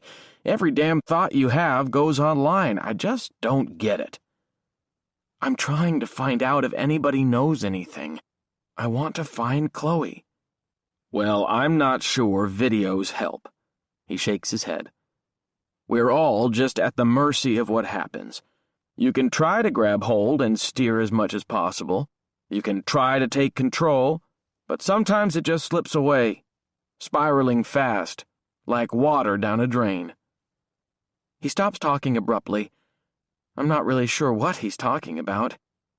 Something crosses his face, a look of recognition.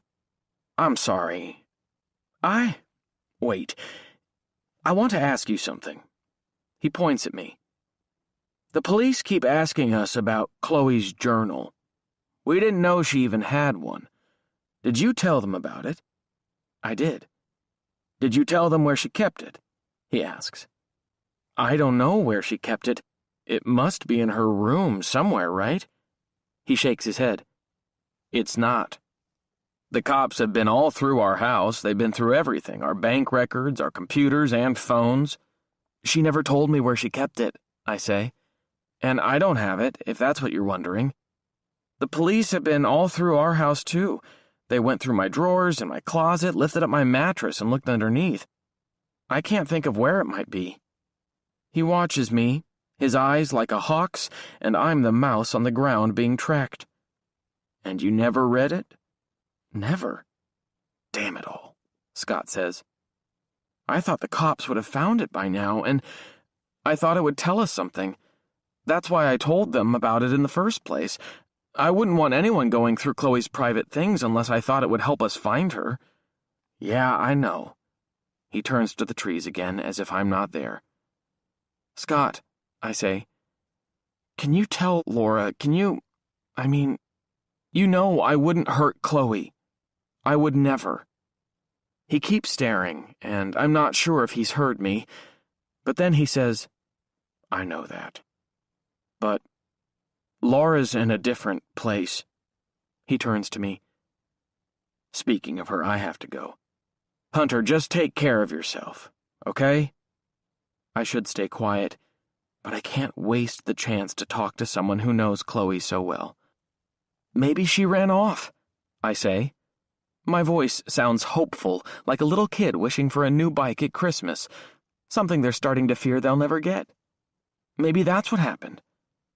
In a homecoming dress, with no shoes and no purse? Maybe somebody met her, I say. Who? Scott asks. You're her boyfriend. What about Mike Basher?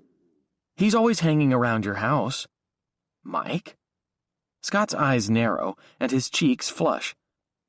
Are you suggesting something?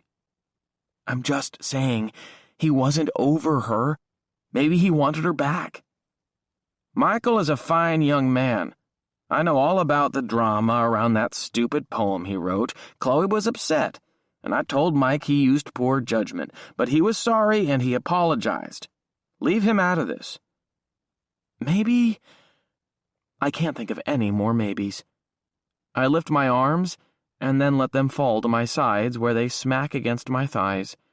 If she'd just come back, I wouldn't care who she was with or what she was doing. Scott shuts his eyes and keeps them closed. He looks like a knife has been slipped between his ribs and he's riding out a wave of intense pain. I wish I'd kept my mouth shut. His eyes open, and he nods like he's reached some agreement with himself. I guess we all wish we could rewind and go back to that night, he says. We could just stop Chloe from leaving the house that night. We could make her come straight home after the dance. We could have driven her. He sighs. Like I said, I have to go. As he walks away, I say, I didn't recognize your car. He goes to the driver's side, tugs the door open. It's a rental. He points to the tree. Obviously, the Charger is... I feel stupid for saying anything. But then Scott says, if any other memories come back, let me know. Okay? I will. Seriously, let me know the minute you remember something, anything. Then he's in the car with the door closed. I stand beside a waterlogged stuffed bear and watch him drive off. Chapter 38. Dad's true to his word. His car is in the driveway by the time I get home. He skipped afternoon office hours and anything else he might have needed to do on campus. This is a rare thing, like seeing a comet streak across the sky. Dad never skips work, never comes home early unless one of us is sick or needs something we can't get from anyone else. I guess I'm that something now. Dad's at the kitchen table with his glasses pushed up on top of his head and a stack of exams spread out before him. He holds a red pen and is scribbling away, his tongue poking out the corner of his mouth. I worry he's too caught up in his work, but he stops writing and looks up. He flips the glasses in place, magnifying the size of his eyes. Are you okay? He asks. His voice is calm, as flat as a pond. Yes, I am. In fact, something good happened. He touches the corner of his mouth with his index finger. The overhead light reflects off his glasses, making it tough to see his eyes. I want you to hear something. He's still using his calm voice. Okay, but I want to tell you something too. Dad? He walks over to the kitchen counter. Some bills are stacked there and a couple of history and news magazines Dad subscribes to. Everything is in neat piles. He reaches for the landline. Dad has always said he likes to keep it in case the grid goes out. I always tell him that if all the cell phones stop working, We'll have problems so big, the landline isn't going to help us. But Dad says it's $10 extra a month, so what do I care? Only telemarketers call, and most of the time we just don't answer. What is it? I ask. Listen, he says. He hands me the receiver and hits a button. Go ahead. I've never made a call on the landline in my life, and the phone feels odd in my hand. It's like I'm using a shoe or a rock and expecting to talk to other people, but I humor Dad and put the thing to my ear. It beeps. A sound like something from a cheap sci-fi movie. Then a husky voice speaks. You're a killer. Everybody knows you're a killer. Stop with the videos. Stop trying to... Dad hits the button. Another beep. I think those videos are a disgrace. Another beep. I'm praying you see your way to stop making videos so you can confess to killing that poor girl so her family can give her a Christian burial. Dad takes the receiver and replaces it in the cradle. There are about 10 more like that, he says when he turns back to me. They'd finally tapered off after you posted the first video. Now that you made this one, it's open season again. And I didn't mention this before because I didn't want to add to your problems. But now the crazies have been emailing me at work and calling my office. I had to alert campus security. Why are you telling me all of this? So you know you have to be careful, Hunter, he says. There are a lot of nuts out there, and they certainly know where we live. Your sister still has to go to school. Hell, you're supposed to be in school. You should be doing your homework instead of going out. That's dangerous, too. It's a school day. Sorry, I say. I'm trying to protect you, he says. And Livy. But you're making it awfully tough. Just forget it, I say. I'll be in my room. No more videos, he says, pointing at me. You hear? Do you hear? I ask. Did you even hear what I said when I came in? He pauses for a moment, considers me. Okay, yes, I did hear you say you had something to tell me. What is it? You really want to know? Are you sure it's not more important than the phone or the voicemail? Hunter, what is it? I think about not telling him, but I want him to know. I remembered part of the accident today, Dad. I saw it. I saw what I hadn't been able to remember before. Dad's face shifts. The lines go out of his forehead. He takes a step toward me. Hunter, that's great. What did you... Just forget it, I say. It's not as important as the deranged phone calls. I didn't say that. Now just tell me. I brush past him, heading for the stairs. Hunter, don't be like that. But I don't respond. And just to be a real dick, when I get upstairs, I slam my bedroom door. Chapter 39. I flop onto the bed, avoiding eye contact with the stack of school books on my desk. It might as well be Mount Everest. I wish I could lose myself in something as inconsequential as school, but I can't. Instead, I pull out my phone.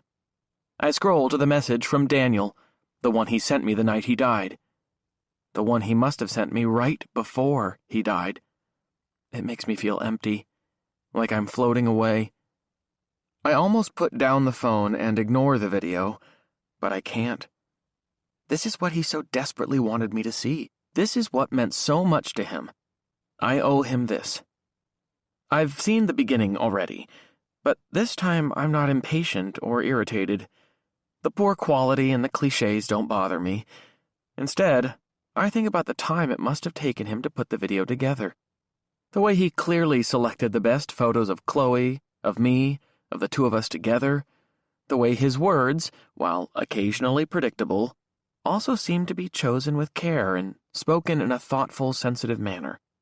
Daniel's voice speaks to me from the past, summoning a million memories, playing tag in our backyard until it grew dark, eating frozen pizza on nights I slept at his house, the time we went trick-or-treating dressed as Harry Potter and Ron Weasley. Tears fill my eyes. I wipe them away just as the voiceover stops. I think that's the end, but when my vision clears, I see that the video is still going. The images look rough. Maybe this is the part Daniel hadn't worked on as much as the rest. He promised something would blow my mind, but it isn't here. It's just random images of town, the road, the accident site, and the memorial. But then the images end and the screen goes dark. This time I really do think it's over. I'm about to put the phone down when the progress bar at the bottom tells me there are still 5 minutes to go. Is it 5 minutes of black? Curious, I keep watching. The screen flickers, and an image returns. It takes a minute. The image is dark and kind of grainy. It's a shot of the night sky, blackness and stars. A light post. Then the camera levels, showing rows and rows of cars and then a building. I straighten. It's the parking lot behind the school. At night. There are lots of cars. Streamers and balloons cover the entrance to the gym, lifting and bobbing in the wind. Homecoming. The night of the accident. The night Chloe disappeared. My spine is rigid. My hand grips the phone so tight my knuckles hurt. The shot lingers on the gym doors for a few long seconds. The counter on the bottom continues to turn. Is this it? Is anything else going to happen? But then the doors are thrown open, and it's Chloe who emerges. Chapter 40. Her dress is light blue, sleeveless, exactly as I remember it. Her hair is pulled back, 2 intentionally loose strands frame her face. The blue corsage is still on her wrist. It's there when she brushes her hair out of her eyes. She walks briskly away from the door and stops after 15 feet. She crosses her arms. She looks unhappy. Beautiful, but unhappy. The door flies open again, and there I am, wearing a white shirt, a yellow tie that Dad helped me knot, navy pants, and brown shoes. I walk up to Chloe and spread my arms wide as if asking her what's the matter. She looks at me for a long moment, but then she starts walking away. There's no sound.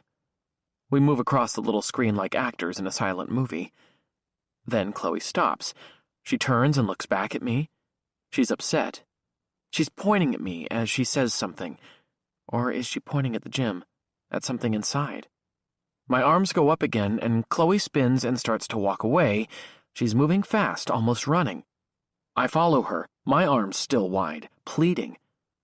We go between the parked cars, the bottom halves of our bodies disappearing, but I can still see my arms, my mouth moving as I say something to Chloe. We don't look angry. We look confused? Unhappy? She looks like she's trying to convince me to leave. The camera pans and follows us. Whoever is filming, Daniel, I presume, moves so quickly. The camera shakes with his steps. Eventually, we stop on the driver's side of the car. Her face is a mask of hurt.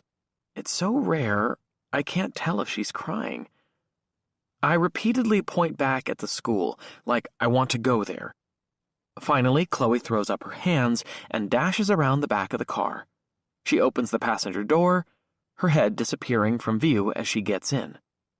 I get in behind the steering wheel. A few long moments tick by. Is that it? Are we just going to sit in the car? But I know all too well what's to come. I know how the story has to end. The car springs to life. We back out, furiously. The brake lights are an angry red in the darkness. Then we shoot forward, barreling toward the exit and our collision course with that tree. The car fades into the distance. And the movie cuts, like the camera was turned off. I figure that's the end. And I'm ready to put it aside. I exhale. It's over. Suddenly the movie starts again. The camera is back on, recording. It makes a quick pan to the right, picking up something else. Another car zips across the parking lot, flying right up behind, like it's chasing us. Chapter 41. I rewind the video and watch the ending again. Again, and again, and again. I study every part of the screen, but it's impossible to see any detail. It's a dark car on a dark night. There's no way to see the driver, to even tell the make or model. Forget about getting the license plate number. But maybe someone else can see more. Maybe the cops. I spring off the bed and throw open my door. Dad's heading toward my room, as if he's read my mind. But he looks surprised to see me. Dad, I hold the phone between us. This video, the one Daniel made, it shows Chloe and me on the night of the dance. What video Daniel made? What are you talking about?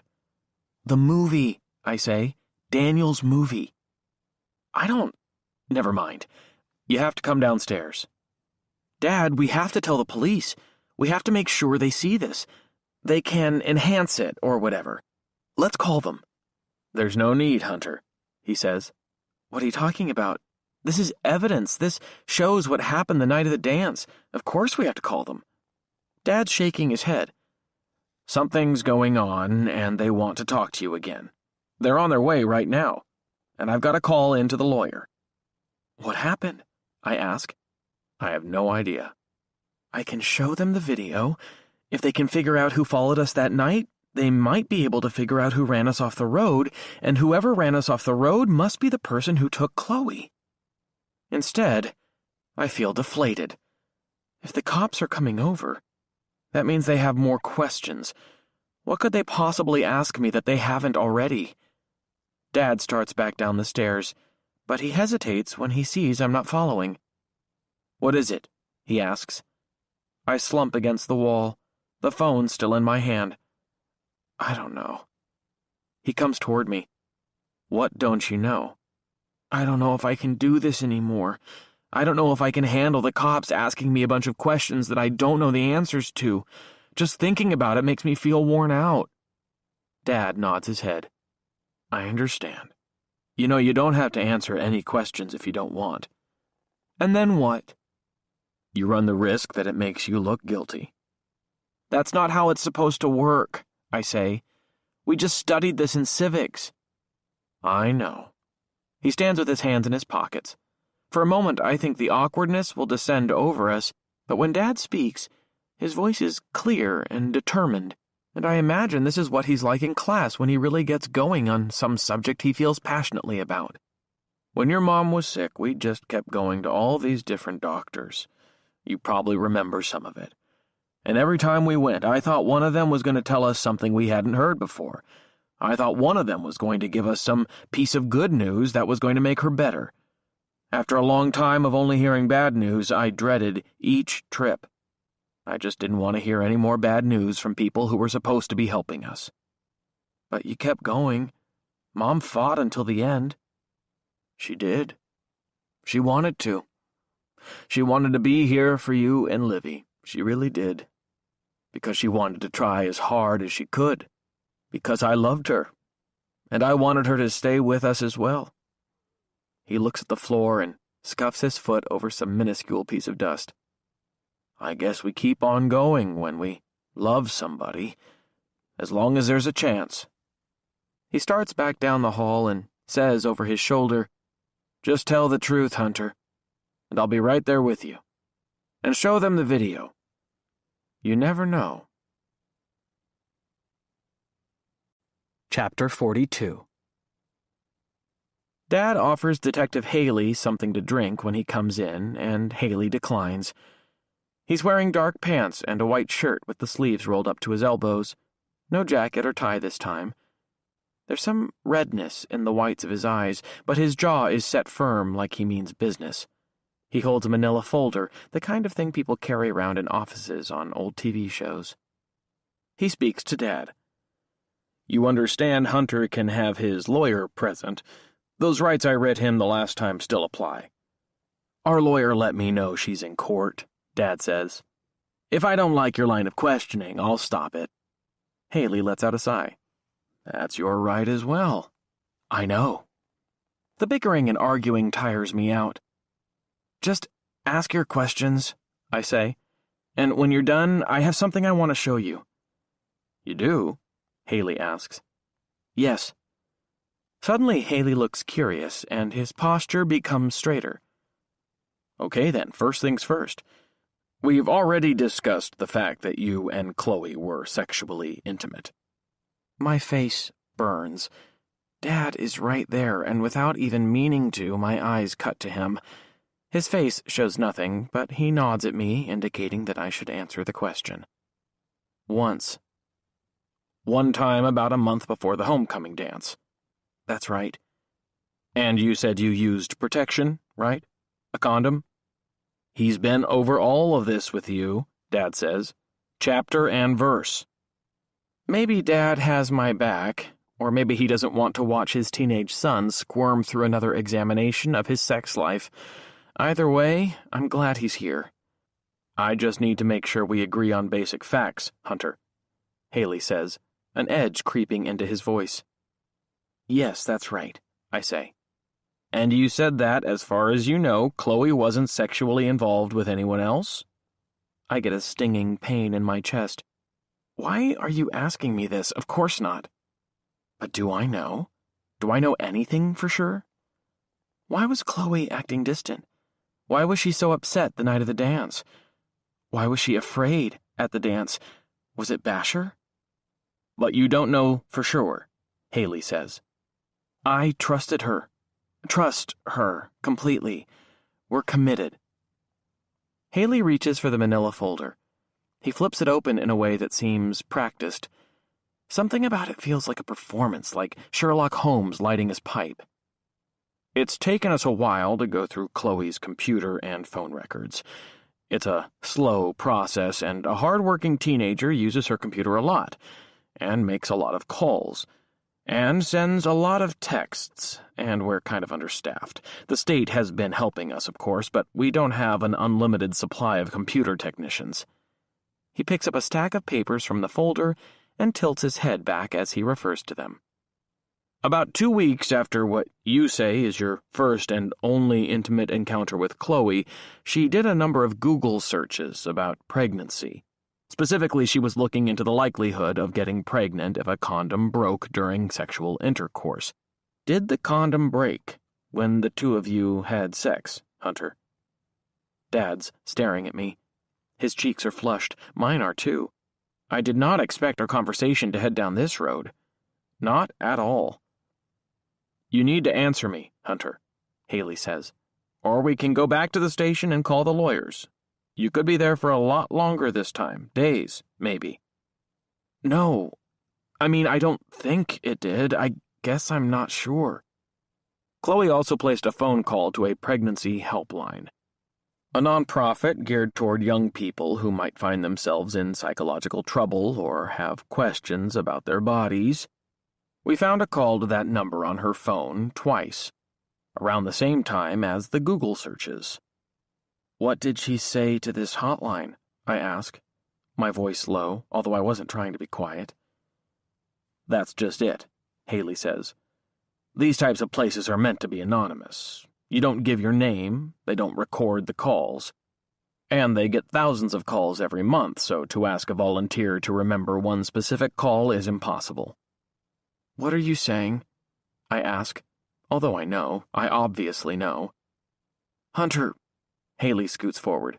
His face is a mask of seriousness. You're running out of chances, to be honest, with us. But I'm here, giving you an opportunity to come clean. So, tell me, was Chloe pregnant? Were you the father? Is that why you fought at the dance? And did that put so much pressure on you that you felt you had to do something about it? Chapter 43. It's like a dream where I want to scream, but can't. There's a big clock with a white face and black numbers above the stove, something Mom picked out a year before she died. It ticks and ticks while all of us sit there saying nothing. Words finally come. Chloe wouldn't keep that from me. We didn't keep things like that from each other. The words sound juvenile, like something spoken by a fool. Clearly, Chloe was keeping things from me. She never mentioned her fears about being pregnant, about the condom breaking. She never told me what was bothering her in the weeks leading up to the dance. She'd kept me in the dark about a lot. Haley's face remains blank, even as a muscle twitches in his jaw. So, you're telling me, Hunter, that you don't know anything about this? My head shakes. Mind blown. Can I ask a question? Dad says. Haley ignores him, so Dad just goes on.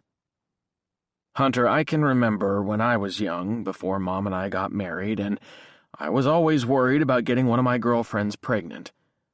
I sit as still as a statue.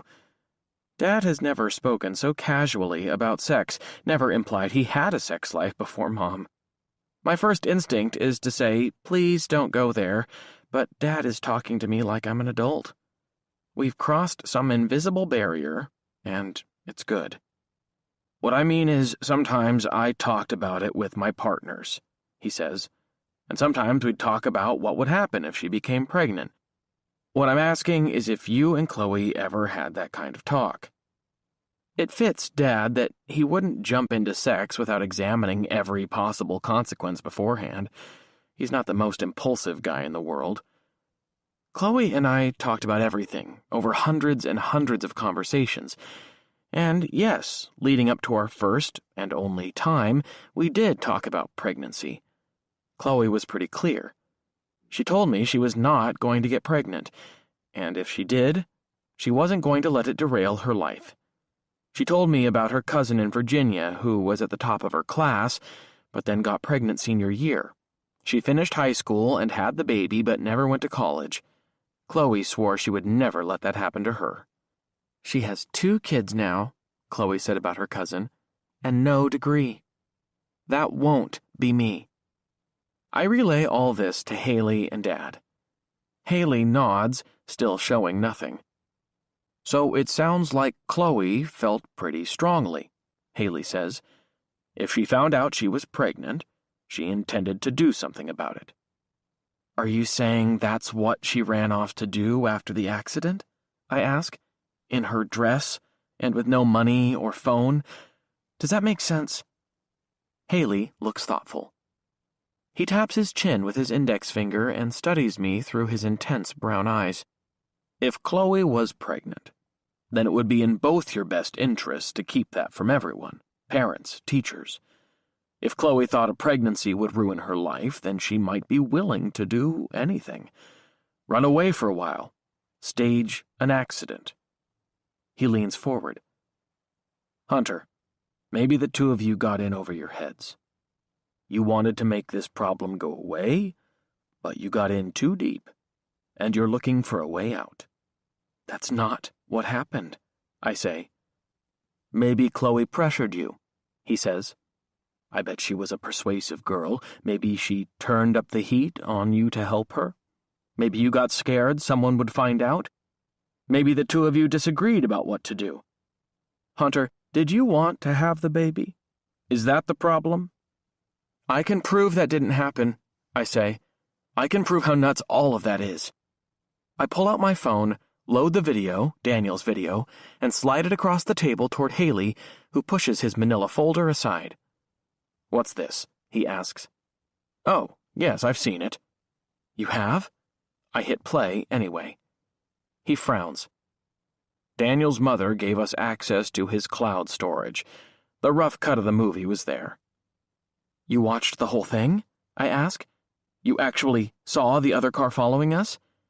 Haley nods, but without much enthusiasm. Of course. The video is at the state crime lab being analyzed. Unfortunately, the initial results have been inconclusive. They can't identify the make or model of the car yet, and they haven't come close to the plate number. These things take time, but we're doing our best. But that's a big lead, I say. Find that car, and you've got the person who ran us off the road. Haley shakes his head. We don't even know if that vehicle was at the scene of the accident. He looks so certain, almost smug. That quick glimpse of the accident jumps back into my mind. The headlights, the tree. Let me tell you what I remembered, I say. Chapter 44.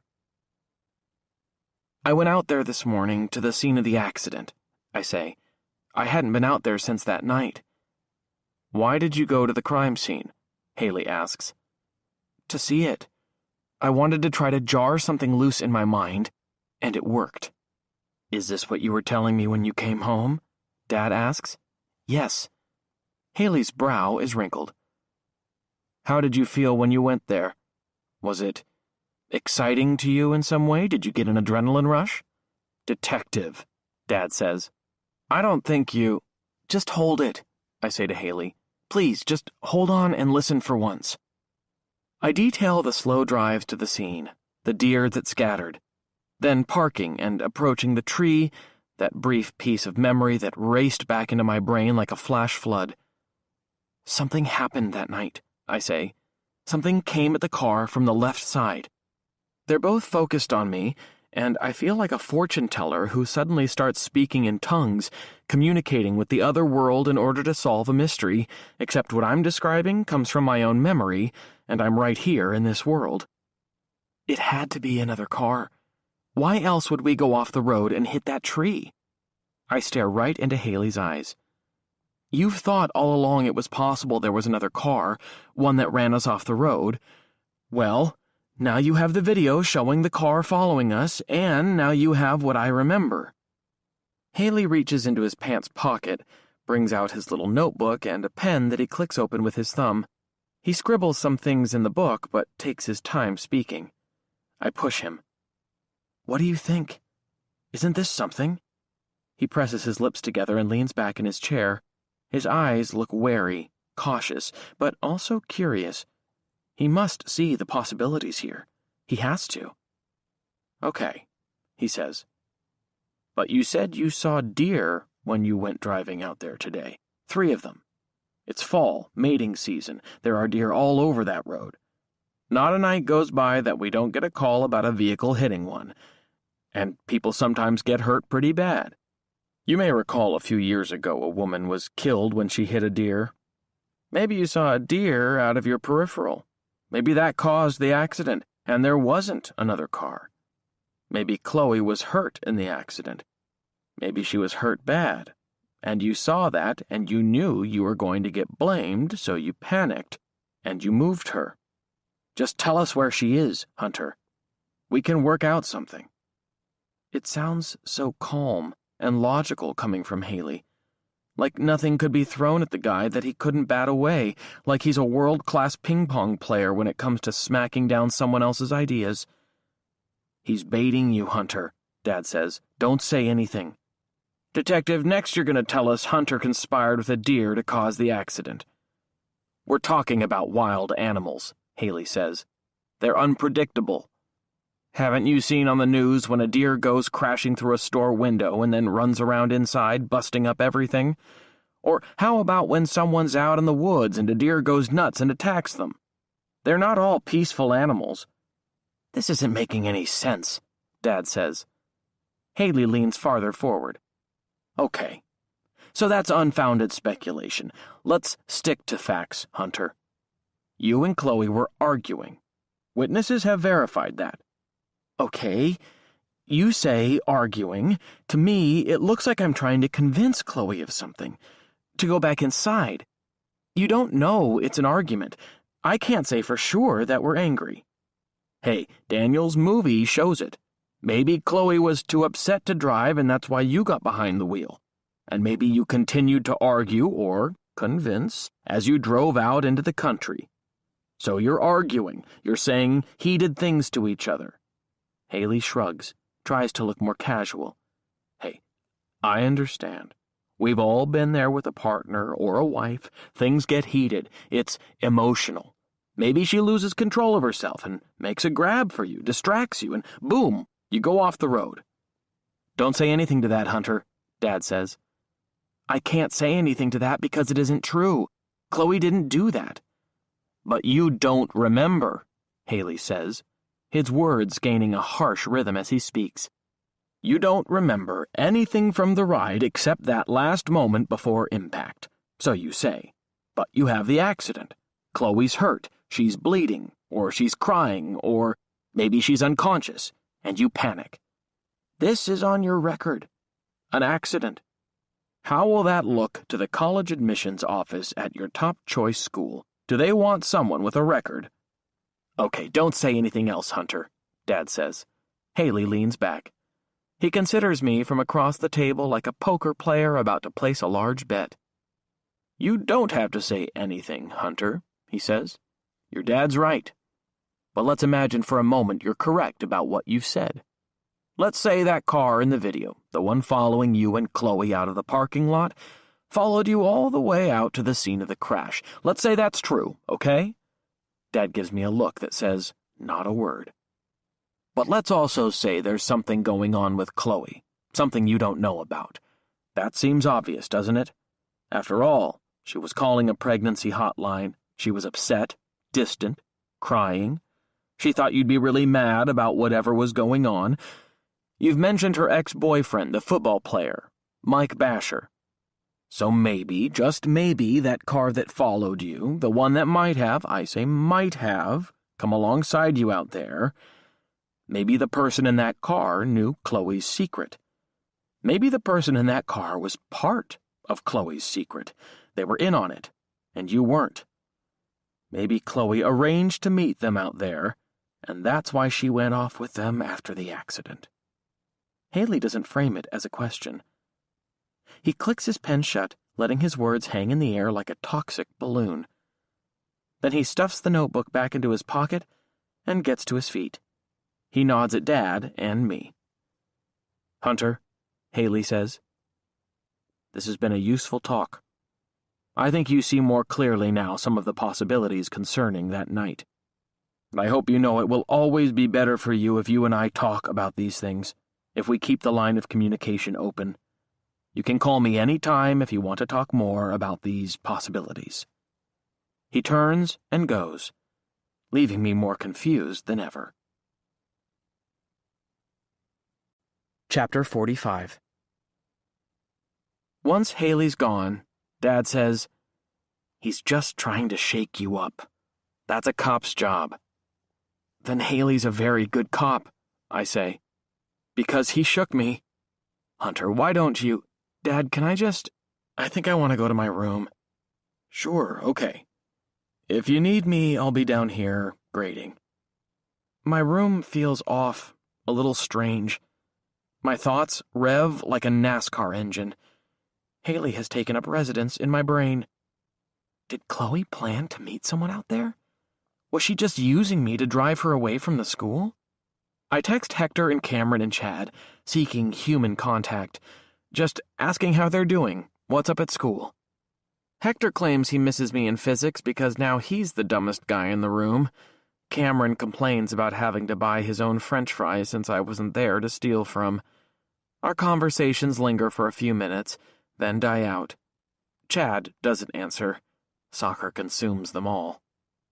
Haley's bombshell about Chloe possibly being pregnant thumps in my head, making it ache again. It's such a private thing. If one person found out, then everyone would know.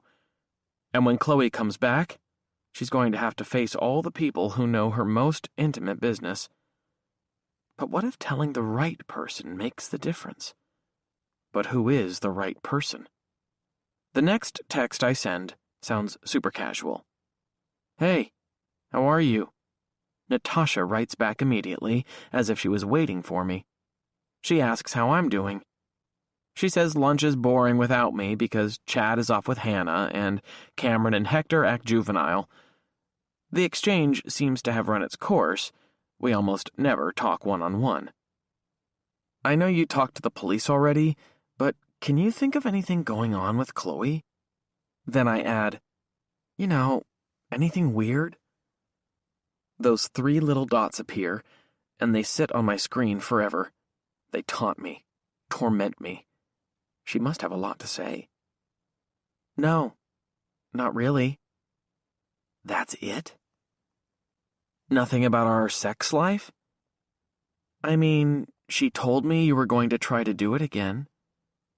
Even though I'm alone, my face flushes, but Natasha keeps going.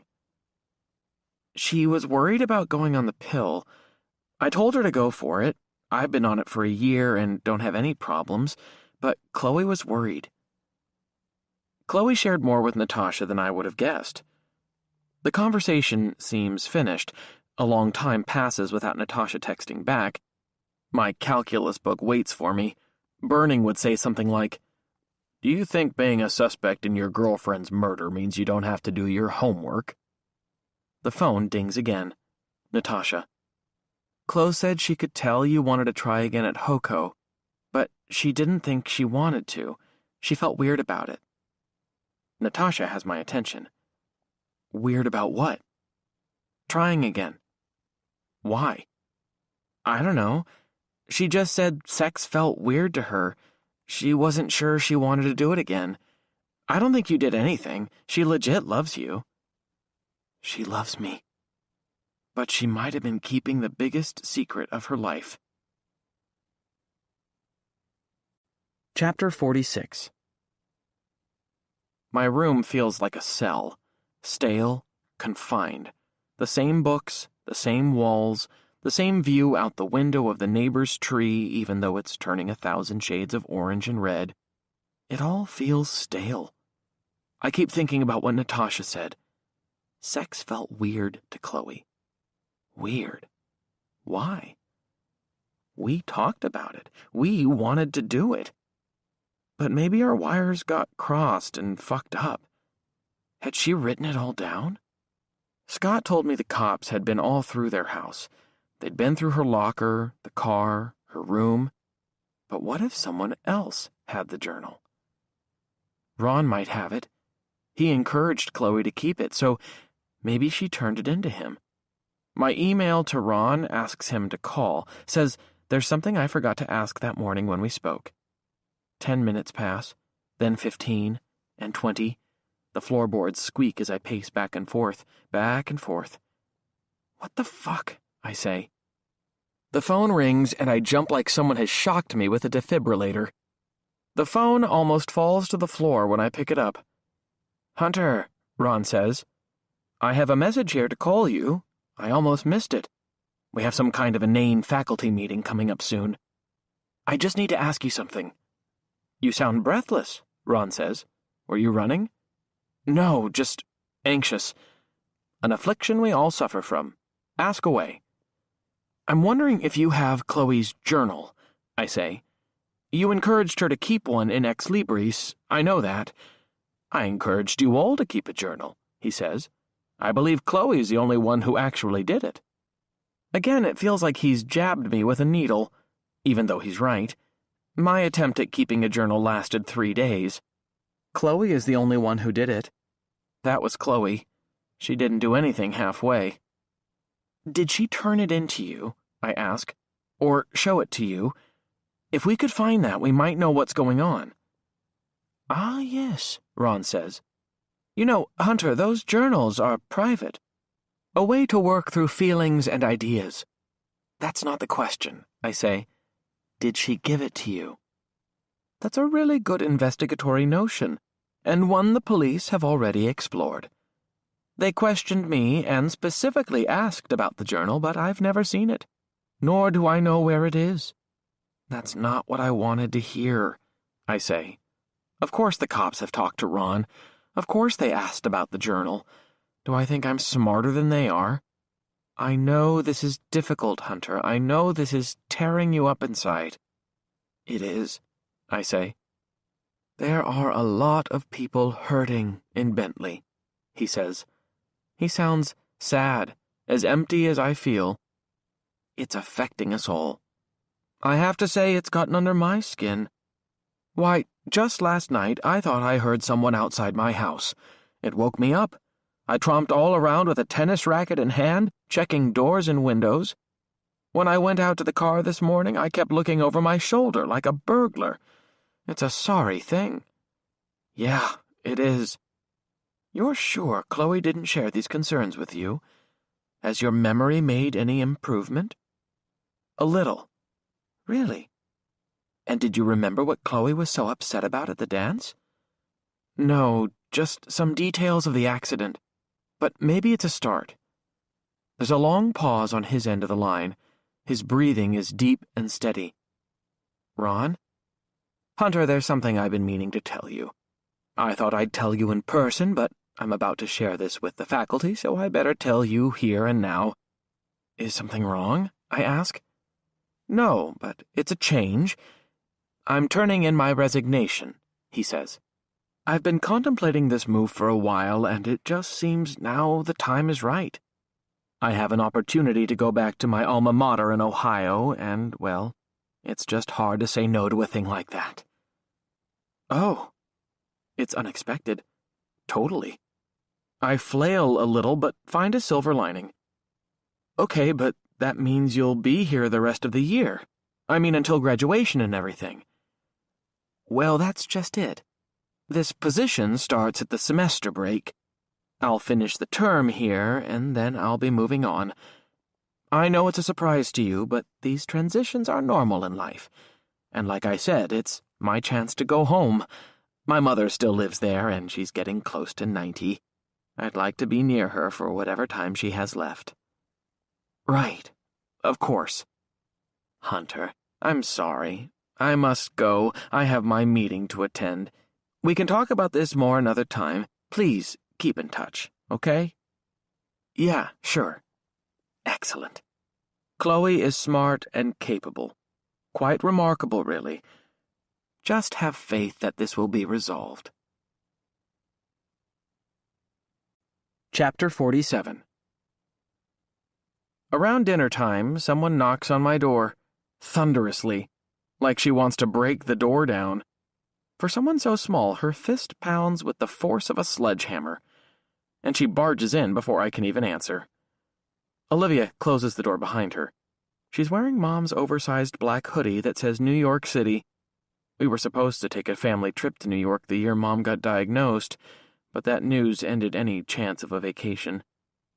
Dad ordered the sweatshirt online, and we all signed our names on the card. Since Mom died, Livy's been wearing it around the house, even though it's big enough for another small person to fit inside it with her. Time to eat? I ask. No. Dad said he might order sandwiches from Ray's later, but right now he's busy grading, as usual. She rolls her eyes. I'm thinking I might go vegan. Do you know the way they treat chickens? I'm familiar with it. I'm sure Ray doesn't serve anything organic. He probably isn't humane enough to pay his employees minimum wage. No doubt. She sits on the edge of my bed and twirls the hoodie's drawstring. She has something to say, but it's not like Olivia to be coy or cautious. Was today your last day of detention? I ask. Yeah. Whitley told me if I hit anybody else, I'll get suspended. I told him I'd hit anybody who defamed my family. Maybe I shouldn't have said that. If you hadn't, then you wouldn't be you. True that. She continues playing with the string. How's the homework going? Is that what you came in here to ask? I can tell you want something. Why are you acting so, I don't know, reluctant to spill it? She sighs. It's beyond theatrical. Okay, fine. I talked to Dad, and he told me what the police said about Chloe maybe being pregnant. I guess he's worried about you. So he sent you to check up on me? Pretty much. You know he can't talk about sex stuff. Dad's trip down memory lane at the kitchen table comes back to me. Details of his adolescent sex life coming out with Detective Haley looking on. Maybe Dad is much more complex than any of us know. Chloe never mentioned anything like that to you, did she? I ask. Olivia scrunches her face. Ew, I never wanted to hear about you and her, Her hands flutter in the air. I thought you were so liberated. Not about my brother's sex life, she says. I mean, I figured you guys were doing it. After all, you were together over 6 months and totally in love. I also figured you two would be completely cautious about birth control and stuff. Like you'd be all wrapped in condoms from head to toe. Ew. Now I just pictured that. Thanks. So, it's not possible? I don't know, Livy. Briefly and tactfully, I relate my struggles with the condom. Part of my brain feels relieved, and another is fully aware my little sister is hearing intimate details about my sex life. We've talked about a lot, and I mean a lot. We're close, especially since Mom died, but we've never talked about anything like this. But it actually feels kind of right to open up to her in this way. If I add it all up, who do I trust more than Olivia and Dad? Before today, Chloe would have been in that group, even above the two of them, but after everything that's happened, I'm just not sure.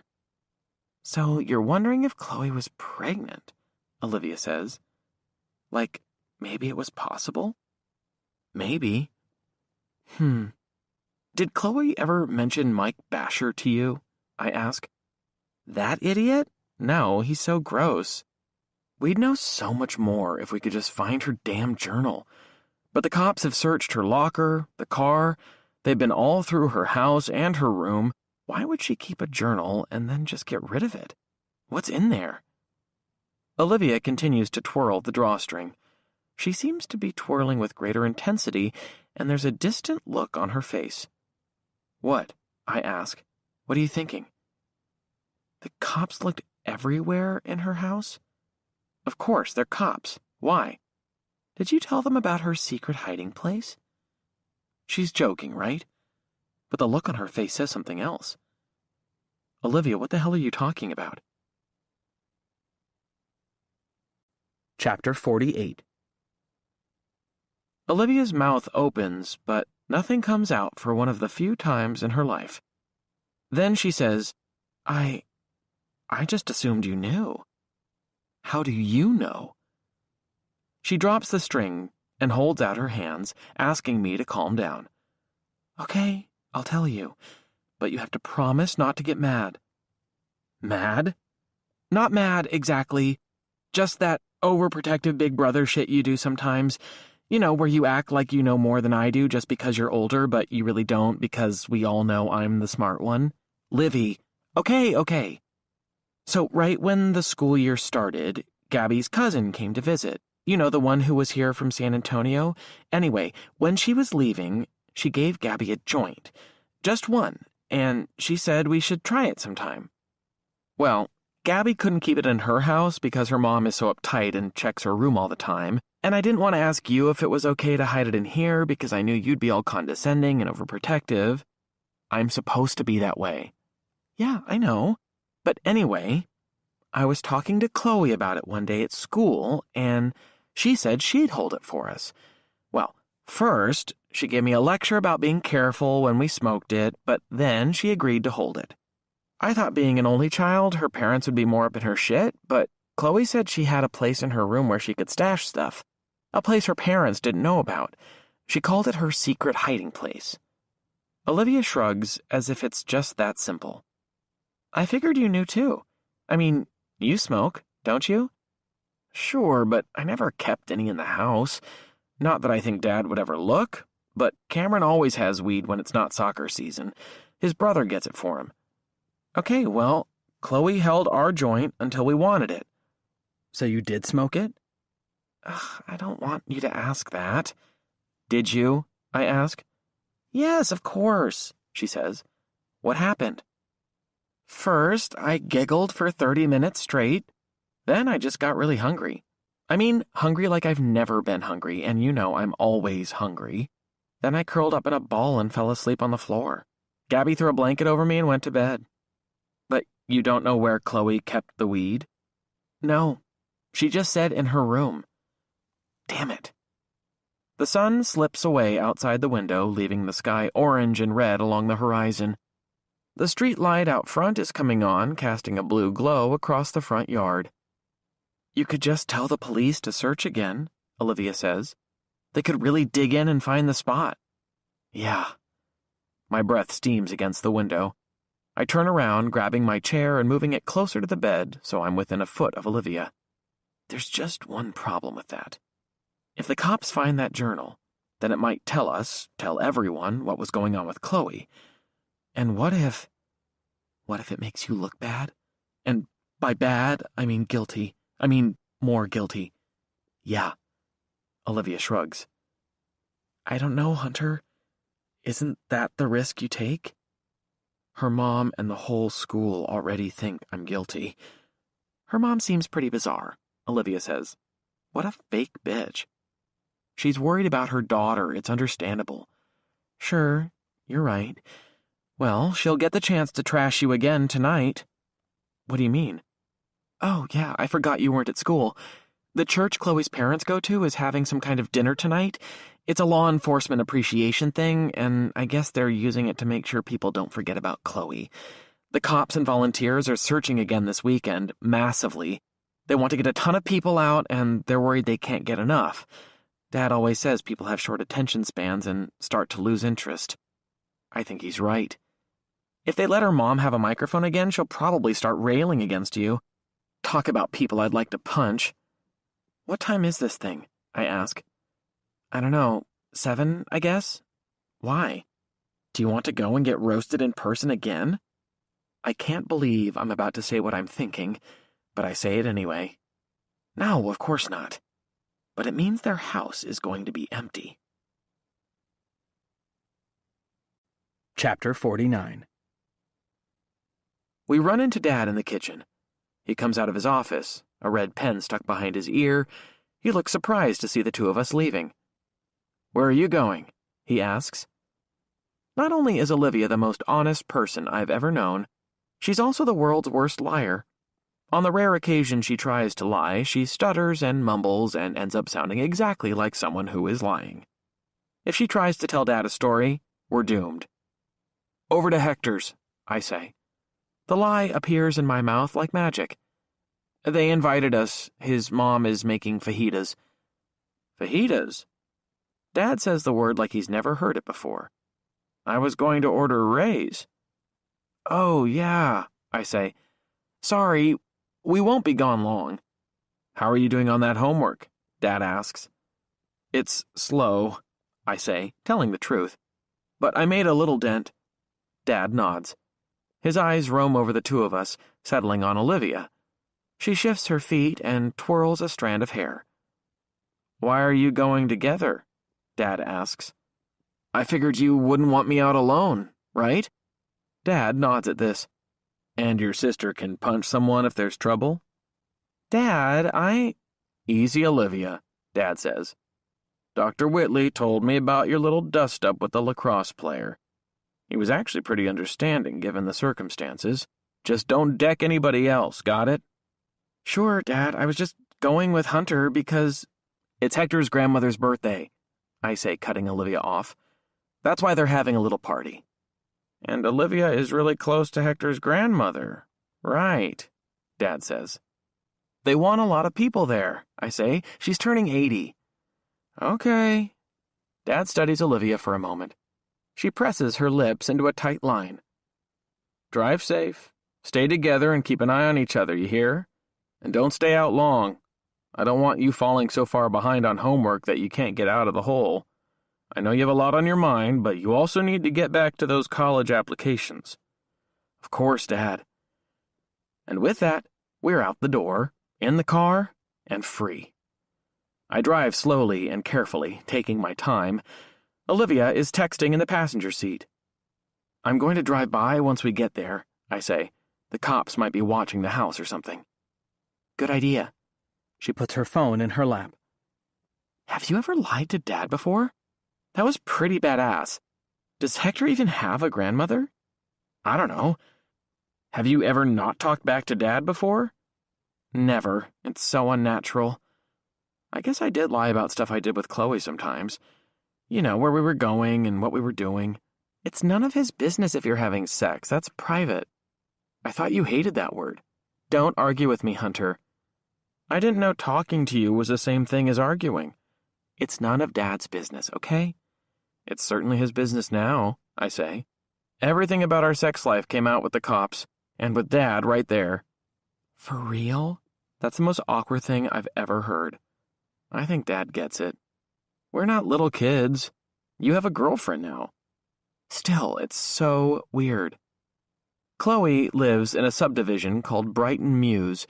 It's about 30 years old and has a lot of winding streets. The houses are all brick ranches. the yard's green and perfectly trimmed. Despite having a lot of trees lining the streets, stray leaves and branches never land in anybody's yard. It's like they all magically disappear before they hit the ground. Haley mentioned not feeling comfortable in certain neighborhoods. Brighton Mews would be one of those places. It's awfully, awfully white. It's just turned dark, and most of the houses are lit up inside and out. Chandeliers over dinner tables, TVs in family rooms, computers in home offices. Everything glows. There are matching pumpkins and corn stalks on nearly every porch, the occasional bedsheet ghost hanging from a tree.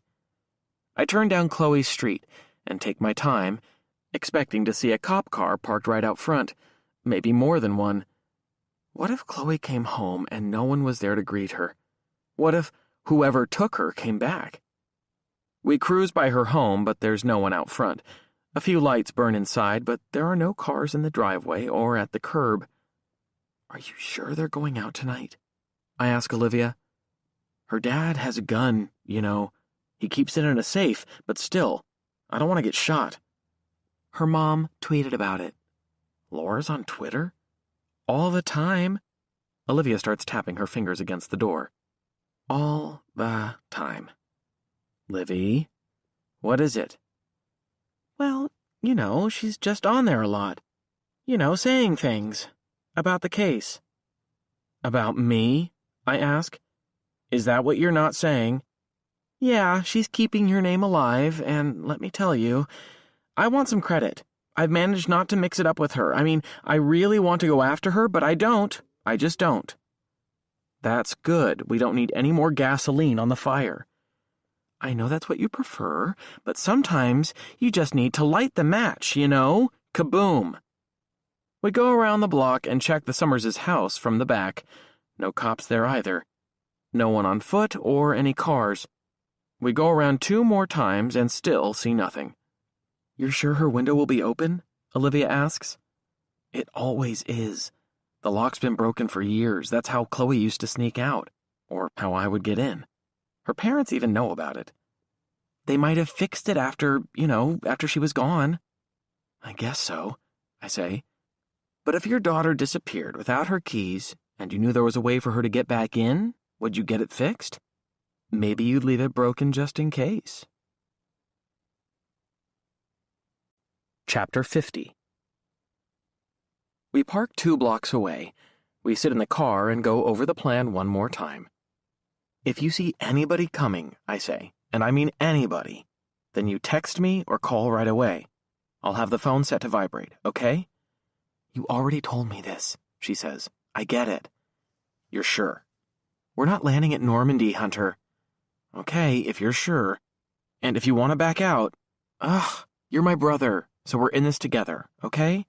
And the cops have to read you your rights and let you call a lawyer if there's trouble, no matter what. Do you understand? Yes, I say. I've seen Law and Order.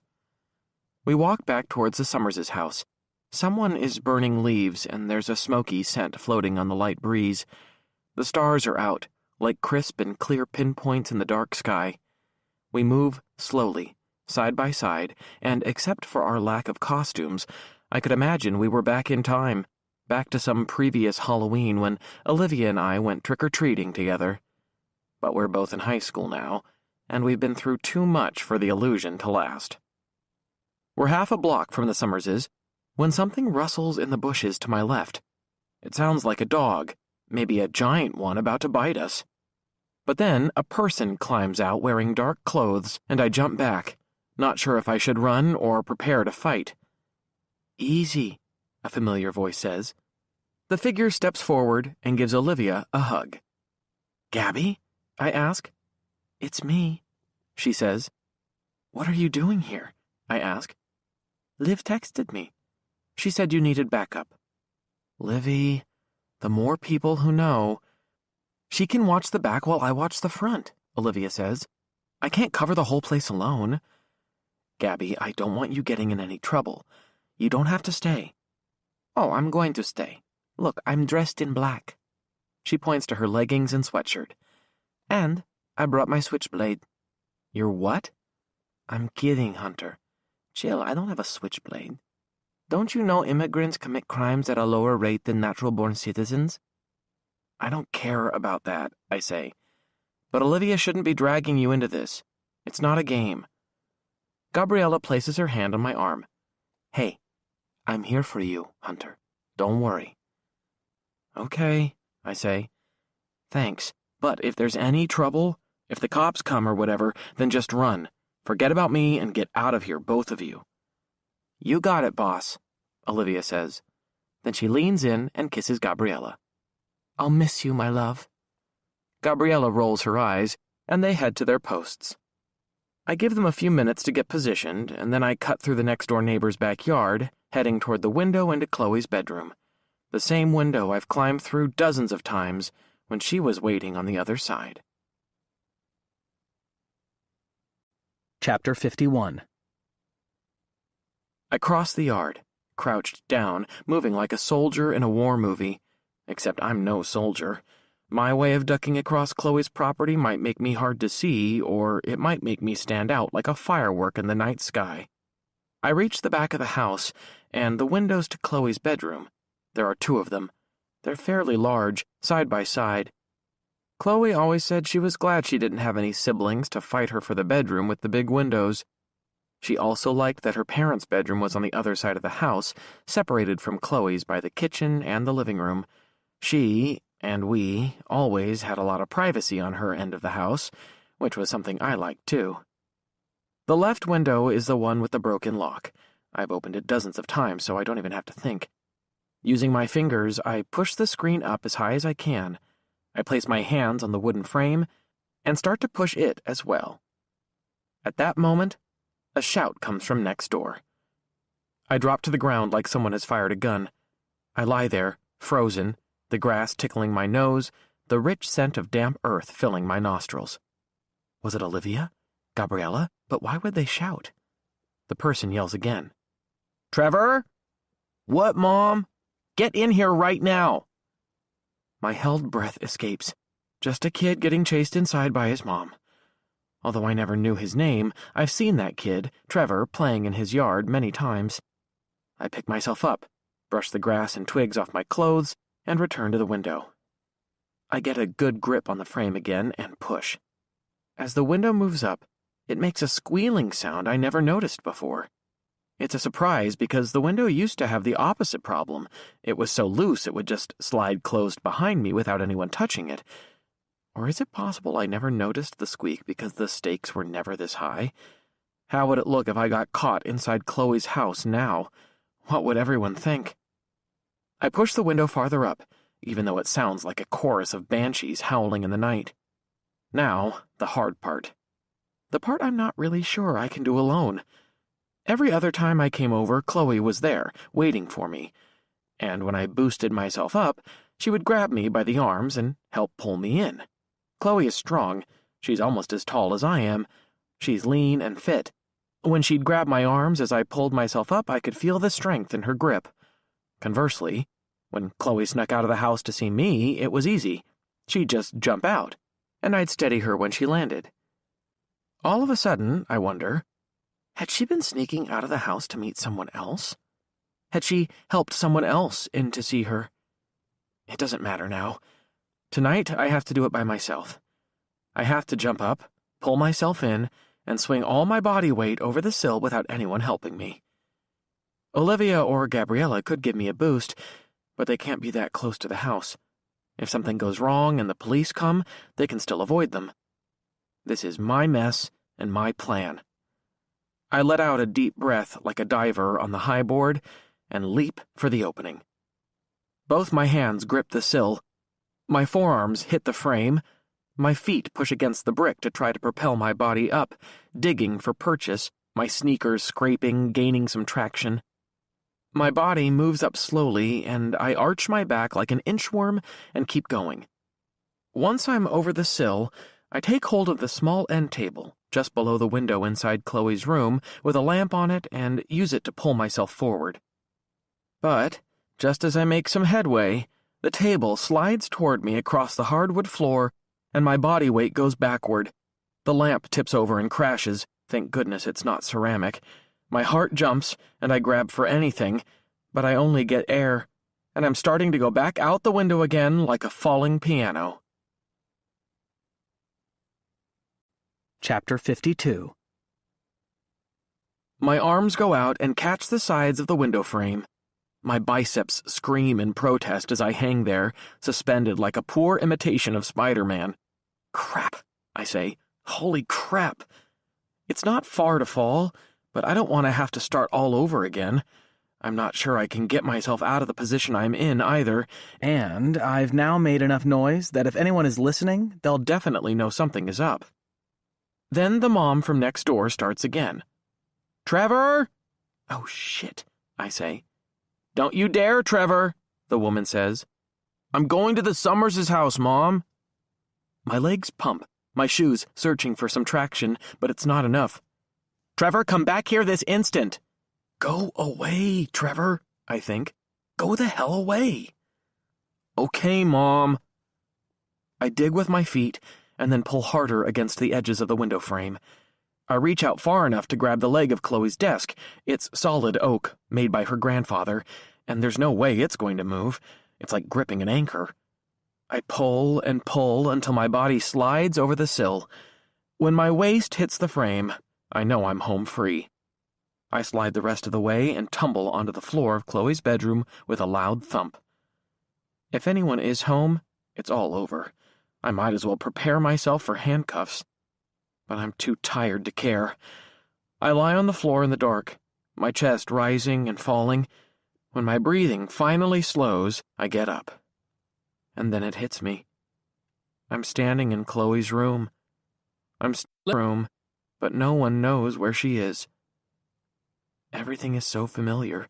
The white comforter, the yellow striped pillows, the gray walls, the novels she's read and loved, Eleanor and Park. Their eyes were watching God, The Fault in Our Stars. A photo of her parents on their wedding day. A photo of us at the lake. The one on my phone. A pair of black Converse sneakers by her closet door. The familiar scent that can't be found anywhere else in the house. Something soft, almost fruity.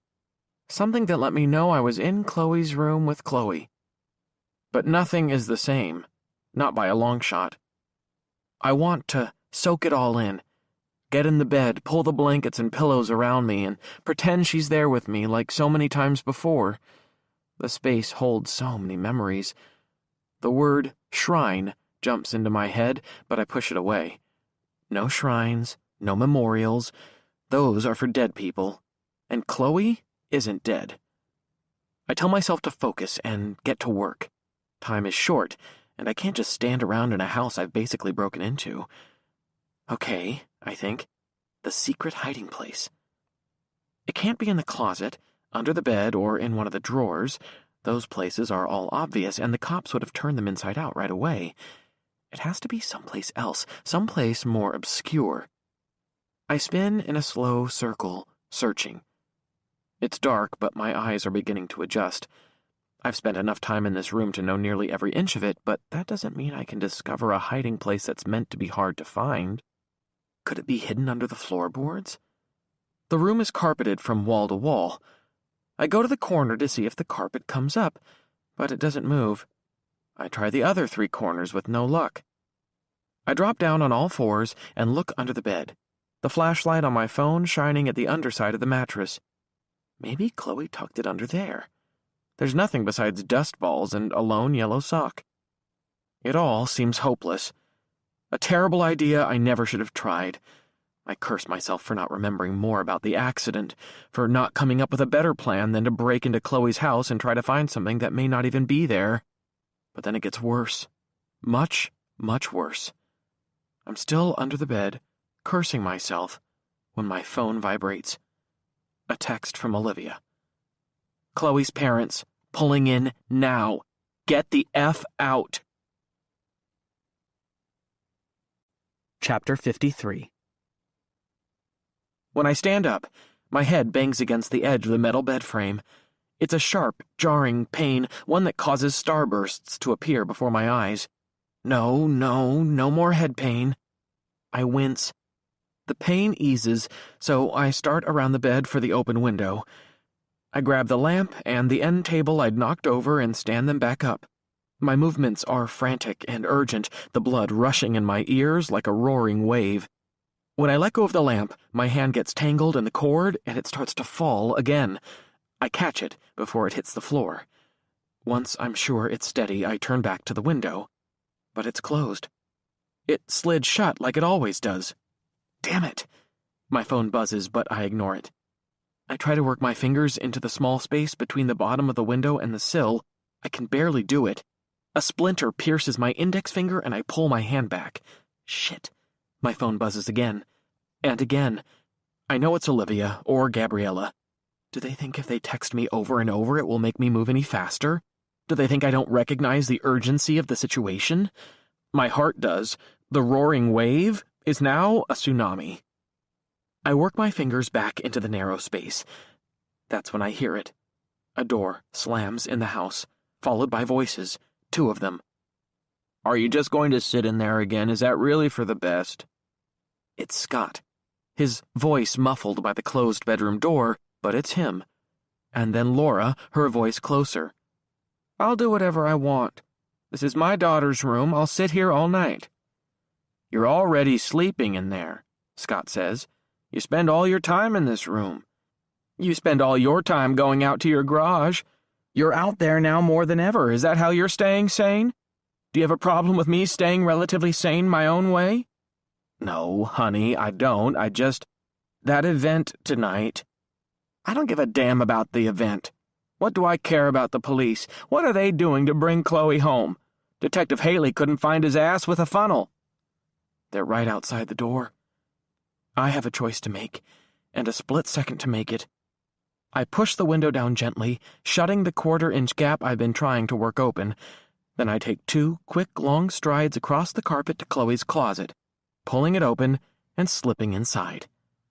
I ease the door shut just as Chloe's bedroom door opens, and I crouch on the bottom of the closet between the shoes and a basket of laundry.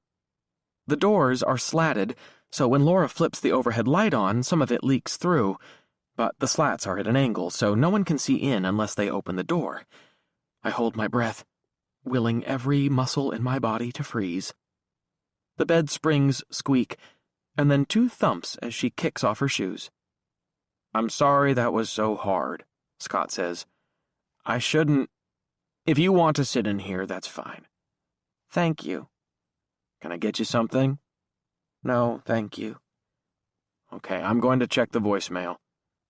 Scott leaves, and I try to make my body as small as a dust bunny. I want to be insignificant, or, better yet, invisible.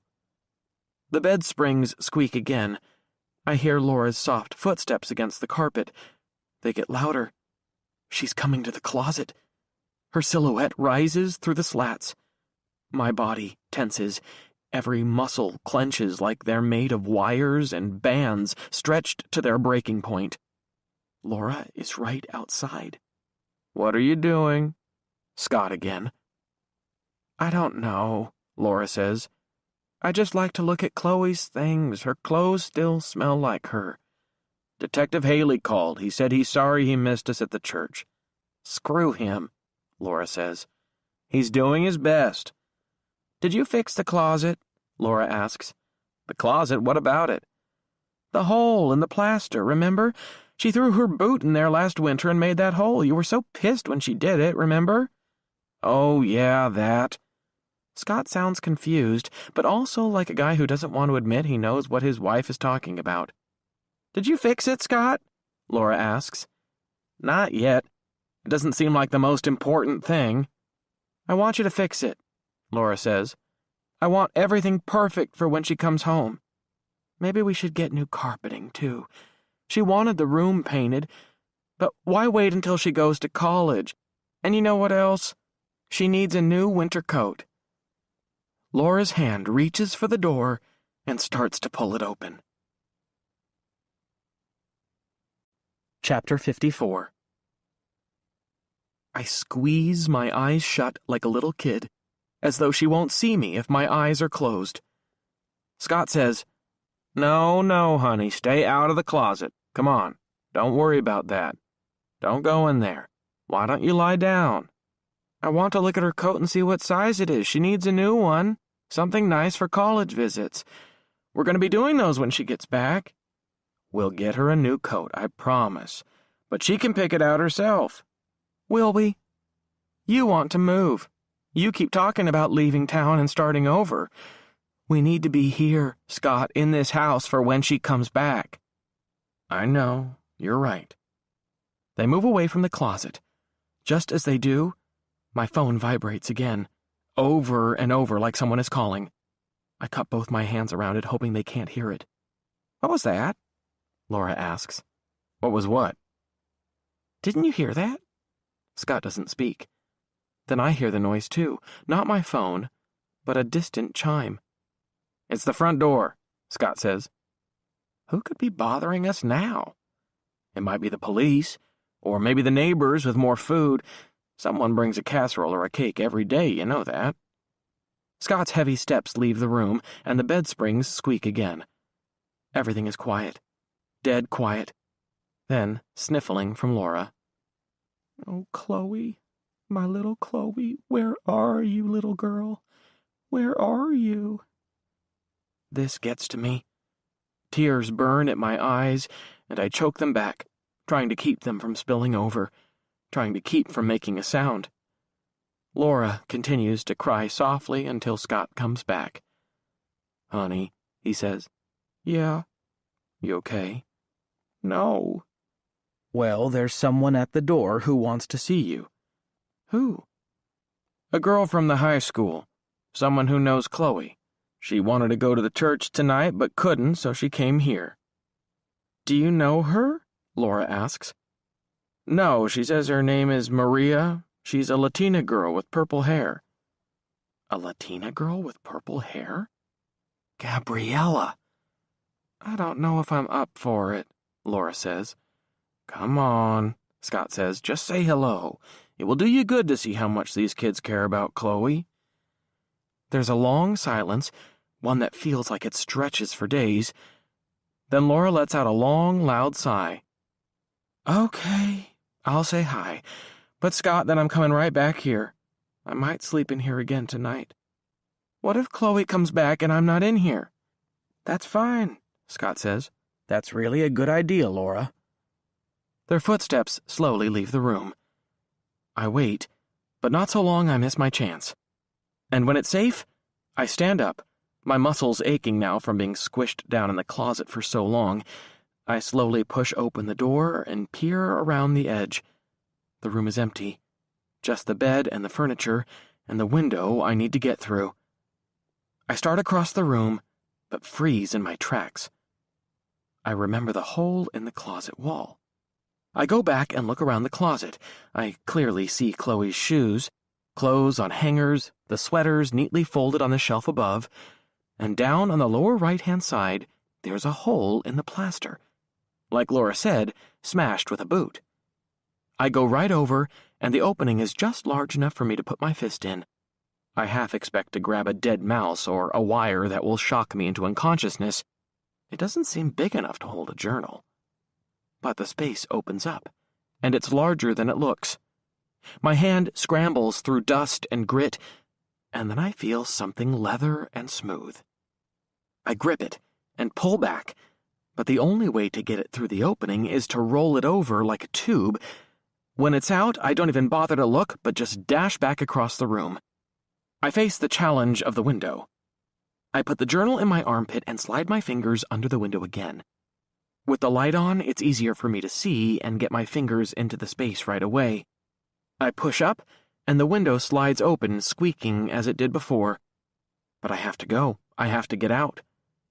I throw the journal out the window and follow it, landing on my feet in the grass, my knees buckling with the impact. I reach back and up and pull down the window, hoping Laura isn't in the room. Then I turn, grab the journal, and run like hell across the yard in the direction of the car. Chapter 55. I dash toward the car, my legs pumping and pumping, but no one is there. There's no sign of Olivia or Gabriella. I flop into the driver's seat and sit for a moment, unable to move. My breathing is heavy and sweat runs down my forehead and into my eyes. Did I leave some trace of myself behind? Did I shut the window? Is the closet door open? Did I drop my wallet or phone? My wallet is there. The keys got me into the car, so I know I have those. The bulk of my phone fills my other pocket. I closed the closet and the window, put the lamp and table back in place. Okay, I say out loud. It's okay. I'm clutching the journal in my left hand. I angle it to catch the light from the nearby street lamps. It's a moleskin, the cover dark brown. I don't open it. I hate the thought of looking at her most private thoughts, even if it might shed light on what happened to her. Will she be pissed when she finds out? But I have no choice. I have to look. In the weak light, I squint to see Chloe's handwriting appear on page after page. Neat, bold, written in black pen. I don't focus on any specific words or phrases, don't stop to read anything. I just marvel at how much of herself is spilled here in black and white. Are there things in here she never told me? And what if there's nothing helpful? What if I risked everything for nothing? At least I'd know and could stop obsessing over the journal. The passenger door flies open and I jump. Olivia's face is flushed. Her hair looks like she's been in a windstorm. Are you okay, Hunter? My God, I've been trying to get in touch. I thought for sure they caught you. She leans over and hugs me, her thin arms much stronger than they look. She nearly crushes me. I'm fine, I say. I got out. When Olivia leans back, she sees what's in my hand. Her face lights up like a kid at their own birthday party. You got it. Holy shit, where was it? A hole in the closet wall. It's a total fluke I found it. Where's Gabriella? She's coming. Just wait. How did the cops miss it? They must have overlooked it. I really had to stick my hand in there and work it around to find the journal. What's in there? What does it say? I haven't read it yet, Livy. I just got here. Okay, easy. I'm just dying to know. I feel weird, like, should I read it? This is her private business. Maybe it's wrong. Olivia's face is hard to read. Then she says, What are you thinking, Hunter? You have to read it. What if you were missing and Chloe got a hold of your journal? Wouldn't you want her to read it to help you? Wouldn't you want that? Of course. Even if there was embarrassing personal stuff in there, like how many times you masturbated or whatever. Okay, I get your point. We didn't do all this for you not to read it, she says, scolding me with her index finger raised. Enough, Livy. Where's Gabriella? Olivia looks out the window. There she is. There's my baby. Gabriella gets in the back seat, and as soon as she does, I put the car in gear and we take off. As we drive away, Olivia leans over and takes hold of Gabriella's hand. Are you okay, Gabby? Are you? Gabriella is typically unruffled. She says in zen-like voice, I'm good, baby. No problems here. Thank you, Gabriella, I say. I don't know how you thought of that or how you had the guts to do it, but you saved my ass. I never would have made it out of there if you hadn't gone to the door. I'd be in jail now. Probably. But I've been in high-pressure situations before, she says. Those two are nothing compared to the Border Patrol. Border Patrol? Gabriella's comment doesn't go by unnoticed. Gabriella's seen some shit in her young life. He got the book, Olivia says. It worked. Sweet. And Olivia and Gabriella bump fists. So, what did you say to them? I ask. Well, the dad was kind of suspicious, obviously. He looked at me like I was a nuisance. I knew I had to get both of them to the door, so I said the thing about praying. I know they're Catholic, so they'd believe a Mexican girl wanting to pray with them. And they did? Olivia asks. Baller move, baby. I didn't lie, by the way, Gabriella says. I just told them how sorry I was about Chloe, and that's the truth. They were pretty chill, honestly. They must have had a million people reaching out to them, so we talked for a few minutes, and then we all three said an Our Father and a Hail Mary together, and then I left. That's it? I ask. They didn't say anything else? Chloe's mom was pretty nice, Gabriella says. I assumed she'd be a bitch because of the way she's been talking about you, but she seemed really sweet. Totally sad, of course. Yeah, I say. I heard her crying in Chloe's room. It was awful. We all grow silent as we drive. I'm heading for Gabriella's house, and we turn down her street. I figure that's the last word on Scott and Laura, but just before we stop, Gabriella says, "Her dad was kind of weird, though." I pull over to the curb. A light burns on the porch just above the house number. 2 jack-o'-lanterns sit on either side of the door. "Weird how?" I ask. I glance into the rearview mirror and catch a glimpse of Gabriella. She's looking thoughtful and taking her time answering. "When I was leaving, I said I hope they found Chloe soon, and I meant it. But when I said that, her dad was all like, well, we have to prepare ourselves for the worst, or something like that. And when he said it, her mom looked shocked like he'd just slapped her across the face. It seemed low-key rude. That's all." Chapter 56. Dad sits at the kitchen table, sipping a bowl of canned bean soup, his glasses off to the side instead of on top of his head. He puts his glasses on and studies us, his forehead scrunched in confusion. "What happened to you two?" he asks. "What do you mean?" Olivia asks. "You said you were going to eat fajitas." He glances at the clock above the stove. "You've been gone less than an hour, and you both look like you ran a marathon. You're flushed and all twitchy." Olivia and I look at each other. "Well, Hector's mom didn't have enough food," I say. "So we went to McDonald's and we drove with the windows down. It isn't that cold." Dad shrugs. Okay. I'm glad you're home safe. That's all I care about."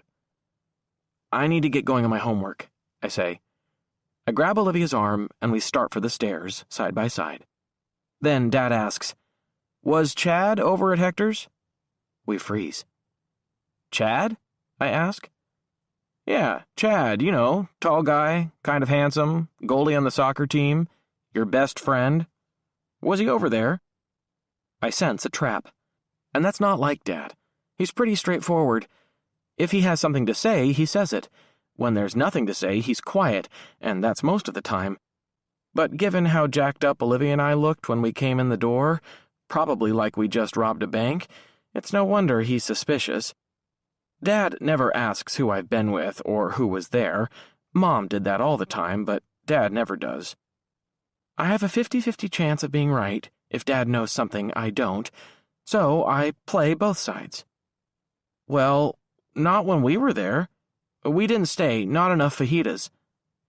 Dad watches us. His eyes move from my face to Olivia's. She grins like a store mannequin. It's the most still I've ever seen her. That's when I think of all the things that could have gone wrong. Do Chloe's parents know I was in the house? Did they call the cops? Did they call Dad and he was right now catching me in a lie?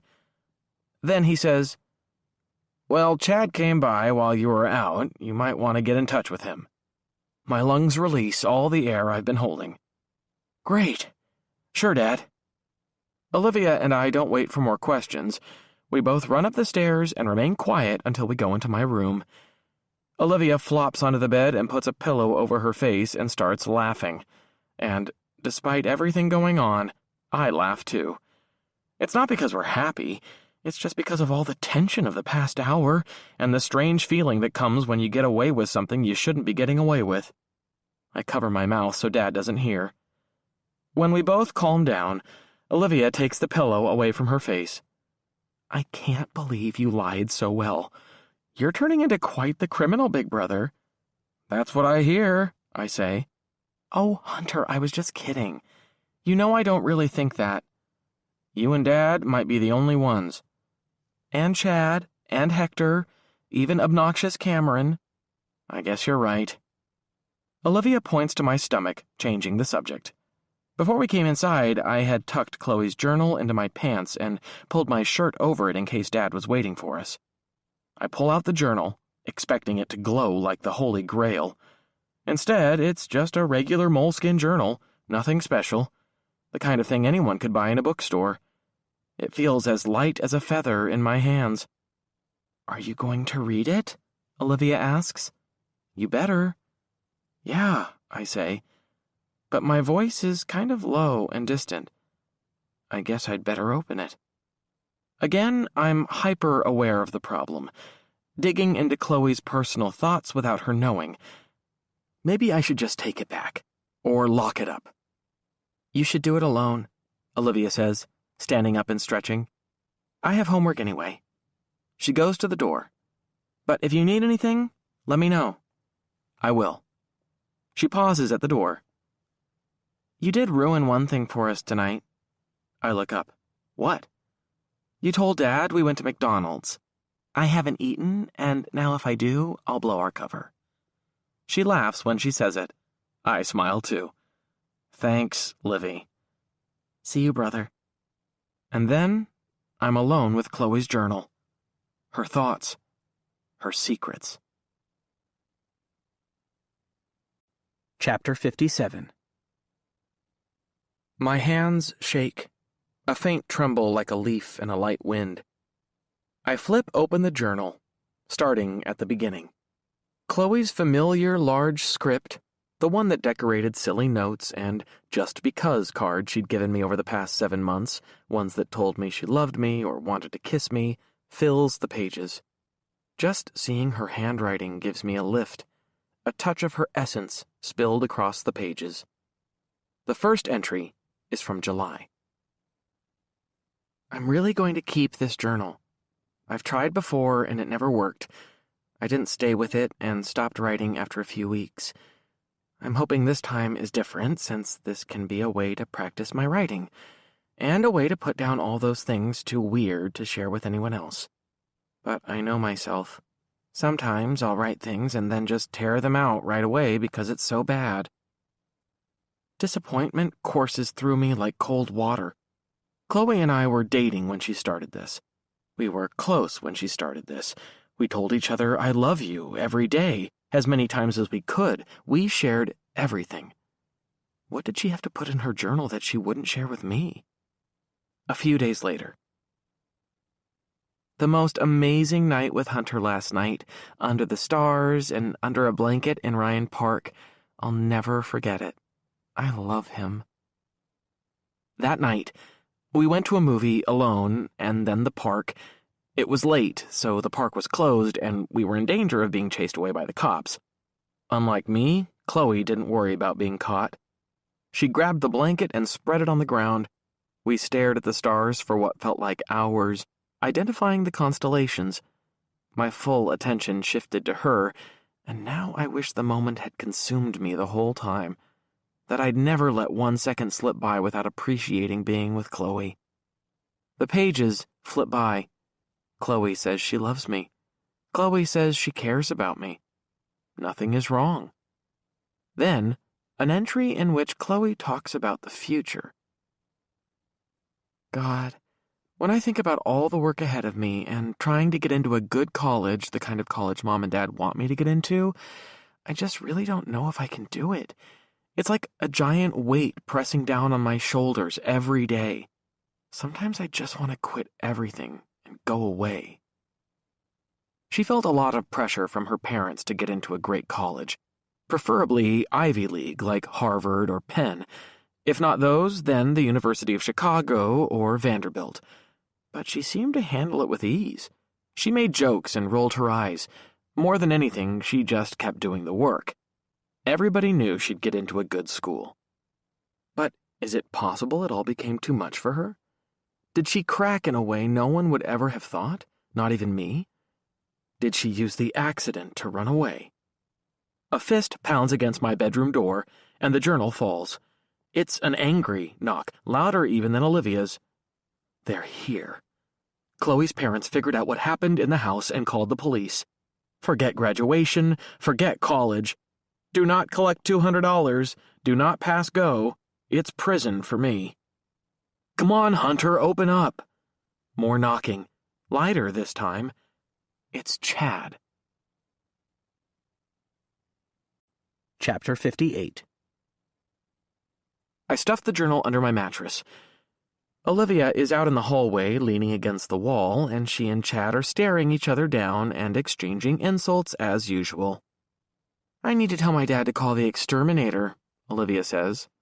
That's so sweet, little Livy. Don't call me that. I remember what a fun little kid you used to be. Chad and I haven't really talked since the day he and Hannah came over, and Hannah stormed out because I raised the question of her lying about Chloe at the dance. He failed to answer my text earlier. Come on, I say to Chad. Are you here to see me or her? I barely noticed her, Chad says as he enters my room. She's so tiny she's almost invisible. He looks back once. Bye, little Livy. Olivia flips him off and turns for her room. Chad takes my desk chair, and I sit on the edge of the bed right over the journal. What are you doing knocking like that? I ask. You sounded like a cop. I figured I had to make a lot of noise. I came by earlier and you weren't here. Your dad said you were at Hector's house. He looks perplexed. Really? Hector's studying at the library. His grade in physics is in the shitter, and Coach is on his case about it. What were you doing? I texted you earlier and you didn't answer. I was at practice. Some coach from a small college in Indiana came by and wanted to talk to me. Really? I don't want to play soccer in college, you know that.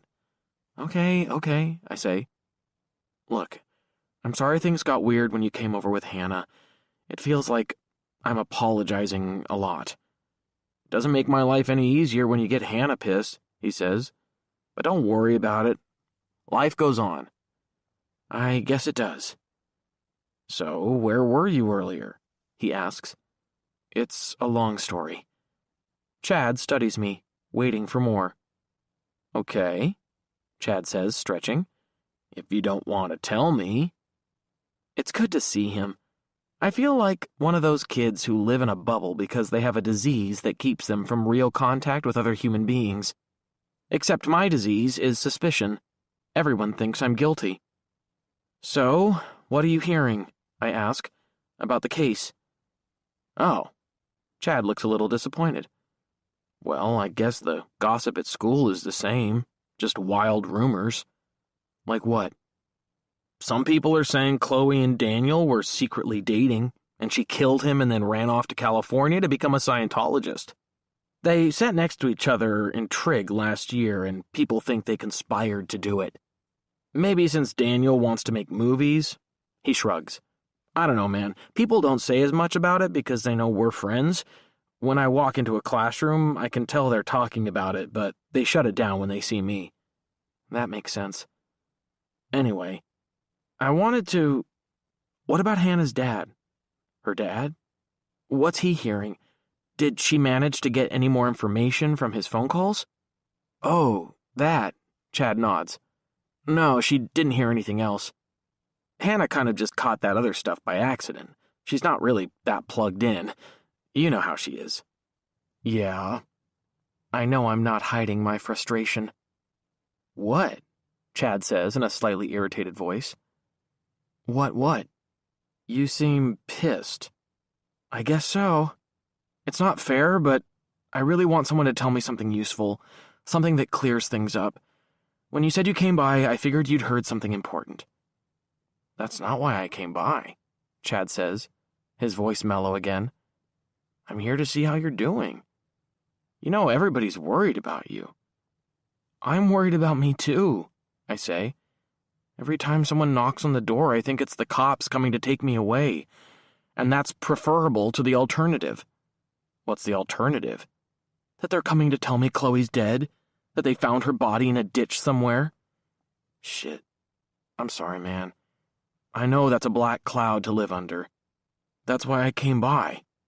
You should get out of the house and do something. Nobody's seen you. Nobody's hung out with you. Why don't we all do something? Or just you and I can do something. I don't care what. It feels really good to hear him say that. A weekend with nothing to look forward to but time with friends. Even if there aren't big plans, sometimes it feels good just to hang out. But the black cloud passes over my mind like an eclipse. No Chloe, no answers. People will recognize me. The kid who murdered his girlfriend and his former best friend. How would it look if I went out while all of this is going on? I don't think I can, I say. Are you sure? We can be really low-key. I can't bring myself to say the word yes. I just can't. Maybe once all this is over, if it's ever over. Chad's face shows his disappointment, and that only makes me feel worse, like I've slammed the door on him. My mind is already racing back to the journal, which is right below me. It screams to me to pick it up. "Well," he says, "if you change your mind..." "Yeah, sure." Should he see the journal? Get his help making sense of it all? But what would Chloe think if I let him see it? "I've got a lot of homework to catch up on," I say. Chad's his usual smooth self. "Yeah, sure, man. I get it." At the door, he looks back one more time. "And seriously, think about this weekend." "I will," I say. Both of us know I'm just saying it. Chapter 59. As soon as Chad is gone, the journal comes out. Hunter is wonderful. Hunter and I went to... I talked to Hunter about... What is it going to be like when Hunter and I go away to college next year? She wrote that at the end of the summer. Chloe and I never talked about the future very much. We knew it was coming, that the chances we'd go to the same school were slim, and once or twice we made vague promises about visiting each other, but we knew the odds. We'd seen plenty of other couples try to make a relationship last past high school, and they almost always failed. Is that why Chloe had been pulling away? Is that what was wrong? If it were that simple, why didn't she just tell me? My hands shake as I flip to the date when we had sex. September 15th. Well, Hunter and I finally had sex for the first time last night. All those people who told me the first time might suck weren't wrong. Mom told me that on her honeymoon with Dad, it was like the blind leading the blind. That's what Hunter and I were like. Ordinarily, we maul each other like two cats in heat, but trying to have sex was like trying to launch a space shuttle. Everything she says is true. In Chloe's voice. Reading what she wrote is like hearing her whispering in my ear. Chloe's spirit is all over those pages like her fingerprints. I'm so happy to hear her again. But we made it work. Eventually. So, it's official. We're no longer virgins. Yay! Seriously, Hunter was so great.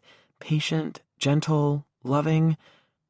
I'm so lucky to have done it with him when so many other girls have to do it with douchey guys the first time. And then you have to remember losing your virginity to a douche for the rest of your life. Thank God she remembered it that way. Maybe there's nothing in the journal. Maybe Chloe doesn't have any secrets. But 10 days later, there's an entry that leaves me cold. What happened today? There are no words. I feel like I must have dreamed it, or it's more like a nightmare. Did it really happen? Will things ever be the same? Will they? I want to scream at the pages. What happened? The next page has been torn out. Jagged edges of paper peek out of the binding like broken teeth. Why was this page torn out? Maybe she started writing, made a mistake, and ripped it out. She was writing by hand. She said at the beginning she knew she'd rip some pages out if she didn't like the writing. It's the middle of an entry. The page after the one torn out doesn't follow from the page before, which means it was probably taken out for a reason. But was it taken out by Chloe? There's then a gap of about a week when nothing is written. The pages aren't torn out. Chloe just wasn't writing. Then the entries resume, but they're shorter, all of them. I don't think I enjoy writing anymore. I'm tired of thinking about all of this. And then she wrote, I need to tell Hunter what's happening, but not sure how he will respond. Not sure at all. Chapter 60. Respond to what? The entries aren't coming every day. Sometimes she skips a day or two or three. But a feeling of doom has settled inside my gut like a rock. heavy, dense, uncomfortable. And then, I'm just not sure who I can tell. A counselor? Should I tell my mom and dad? Would they even understand? Would anyone? Fuck, I say out loud. Fuck, fuck, fuck. Haley told us about the broken condom, the pregnancy hotline. Fuck. It has to be true. Chloe was pregnant. Chapter 61. The rock in my gut feels like it's growing, like it's going to push its way out of my throat.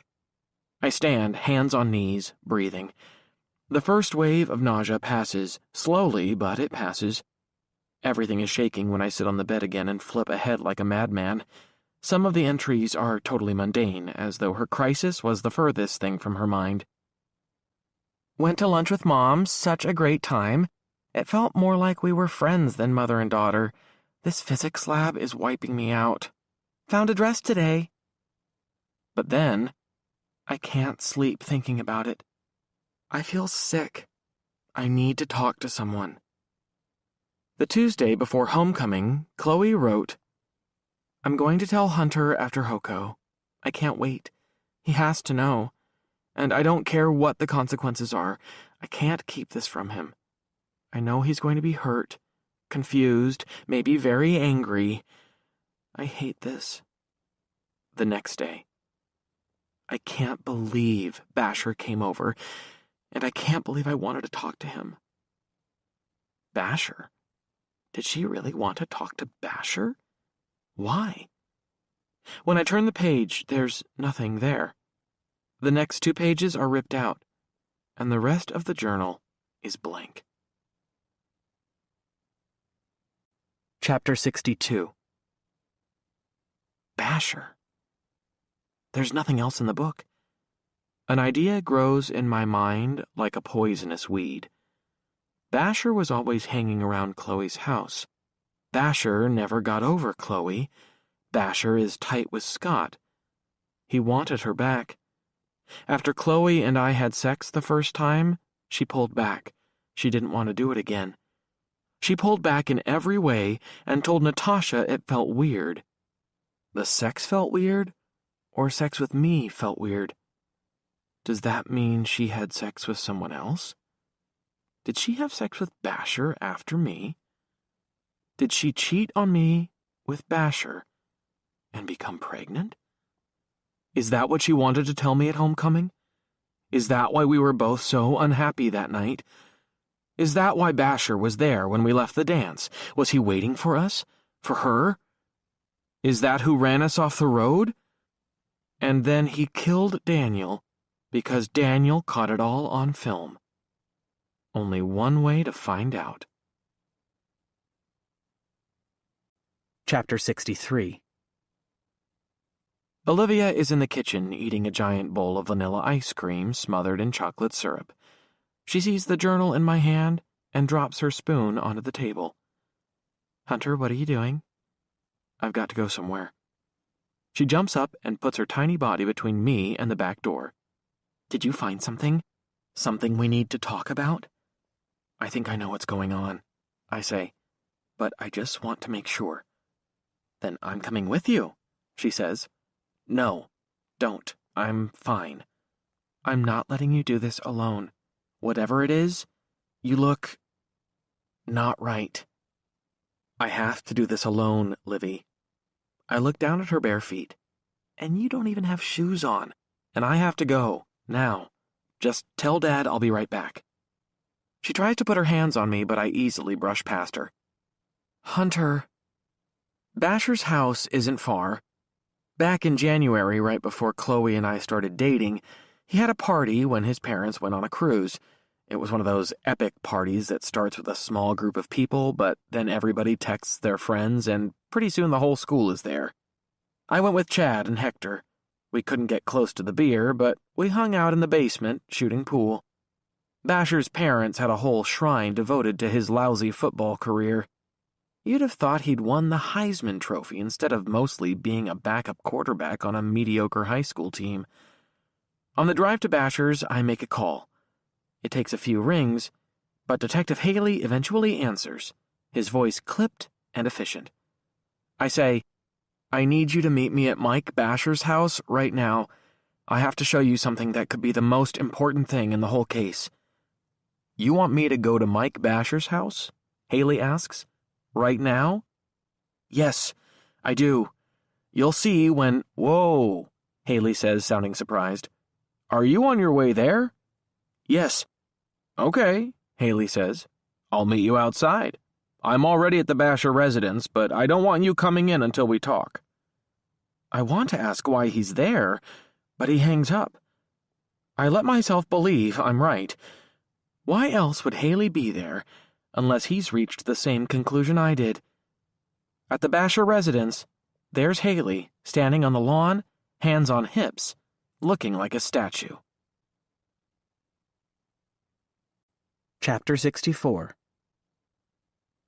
The Basher's house glows like a giant spaceship. Every window shines with light that spills across the lawn. The journal is in my hand, and Haley watches me with his hands on hips, his sleeves rolled up to his elbows like always. "Look at this, Detective." Haley eyes me the way someone watches an unfamiliar dog, one they think might bite. But Haley extends his hand and takes the journal. He examines it in the light that spills from the house, turning it first one way and then the other as though it just fell out of the sky, an artifact from another world. "What is this?" he asks. "It's Chloe's journal. Remember you couldn't find it?" Haley looks up at me, his brown eyes tough to read. "Oh, I remember, but how did you come up with it?" "Did you have this in your possession the whole time, Hunter?" "That's obstruct—" "Can we just hold off on that for a moment?" I ask. "What matters is what's inside. Or maybe what matters even more is what's not inside. See, this journal tells us what was going on right before she disappeared. Something was on her mind, something she didn't think she could share with anybody, not even me. Maybe she was pregnant." "Does the journal say she was pregnant?" "It doesn't, but it does say there was a problem, and she felt like she couldn't say anything to anyone." I point at the journal, which is still in Haley's hands. "And then, right before homecoming, Chloe says she talked to Basher. He came to their house. You know he used to hang around there and work on cars with Scott." "I know that." "Why did she talk to him? Why not me or her parents?" "Maybe he was the cause of the problem. Maybe he got her pregnant. That's why he followed us on the night of the dance. He was outside the school when we were leaving." Haley flips through the pages, the paper making a rustling sound. He stops where a page has been torn out. "Did you do this?" he asks. "No, no way." He keeps flipping, and I know nothing I've done has been very well thought out, and that Haley may not see things the way I want him to. "But the journal doesn't say any of that?" he asks. "And you don't know that? Chloe didn't say Mike Basher did anything to her, and no one else did either, right?"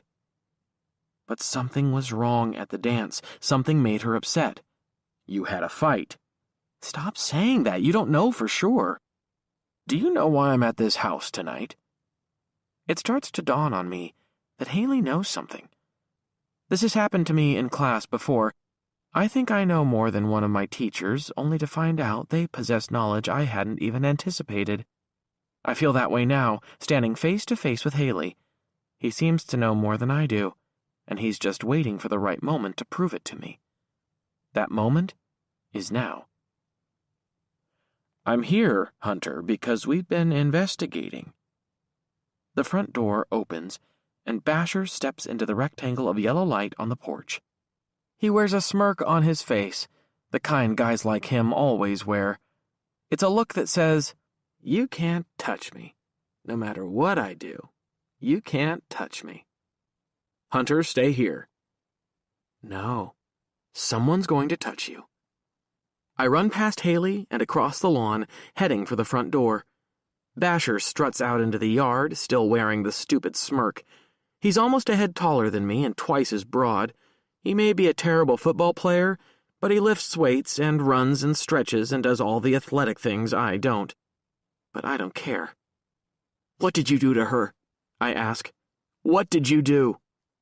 Basher crouches, ready for battle, shaking his head as if I'm the strangest thing he's ever seen. When we come together, I swing both my fists like windmills, hoping to connect. Mostly, I miss. My fists harmlessly connect with his shoulder, his back, his sides. I'm not really sure what's happening, but Basher lowers his head and torso, his gorilla-like arms wrapping around me.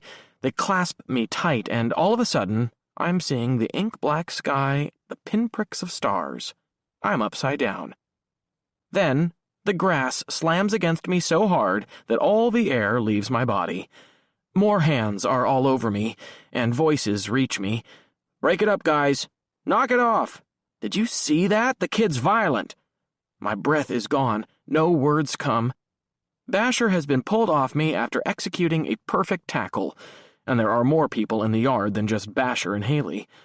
Dew seeps into my shirt. My wind comes back, painfully, and my head, it hurts again. A dull thump. Will the concussion symptoms roar back? Please, no, no. "Just go inside, Mike," Haley says. "I've got this. I want to press charges for the way he went after my son." "Forget it, Dad. I've got this." And then Basher is close to me, leaning over my body. "You shouldn't be mad at me, dude. You think her family is all into me. Let me tell you, they haven't even talked to me. I went over there to try to work with Scott to take his mind off things, and he told me he isn't even going into the garage anymore. He acted offended, pissed, really, at the idea that he or anyone else would go in the garage and work on a stupid car. So quit thinking about me." The door slams. A satellite blinks overhead next to the half-moon. Haley's face enters the sky above me. "When you can get up, you and I are going to have a little talk." Chapter 65. We are in the front seat of Haley's car, and my breathing returns to normal. Haley is holding the journal again, rifling the pages with his thumb. He says, "You never let me finish. I was going to explain why I was here when you ran off like Usain Bolt and got dumped on your ass." "I don't know why I'm the one in the car," I say. "I know I shouldn't have gone after him that way, Detective. I should have let you handle it, but why aren't you questioning him?" I point to the journal. "It's all in there." "In here?" Haley asks. "In this book you gave me, which you still haven't told me how you got?" "If I tell you, will you arrest Basher?" "No. And do you know why? Because I came over here tonight to tell the Bashers that we looked into Mike's alibi and it's rock solid. You know how someone saw Mike and his friends outside the dance that night?" "Yeah, what were they doing?" "They were getting a ride from Mike's mother. She picked up those guys because they had a little to drink, and she drove them back to this house. All four of them, and they met up here with some other friends." "So she's lying for them." Haley shakes his head. "She's not. There are texts, and the other three guys, Mike's friends, they all tell the same story. So do all the parents. They came back here when they left the dance. They weren't anywhere near where Chloe disappeared." I slump back against the seat. "But in the journal, he was still hung up on Chloe. He was at their house a lot." Haley tosses the journal onto the dashboard. "Where did you get it, Hunter?" A car pulls up behind us. The headlights blind us for a moment, and then both doors open and close, one on each side.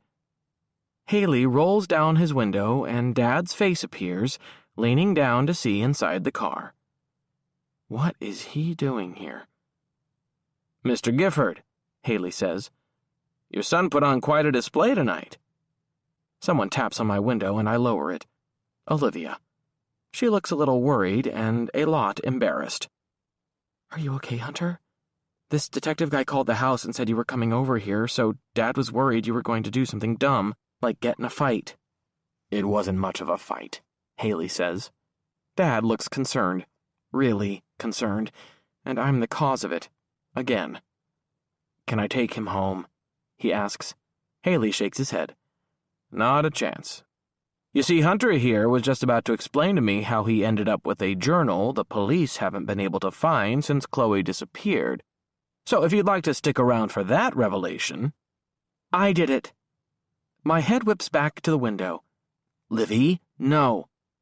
I did it, Olivia says again. I knew about Chloe's hiding place, so I went into her house and found the journal. I gave it to Hunter. It was me the whole time.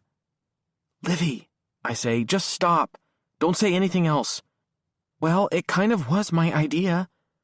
Haley pretends Olivia isn't here and says to me, Are you saying you went into the Summers' house without their permission and stole this journal?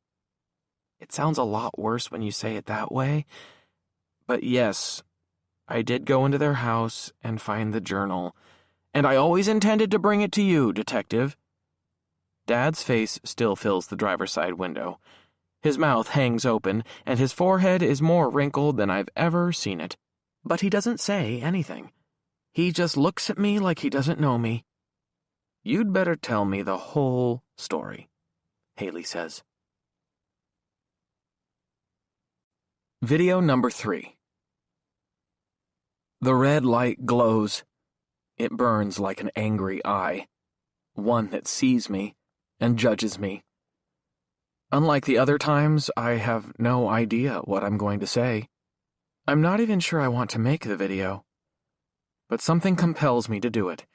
Something makes me want to say something, anything, to tell my side of the story. Dad and the lawyer will be pissed again, really pissed. By now you know what I've done, and it's true. I did go into Chloe's house and take her journal. I didn't break in, which is what everyone else is saying. I knew her bedroom window would be unlocked because Chloe and I had used it before. Maybe I'm splitting hairs, or maybe I'm admitting I could get into their house anytime I wanted. Some people say that proves I'm the one who kidnapped Chloe, even though that doesn't make any sense. Everybody knows Chloe was with me at homecoming and that we left together, but I guess I'm done trying to make sense of everything. I shift in the chair. The red eye still examines me, making me feel awkward. I turned the journal over to the police because I want them to find Chloe. That was my goal all along. That's why I went right to Detective Haley once I read it. And I know I made a wrong assumption about what I read in the journal. I know I was wrong about Mike Basher. I nod my head, certain of something, more certain of this than anything else. I do want to say something clearly. I'm sorry, Mike. I'm sorry to you and your family and your friends. I was wrong, and the police know that. And I know everybody makes fun of the way you play quarterback, but if you decide to change positions, you should think of linebacker. You tackle very well. I don't smile, but maybe somebody will think it's funny since everybody knows I went after Basher and he slammed me to the ground. Anyway, I'm still a person of interest. That's what the police say. And I'm being charged with trespassing for going into Chloe's house without permission. They're threatening to charge me for tampering with evidence, too, but I don't know if that's for real or just a threat. But I know they really want to charge me with kidnapping and murder. They really want to get me for the big stuff, and they're just hoping something comes up that allows them to do that. Then everyone in town will be happy. My throat feels dry. I swallow and decide to go on, even with a mouth that feels like I chewed on cotton balls. From reading Chloe's journal, I know something was wrong in her life, something she felt she couldn't tell me. She says she wanted to tell me on the night of homecoming, and maybe she did. I can't remember, but even if she did tell me, I'm guilty. I'm guilty of not doing enough to get her to tell me what was wrong before that night. Whatever was happening, she didn't feel right telling me, and that's a failure on my part. If not being able to hear what she had to say meant causing something awful to happen to her, then I'm guilty of that as well. I should have been there for her, and she should have felt safe telling me. I clear my throat. If she'd done that, then maybe none of this would have happened. I feel like I'm finished and reach to turn off the camera, but then something else occurs to me. Tomorrow morning is Daniel's funeral. I can't go. The police told me it wouldn't be right, and my dad agrees. I guess I do too, even though we were once very good friends. But I think all of you should go, especially if you live in town and especially if you go to Garrett Morgan. Daniel's mother is a single mom, raising him on her own. She doesn't have a lot of family here, and she needs all the support she can get. So please go, for her and for Daniel. I take a deep breath. I guess that's all. So, yeah, that's it for now. Maybe for always. I turn off the camera. I really, really want to share the video. I know all the reasons not to. Dad, the police, the school, the town. But I want to be heard as well. I want my side of the story to get out. Everyone else is talking about me, and I want to have my say. But is it worth it? Does anything I'm doing make a difference? Is any of it getting us any closer to finding Chloe? Depression lands on my shoulders like a shroud. My finger hovers above the phone, ready to share, but I can't summon the energy now. I drop my hand and leave the video unposted. Chapter 66. Dad orders pizza, and the three of us eat our half pepperoni, half mushroom, mostly in silence. Olivia does her best to cheer us up. She tells a long story about Gabriella's cousin's Halloween costume. Gabriella's cousin is 4 years old and obsessed with Frozen, so she wants to dress up like Elsa. Her mother had the kid try on the costume just to see if it fit, but then she refused to take it off. She's been sleeping in it ever since. Olivia laughs like it's the funniest thing she's ever heard, and even Dad, who usually refuses to act like little kids are funny, manages a small smile. The story strikes me as pointless. I'm going to do my homework, I say. There's ice cream, Dad says. Vanilla and pistachio. Oh, Olivia says. I kind of demolished the vanilla yesterday. I bought more on my way home, Dad says. Besides, we all know Hunter's favorite is pistachio. I'm okay, I say. Maybe later. Are you feeling sick? He asks. Your head? Haley said you hit the ground pretty hard at Basher's house. That really isn't bothering me much, hardly at all. Dad's worried about me. He's held off on a lecture about the trespassing charge. He knows every dead end means we're further away from finding Chloe, and every dead end means I look guiltier and guiltier. So he tolerates my moodiness and lets me go to my room. But what do I do there? I'm sick of homework, sick of studying and never getting to talk about any of the things I've read, sick of emailing my work in and then getting emails back from my teachers. I don't feel very motivated to write college essays either. I sit in front of my computer and open Daniel's movie, skipping ahead to where the homecoming footage starts. Chloe. Even though I've seen it so many times, backward and forward, her image fascinates me. We talk. Argue. We get into the car and drive off, knowing that only minutes remain before the mystery begins. There's a break in the filming like the camera was turned off, and then it comes right back on. Again and again I watch. My brain feels locked and unable to look away. Again and again, the same thing. After that break, I always stop before that second car comes up behind us. Maybe that car means nothing. Maybe it was just some kids who grew bored with the dance and wanted to get high or drunk or just get the fuck away from the smothering crowds in the gym. Maybe it was someone not connected to us at all. An Uber driver turning around. An old guy out for an evening drive. A teacher leaving his or her office. The chair squeaks as I lean back, thinking. The movie continues to play. The other car pulls out, and then... Daniel cut the film poorly here. It's a rough cut, but everywhere else his cuts were precise and smooth. He seems to have the tech side of things down, but he still needs help with his storytelling. But this is the only weird cut. After the car drives off, the camera drops quickly, as though Daniel is lowering it. It's like he put the camera down but didn't stop recording. The sudden movement causes a swirling like on an amusement park ride. Everything on the screen blurs, the landscape sweeping by. It passes over a row of parked cars and then drops to the ground before it cuts away. Just a rushing blur of images. But why is that blur there when the rest of the movie was edited so precisely? Was that an accident? A mistake? 5 times. 10 times. I watch that blurring sweep of the camera so many times I feel motion sick. But at the end of the cut, which I freeze over and over, I see nothing. Nothing. I turn off the movie and close my laptop, with no choice but to go back to reading for class. At least I saved the best for last, a novel for my AP English class, one I've always wanted to read, Kindred by Octavia Butler. The words refuse to make any sense. They don't register because my head is somewhere else. That movie. The weird blurry cut. Like Daniel wanted to show something on the ground but didn't.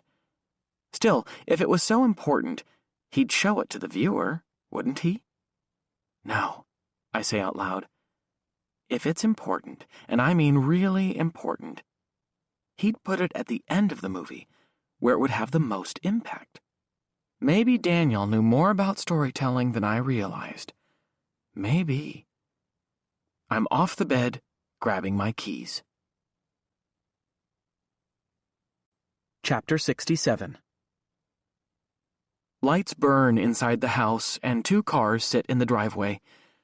As I wait after knocking, under the glowing porch light, I look back out to the yard, where I last saw Daniel. We argued right there on the lawn when I told him we weren't friends anymore. My face flushes with shame. The knob rattles and turns, and all of a sudden I'm face to face with Daniel's mom, Elizabeth. It's been a few years. She looks the same. She's a tall woman, taller than me. She always seemed strong and capable, which makes sense since she's an ER nurse. Her reddish hair is a little grayer, and she looks tired. Her eyes are red, her skin pale. She buried her only child just this morning, and if she's mad at the world and wants someone to take it out on, that person is probably going to be me. She stares at me for a long time, sadness on her face. And then she says, "Oh, Hunter," in the saddest voice ever, and she's squeezing me tight. I start to cry. She's crying too. Then we're next to each other on the couch. Her arm is around me, and we both wipe our faces with tissues that appeared out of nowhere. Another woman is in the room, lingering in the doorway to the kitchen. She smiles at me. "This is my friend Kelsey," Elizabeth says. "She's been my rock through all of this. We've grown really close over the past year. I was so scared to be here after what happened to Daniel, but she stayed with me, and I wanted to be with all the good memories. Kelsey, this is Daniel's friend, Hunter. They grew up together." The woman nods and asks if I want anything. Elizabeth tells her to bring me a glass of water. I say, "I'm sorry, Elizabeth, and I want you to know I would never hurt Daniel, never. We had an argument, but that's all." "I know, Hunter," she says, pulling me closer. "Shh. I don't pay attention to all the things people say on social media or anywhere else. None of that matters. This has been a struggle for me. A lot of complicated feelings, but I decided I know who you are. I've known you a long time." "Well, I'm still sorry." "I know you are, and I'm glad you're here. They told me not to go to the funeral.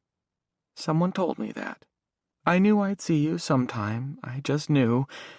When someone knocked on the door, I thought to myself, maybe that's our Hunter. I came over in case you wanted to talk about Daniel, in case you needed something." "Thank you, Hunter. I've been talking a lot about Daniel, with friends and family." She looks away and nods her head at a private thought. "Yes, I have." Kelsey hands me a glass of water, which immediately makes me feel better. I ask Elizabeth if the police know anything more. "They don't," she says. "Oh, they talk a big game about working every lead, but they don't know. This life is a mystery to all of us, and it's a mystery to them too. I think they're hoping they find out what happened to Chloe, and that will tell them what happened to Daniel. It's their best strategy so far, but it's not much." She rubs my arm. More importantly, how are you doing, kiddo? You've been having a rough ride. I'm okay. Are you? Not really. I didn't think so. None of us are. No, we're not. How's your head? You have a hellacious bump there. Concussions can be brutal. It's getting better. It feels good to be held the way she holds me. It's the safest I've felt since homecoming, and it's something only a mother can do. Are you sure there's nothing I can do for you? I ask. This visit is nice, she says. But I get the feeling you're looking for something. I was, but let's just forget it. You have enough going on. Let me decide how much I have going on. What if I want the distraction? Maybe it would make me feel better to help someone. Are you sure? I ask. I am. Okay, I did come over to ask for something, I say. What's that? I was hoping I could look at some of Daniel's files, I say. Detective Haley told me that everything was backed up. You can look at whatever you want, she says. What are you looking for? It's kind of a long shot, I say.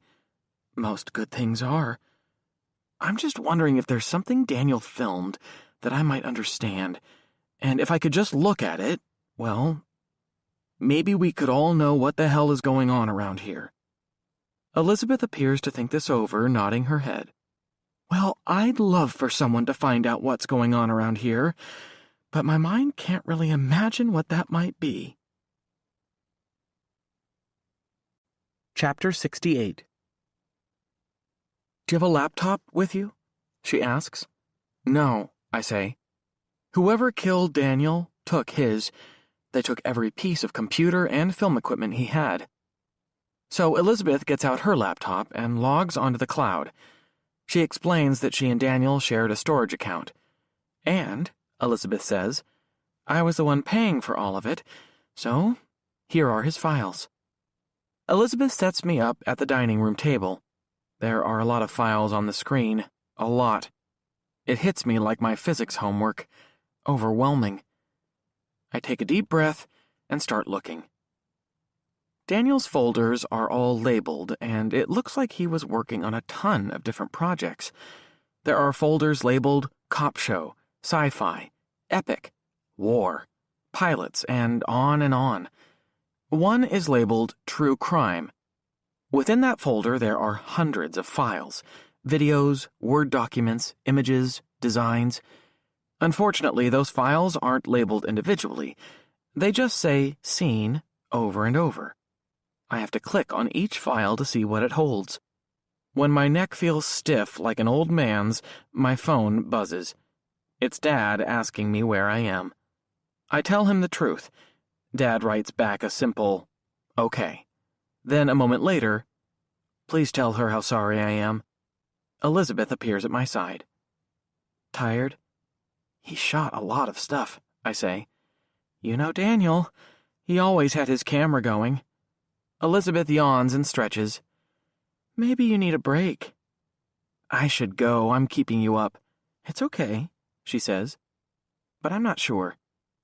Can I show you one thing I found? I ask, clicking on a file on her desktop. A handwritten sign appears. Monster Wars. Years evaporate. I know exactly where I am. A hot summer day, the smell of dirt and grass. Daniel and I are 9, and we're making a movie in his backyard. Plastic dinosaurs fighting it out for supremacy on a distant planet. It all comes back when I open my eyes and watch. A T-Rex is the king of one group of plastic dinosaurs. A Brontosaurus is the king of the other. The dinosaurs pile on top of one another, and you can totally see the strings we used to move them around. Even worse, you can see our hands moving into the frame from time to time when the strings didn't work. It's the stupidest little movie ever. Also, the most amazing. Because Daniel is alive, right there on the screen, alive the way I remember him, a smart, creative, energetic kid, and my best friend. When those 4 minutes are up, tears blur my vision. Elizabeth sniffles next to me. I'm sorry, Elizabeth. I didn't mean to upset you. No, you didn't. I'm so glad you showed me. I play it again, and again. I feel guilty over the way we drifted apart, and the way we fought that last night. And I also want to roar along with it because it feels so good to see Daniel again. Chapter 69. Another hour passes, and my eyes are even blearier. My neck is killing me, and now my back hurts too. A thought starts to take root. Maybe there is nothing to find. If the cops haven't found anything, why would Daniel? Elizabeth comes back into the room. She and Kelsey have been in the kitchen talking and making plans for a trip to Florida. She places her hand on my shoulder. Do you think I can help you figure out what you're looking for? I wish you could, but I don't know what it is. I tell Elizabeth about the shot in the parking lot, the way the camera drops as though it's going to show the viewer something on the ground.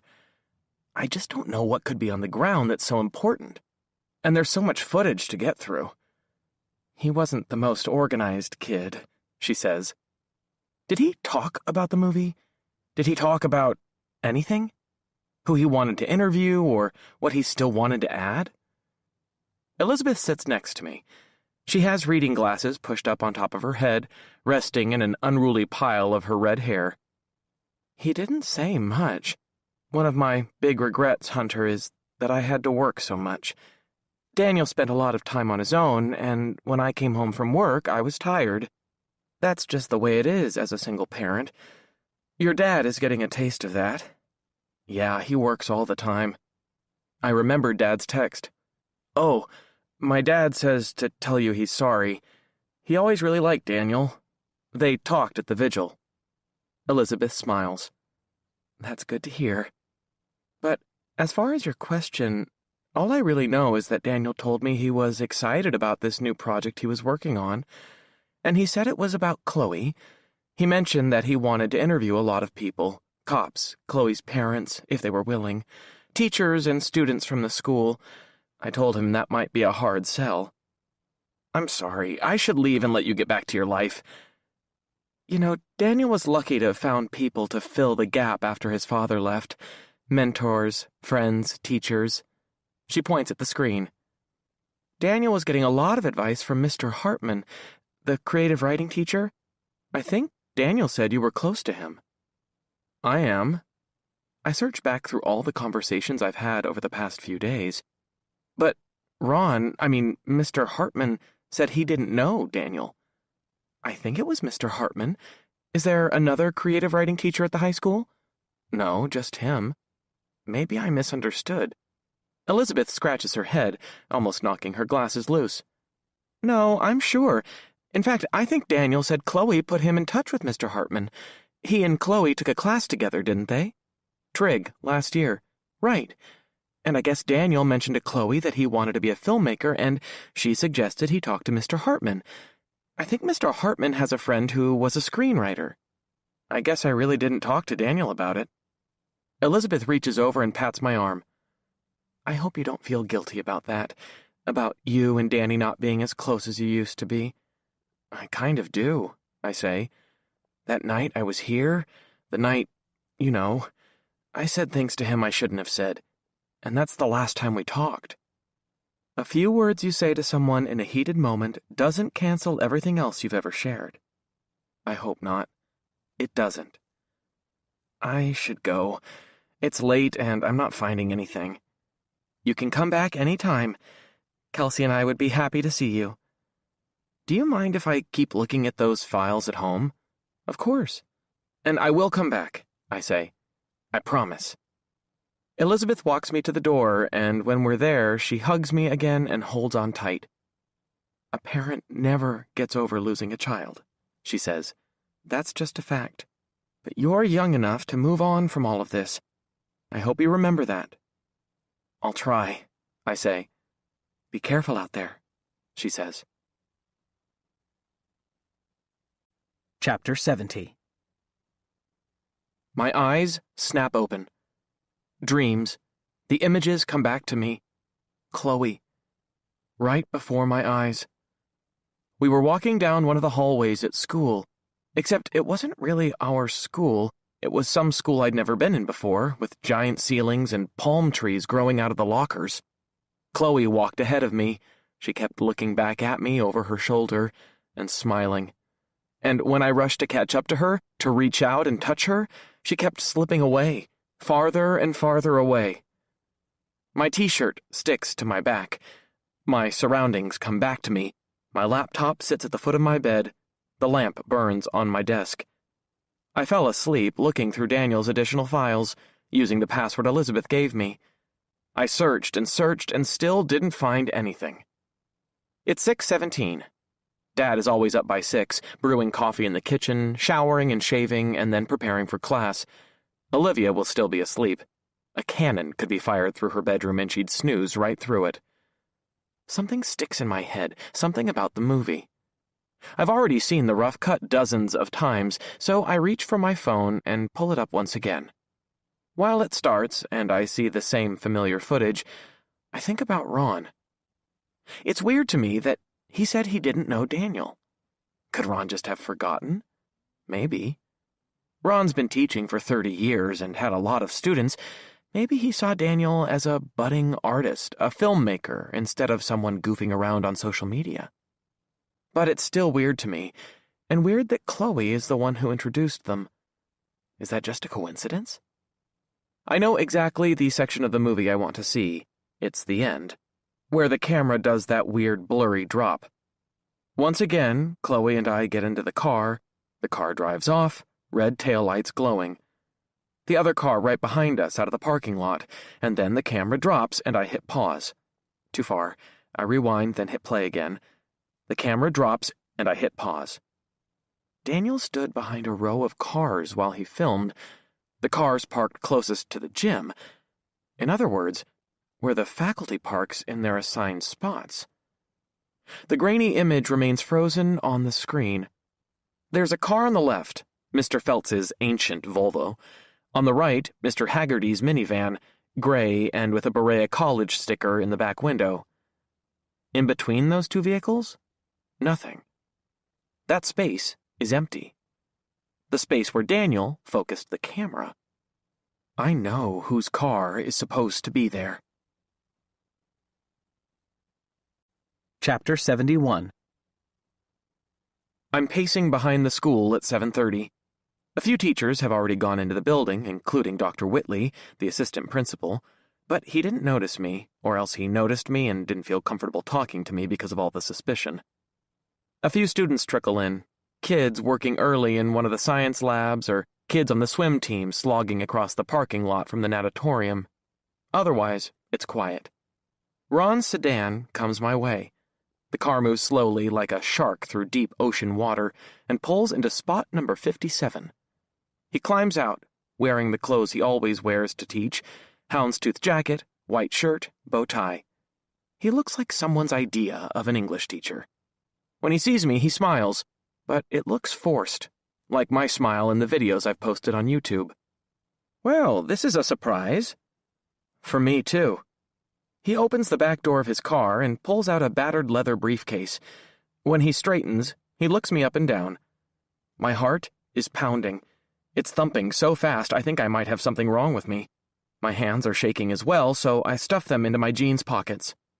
Is something the matter, Hunter? He asks. You tell me. I'm confused. Aren't we all? You said you were out here on the night of homecoming. I sound accusatory, like one of the lawyers from Law and Order.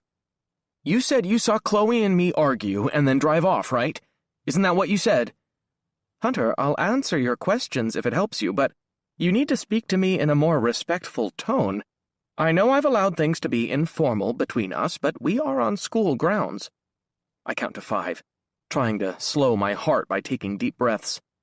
I'm not sure I have any control over what my heart does. If I did, I wouldn't care so much about what happened to Chloe, or Daniel. When I finish counting, I use a warmer, calmer tone. Okay, can you just answer my question? If there's a simple answer that clears up everything, I'll leave and let you get on with your day. Fair enough, he says. What I told you is true. I was out here in the parking lot. I saw you and Chloe having a rather intense discussion and then leaving. I told you that. I told the police that. Is there something else you want to know? I have a stack of poems to grade before first period. Did you drive this car to campus that night? What? My voice rises a little again. Did you drive this car that night? I nod toward his sedan. Of course. And you parked here. Hunter, where else would I have parked? This is my assigned spot, and you know I always follow the rules. I always thought he was funny.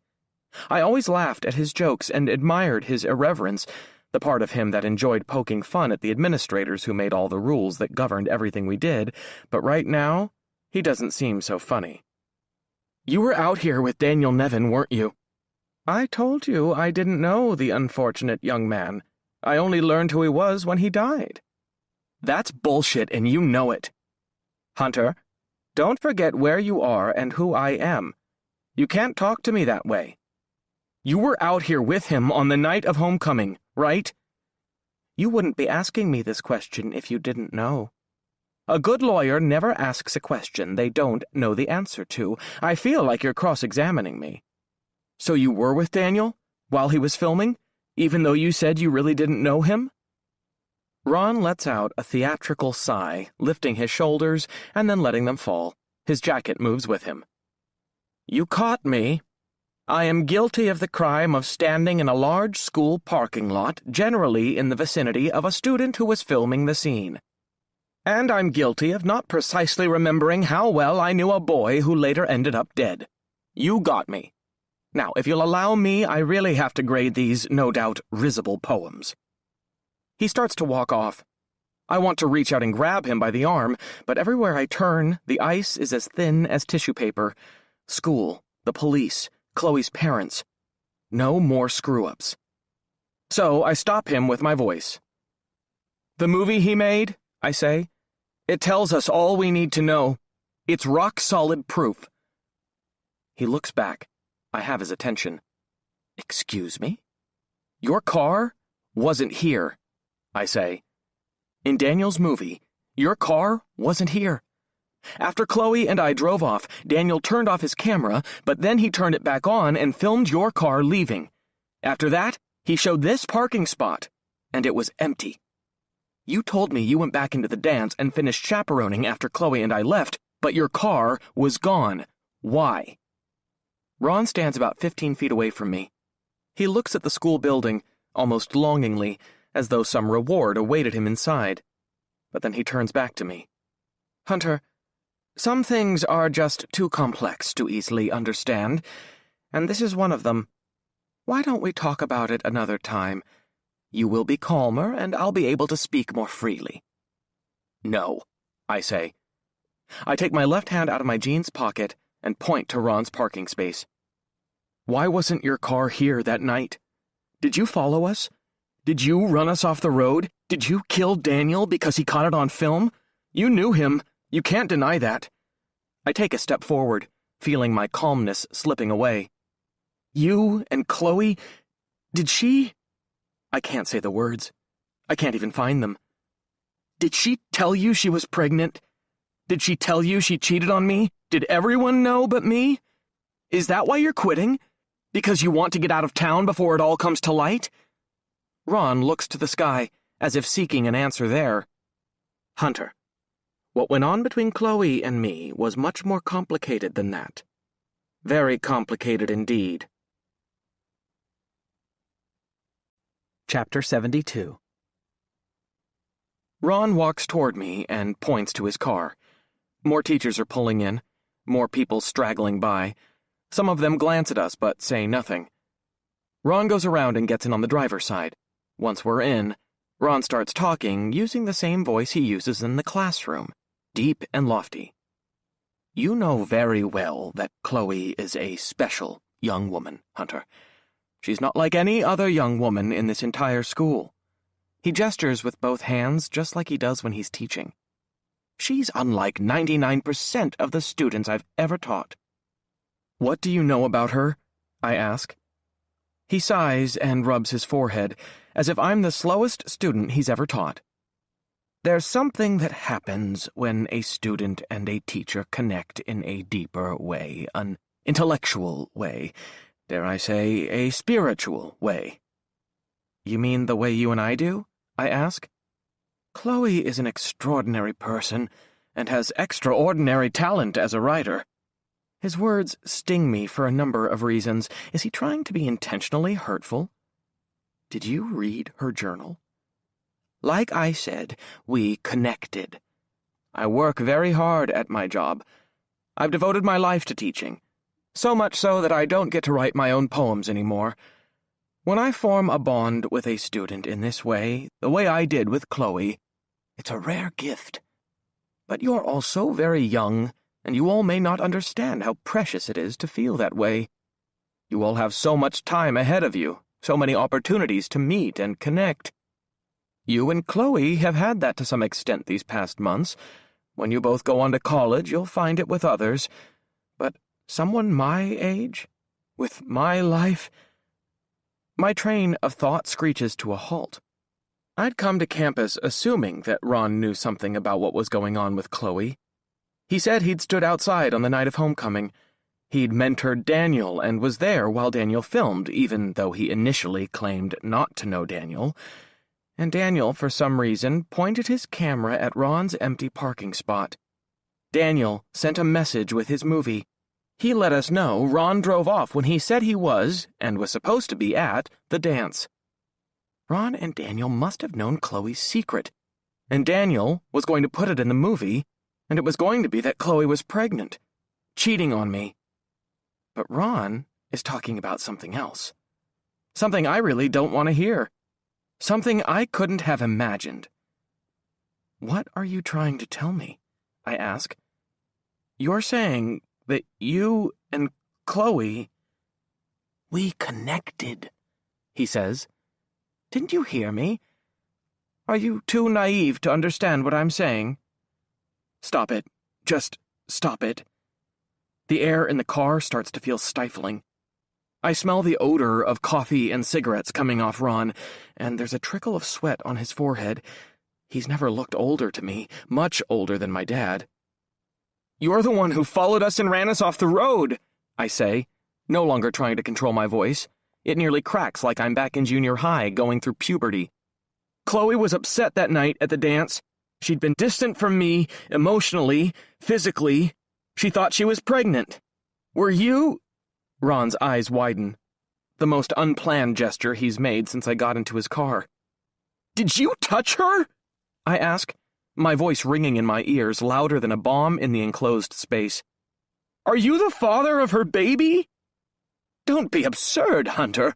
I didn't lay a hand on the girl, and I'm not the father of anyone's baby. It's going to come out one way or the other. The whole town is going to know. You can't keep these things secret forever. Ron lifts his hands, but this time he's not lecturing. His shoulders slump, and his hands look like they're surrendering more than anything else. I'm so tired of this, he says.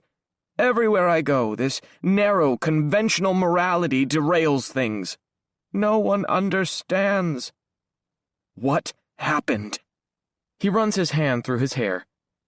Why is it that people don't understand what I've been trying to explain to you? They don't understand it at universities or in high schools. I may have to go back to Europe again when all of this is over. You said you were going to Ohio. Is that a lie too? He looks almost sad. Hunter, I don't want to see you in trouble with the police, or in personal turmoil. That was never my goal here. And you may not believe me, but it's been tearing me up inside that you didn't know, and that you've been suffering as a result of this. I am very fond of you, Hunter. The truth is, your friendship has meant a great deal to me as well. He clears his throat. But you deserve to know. I guess everybody deserves to know, given how dire things have become. The walls are closing in, and everyone is going to know the truth anyway. You might as well hear it from me. Chapter 73. But, Ron says, I didn't do anything wrong. That can't be true. Unless you're saying you just accidentally followed us when we left the dance, which I don't believe. Did you do it because you were worried she was going to tell me about your relationship and you wanted to stop it? Is that why you ran us off the road? I've got to give you credit, Hunter. You're a smart young man. You've got about half of it right. Unfortunately, it's the most important parts you've got wrong. Mr. Phelps pulls in next to us. He gets out of his car, and as he's locking the door, he glances over at us. Phelps studies us for a moment with concern on his face, but then he shrugs and walks off. Here I'd always thought Phelps was the odd duck, the guy who didn't quite fit in. But had he ever done anything to a student like Ron has? I behaved inappropriately with Chloe, Ron says. I see that now. And my behavior may have contributed to what happened on that road, but I didn't touch her. We didn't have any romantic or physical involvement. And I didn't kidnap her or anything else. Quite the opposite. Chloe repeatedly made it clear she wanted nothing to do with me beyond my mentorship. He swallows, hard. And I tried. I tried to do more. I pursued her, knowing she'd be graduating this year. I thought about her all the time, and I wanted more, but I want to assure you she never reciprocated. She didn't want what I wanted. To be honest, the girl was hopelessly in love with you. I don't know if I feel better or worse. You were harassing her? I ask. That's such an ugly way to put it. Like I said, we had a connection, an intellectual connection that I wanted to explore further. What happened at homecoming? Why was she so upset? Was she going to tell me about what you were doing to her? Ron nods. She was. She insisted. She warned me more than once to stop pursuing her. She told me if I didn't stop, she'd have to go to the administration. At the same time, she assured me no one knew, not even her parents. Not even you. She knew how much you admired me, and she wanted to keep you out of it for that reason. But she wanted me to leave her alone. She was under too much pressure. She didn't want to have to deal with me, too. That night at the dance, I made one more attempt to convince her. I was heavy-handed in my approach. I tried to kiss her. I came very close, but she pushed me away. That's all that happened. And that's when she told me she couldn't keep it from you any longer. She felt it was hurting your relationship, that she hadn't been honest with you, and she couldn't go on that way. She was going to report me to everyone. To you, to the school. Report all of it. And you told her not to tell. Of course. I didn't think you could handle it. You'd be angry, not at her, but at me. And hurt as well. He waves his hand as though dismissing those emotions. But Chloe had a mind of her own. That's why she was so upset that night. She knew it would devastate you because she knew you hold me in such high regard. Held. I held you in such high regard. A smirk spreads across Ron's face. You haven't heard a thing I've said. No matter. She must have told you that night after my failed attempt at a kiss, and so you must have grown upset at the news. I can only assume the two of you had a difference of opinion on how to proceed with her news. Maybe you wanted to confront me right then and there, and maybe Chloe didn't. I'm not sure. But you debated it in the parking lot and then left. How did you know I wouldn't remember what she told me? I ask. I didn't know. Not at all. I gambled like you wouldn't believe. I got lucky that you couldn't remember what Chloe had told you, and that she hadn't told anyone else, except perhaps in the journal you so skillfully pilfered. I was prepared to lose everything then, and then again when you came back to school after the accident. That's why I was out that day, the day you came by the office. I was avoiding what I believed was about to land on me, and looking for another job, a safe harbor to jump to. But the call never came. Your memory remained a black hole, and no one knew what I had done to drive Chloe to that point. That's why you kept asking me whether my memory was coming back, I say. You were worried I'd remember what Chloe told me, and then the whole world would know. He doesn't deny it. How could you do that to her? I ask. Treat her that way, put that pressure on her, Try to...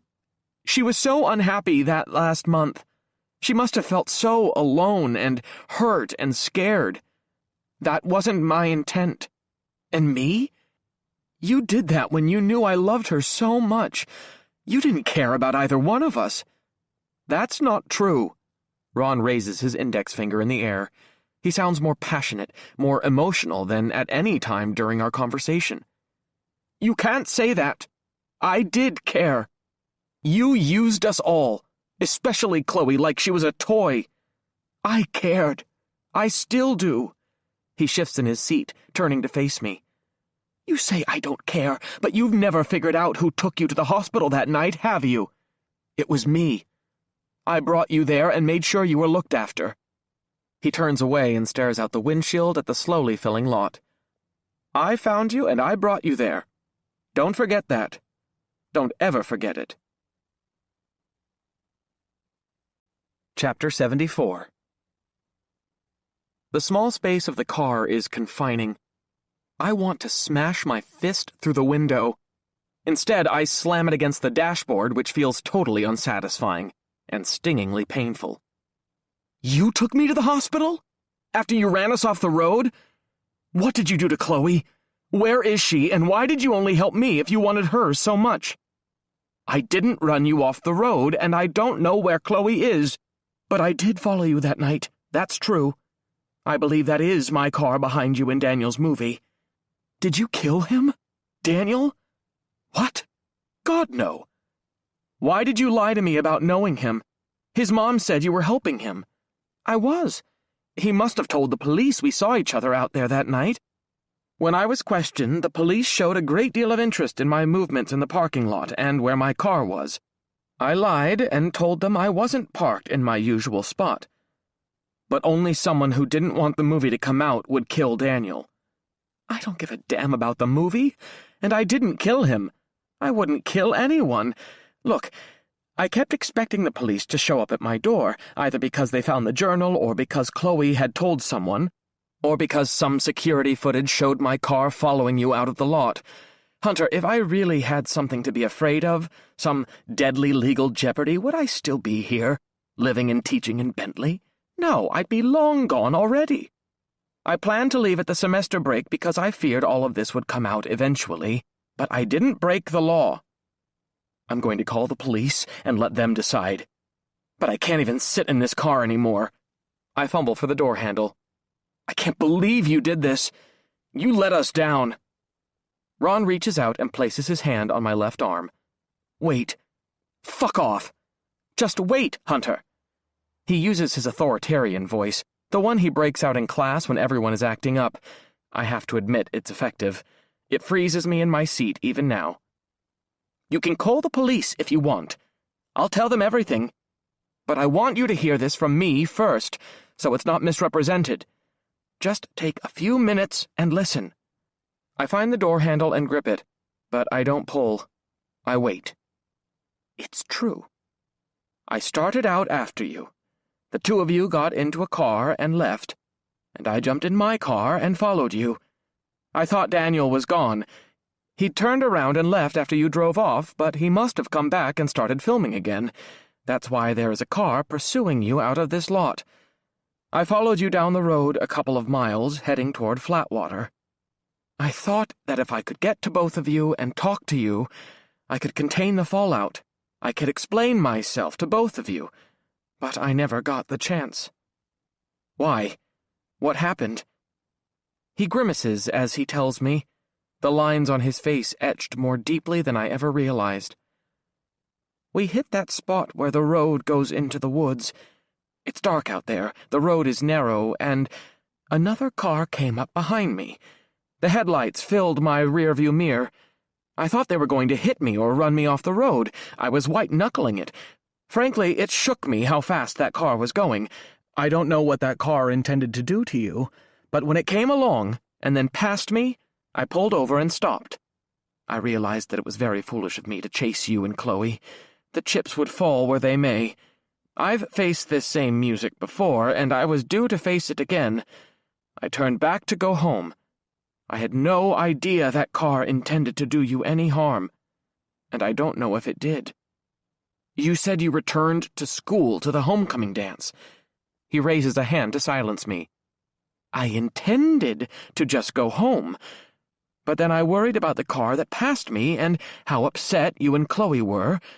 I turned around and went back in the direction you were driving, and eventually, there in my headlights, I saw you, dazed, wandering along the road. I pulled over, got out, and went to you. It was obvious you had no idea who I was. You were incoherent. But I couldn't just leave you out there. Once you were in the car, I asked you about Chloe and where she was, but you couldn't answer. I thought you were in shock, maybe hurt internally, so I rushed you to the hospital. I admit I lost my nerve when we arrived there. I was afraid to go in, so I left you and went back to the dance to finish my duties. When we learned about the accident and Chloe's disappearance, I kept my mouth shut. I actually drove out there the next day just to look around in case I might see Chloe, but the area was crawling with police and there was nothing I could do that they couldn't. Except tell the truth, I say. Like I said, I expected to have the police come down on me, and when they didn't, I decided I didn't have anything to offer them. I didn't get a good look at that car that came speeding up behind me. For all I know, it didn't even cause your accident, but even if it did, I couldn't describe it, or the driver. That's what happened, Hunter. He points to my phone.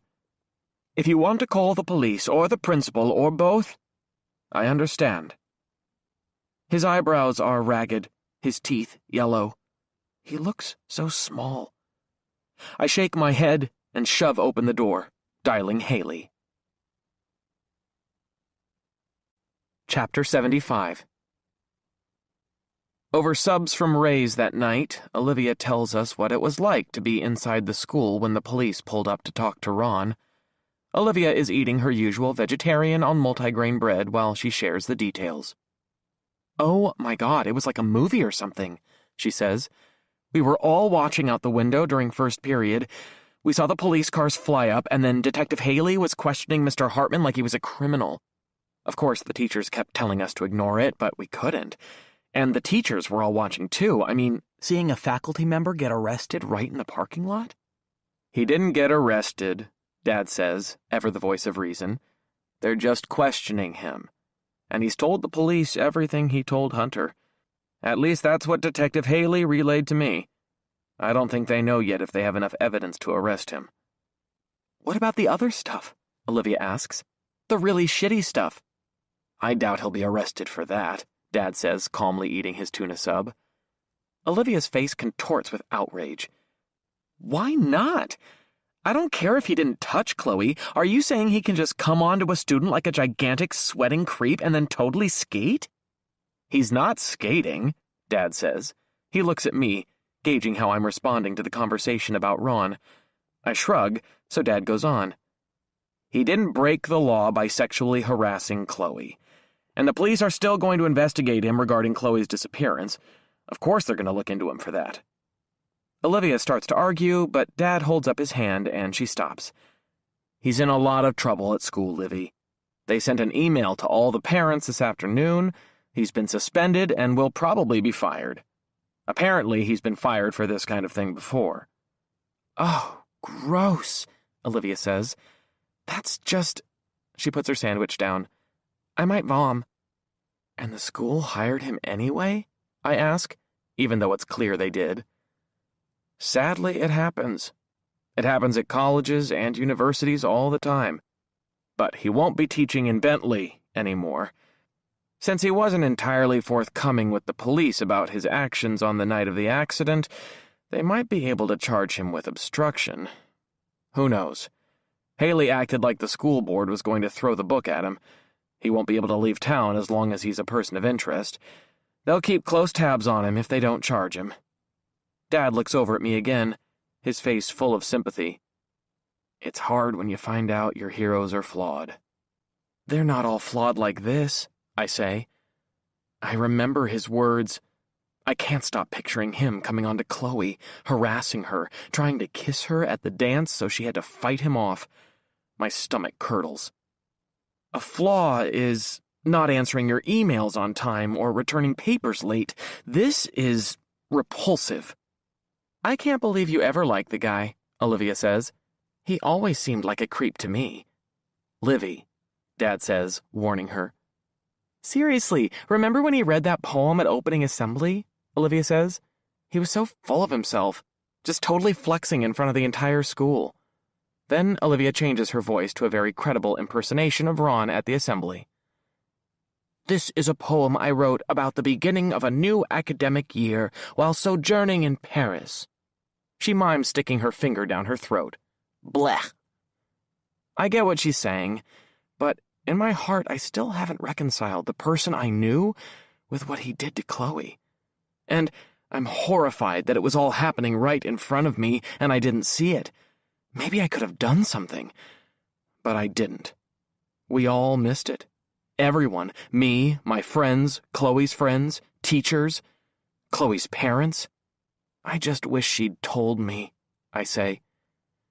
Dad looks me right in the eye. She was going to. She wrote that in her journal. She probably wanted to protect you. Chloe's a strong young woman. She probably thought she could handle it on her own, until it just grew to be too much. It's tough for some people to ask for help. That's probably why she called that hotline. It offered psychological help. And you were probably right about something. You and Chloe were arguing that night, but I bet you wanted to tell someone about Ron, or confront him. I think you were trying to protect Chloe, not fight with her. And you weren't angry with her, you were angry with Hartman. Yeah, I guess so. I know why she didn't tell you, Olivia says, her voice much more serious than it normally is. You do? Yeah, because she was embarrassed. It wasn't her fault, I say. Not because it was her fault, but a creep like that harasses a woman to make them feel small. It's a power trip. And then she wants to handle it on her own to prove she isn't small, and then it gets to be too much for her, and she nearly cracks. That's why she waited so long to tell you. That's probably why sex felt weird, right? Yeah, I say, staring hard at my sister. That would make sense if she was being harassed. Dad looks concerned, really concerned.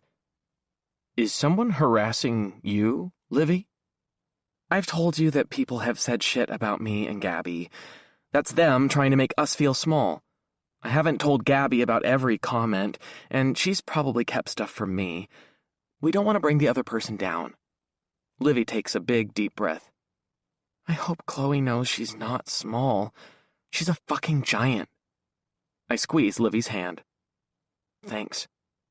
Then Dad reaches out and puts his hand near mine without actually touching me. Ron Hartman has done one thing that is very helpful for you. The story he's telling confirms your version of events, and the piece of your memory that came back. There was another car, and it's pretty likely that car caused the accident, not you. Yeah, but you heard what Haley said. How do we know Ron didn't read what I said about the other car in the media and just repeat it? Wouldn't that be the perfect way to get yourself off the hook? Dad is trying to be optimistic, trying to act like a big part of the mystery has been resolved. It's just a wish. It feels to me like we're right back at the beginning. Who was driving that other car? Why did they run us off the road? Where's Chloe?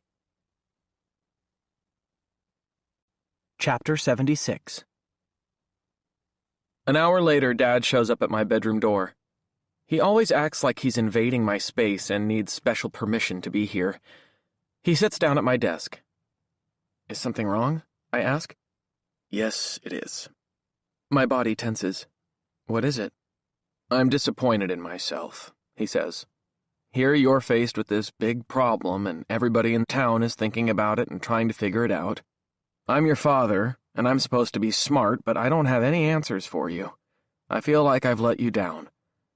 I don't expect you to solve everything, I say. You're not a cop, and you're working. I know all that. Still, my most important job is taking care of you. And Liv, Olivia. And my other job, the one I get paid for in actual dollars, is using my brain to think through things. I've been sitting downstairs trying to think about your problem in the same way I think about my work. This isn't the Civil War, I say. It's bad, but it's not that bad. I guess you're right, he says. But whatever happens to you or Olivia feels that important to me. Thanks, I say, and I mean it.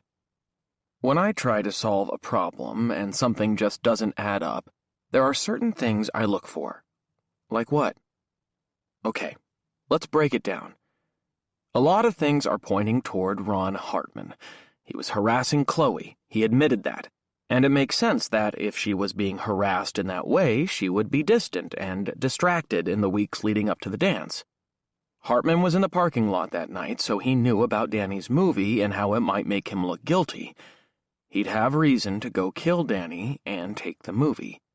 He wanted to keep Chloe from telling anyone about the harassment because he knew he'd get fired, or worse. All the arrows point the same way. So it was him. He just needs to admit it, and... The words stick in my throat like pieces of broken glass. He has to tell the police where Chloe is. That would be the end of it. Yeah, the end of a lot of things. Dad studies me. His glasses are once again pushed up on top of his head, reflecting the light above. There's more gray in the stubble on his chin than I've ever noticed before. I thought you might be struggling to accept that all of this is the answer, Dad says. Is it because Ron was your friend and mentor? Of course it's that. But it's also... I'll say it, but I'll sound like a fool. I doubt it, Dad says. He sounds so confident, so much like he believes in me. I'm willing to sound stupid. Okay, I say. I believed Ron when he told me his story. When he said he didn't take Chloe, and I thought he was telling the truth when he said he went after us, but then another car came along. I believed him, so... You're saying, why would he admit to all those horrible things but not admit to the rest? If he really knows where Chloe is, why keep it a secret? Exactly. He admitted a lot. He's going to get fired at the very least. He's going to lose his new job. Am I wrong to think that makes it look like he's telling the truth? There's no way to know. Some people will say anything to save their hides, and this guy was clearly trying to fool everyone. And he succeeded. Maybe you need to just sit back and think about all this more. Look for the things I mentioned before. Look for what? Contradictions, for one, he says. Places where there are two facts that seem in contradiction to each other. If two things contradict each other, there's tension. It's a pressure point. He purses his lips and folds his arms. Press on that point. Maybe something will shake loose. None of it makes sense, Dad. Sometimes I think there's not enough information to put it all together. All we know are scraps I can remember, and now what Ron has admitted. Other times, I think there's too much information. Too much? Dad asks. Too much, I say. If we know so little, then the answer could be an infinite variety of things. Chloe could have been kidnapped. She could have run away. She could be pregnant. She could be living in the woods like Tarzan. She could have been taken by aliens. Anything goes because we don't know anything for sure. It all makes me want to bang my head against the wall. I understand. I'm sure the cops feel the same way. But if everybody just keeps... Dad, I'm sorry, but I don't see how any of this is helping. No one has figured out anything. We're no closer, and... The words linger at the back of my mouth. If I give them voice, then they might become true. But more and more, it seems like that is the very thing happening right before our eyes. Dad, I'm starting to think Chloe isn't coming back. That we'll never know what really happened to her. No one will ever know except for the person who took her. Dad looks disappointed. He frowns, and some of the light goes out of his eyes. It's disappointment at the truth of what I've said, but also disappointment that I might be ready to give up. What else can I say or do? First I thought it was Basher, then I thought it was Ron. I've got nothing. Well, Dad says, if you want to talk, just let me know. And if you don't, that's okay too. He stands up and walks to the door. As he's pushing the door shut again, I say, Thanks, Dad, but I'm not sure I speak loud enough for him to hear me. Chapter 77. Since Dad left the room, I've been staring into space. But then, without knocking, Olivia barges into my room. "I need you to give me a ride to Gabby's house." "Sure, you can come in," I say, and please? Can you please give me a ride to Gabby's house? Halloween is next week, and we have to finish our costumes. Can't you walk? Dad won't let me, remember? There's a kidnapper on the loose, and now we're pretty sure it isn't you. Nice. Sorry, she smirks at me. Not really. It was funny. But can you drive me? I don't want to bother Dad. When I ask him for a ride, he acts like I want $1 million. Are you ready to go now? I ask. She nods enthusiastically. I got ready because I knew you'd say yes. I'm glad you think of me as your chauffeur. I grab my keys and wallet. Can I just say, I hold up my hand. No, you can't. Shut up. I know you want to hear every thought I have. I think I do hear every thought you have. She goes on, barely pausing while I tie my shoes. I never thought Basher was guilty. Do you know why? Why? Because he told you he kept wanting to go over to the house and work on cars or whatever stupid masculine shit he did over there. Why would he want to go over and hang out with Chloe's parents and work on cars and stuff if he'd hurt her? I mean, how much of a psycho would you have to be? I went to her house and into the house. And you're not guilty either.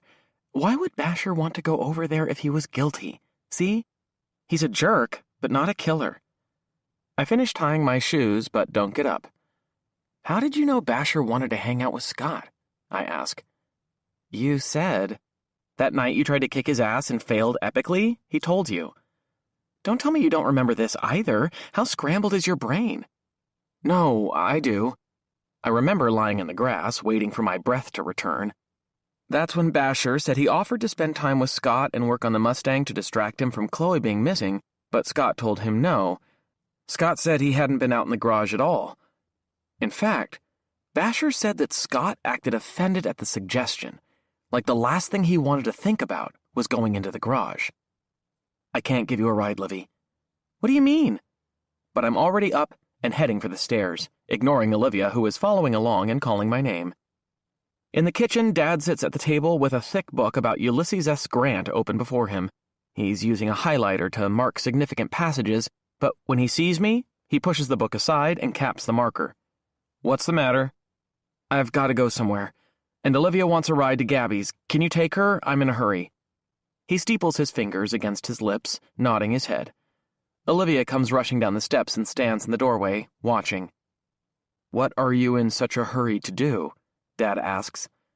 I have to talk to someone about one of those contradictions. Why don't I go with you, or why don't you call Detective Haley? I'm worried that there's someone out there. Thanks, but no. Hunter, this is dangerous. I've got this, Dad. I'm not doing anything dangerous. Okay, he says, clearly not satisfied. Is there anything I can do to help, besides driving your sister to Gabriella's house? I don't know, I say. Do you have any advice? What's going on, Hunter? Olivia asks. Will someone tell me what's going on? But I ignore her, and so does Dad. Dad's brow furrows, his lips purse. This is what he looks like when one of his students asks him a particularly vexing question during office hours. Finally, he says, Be careful, and don't take any shit.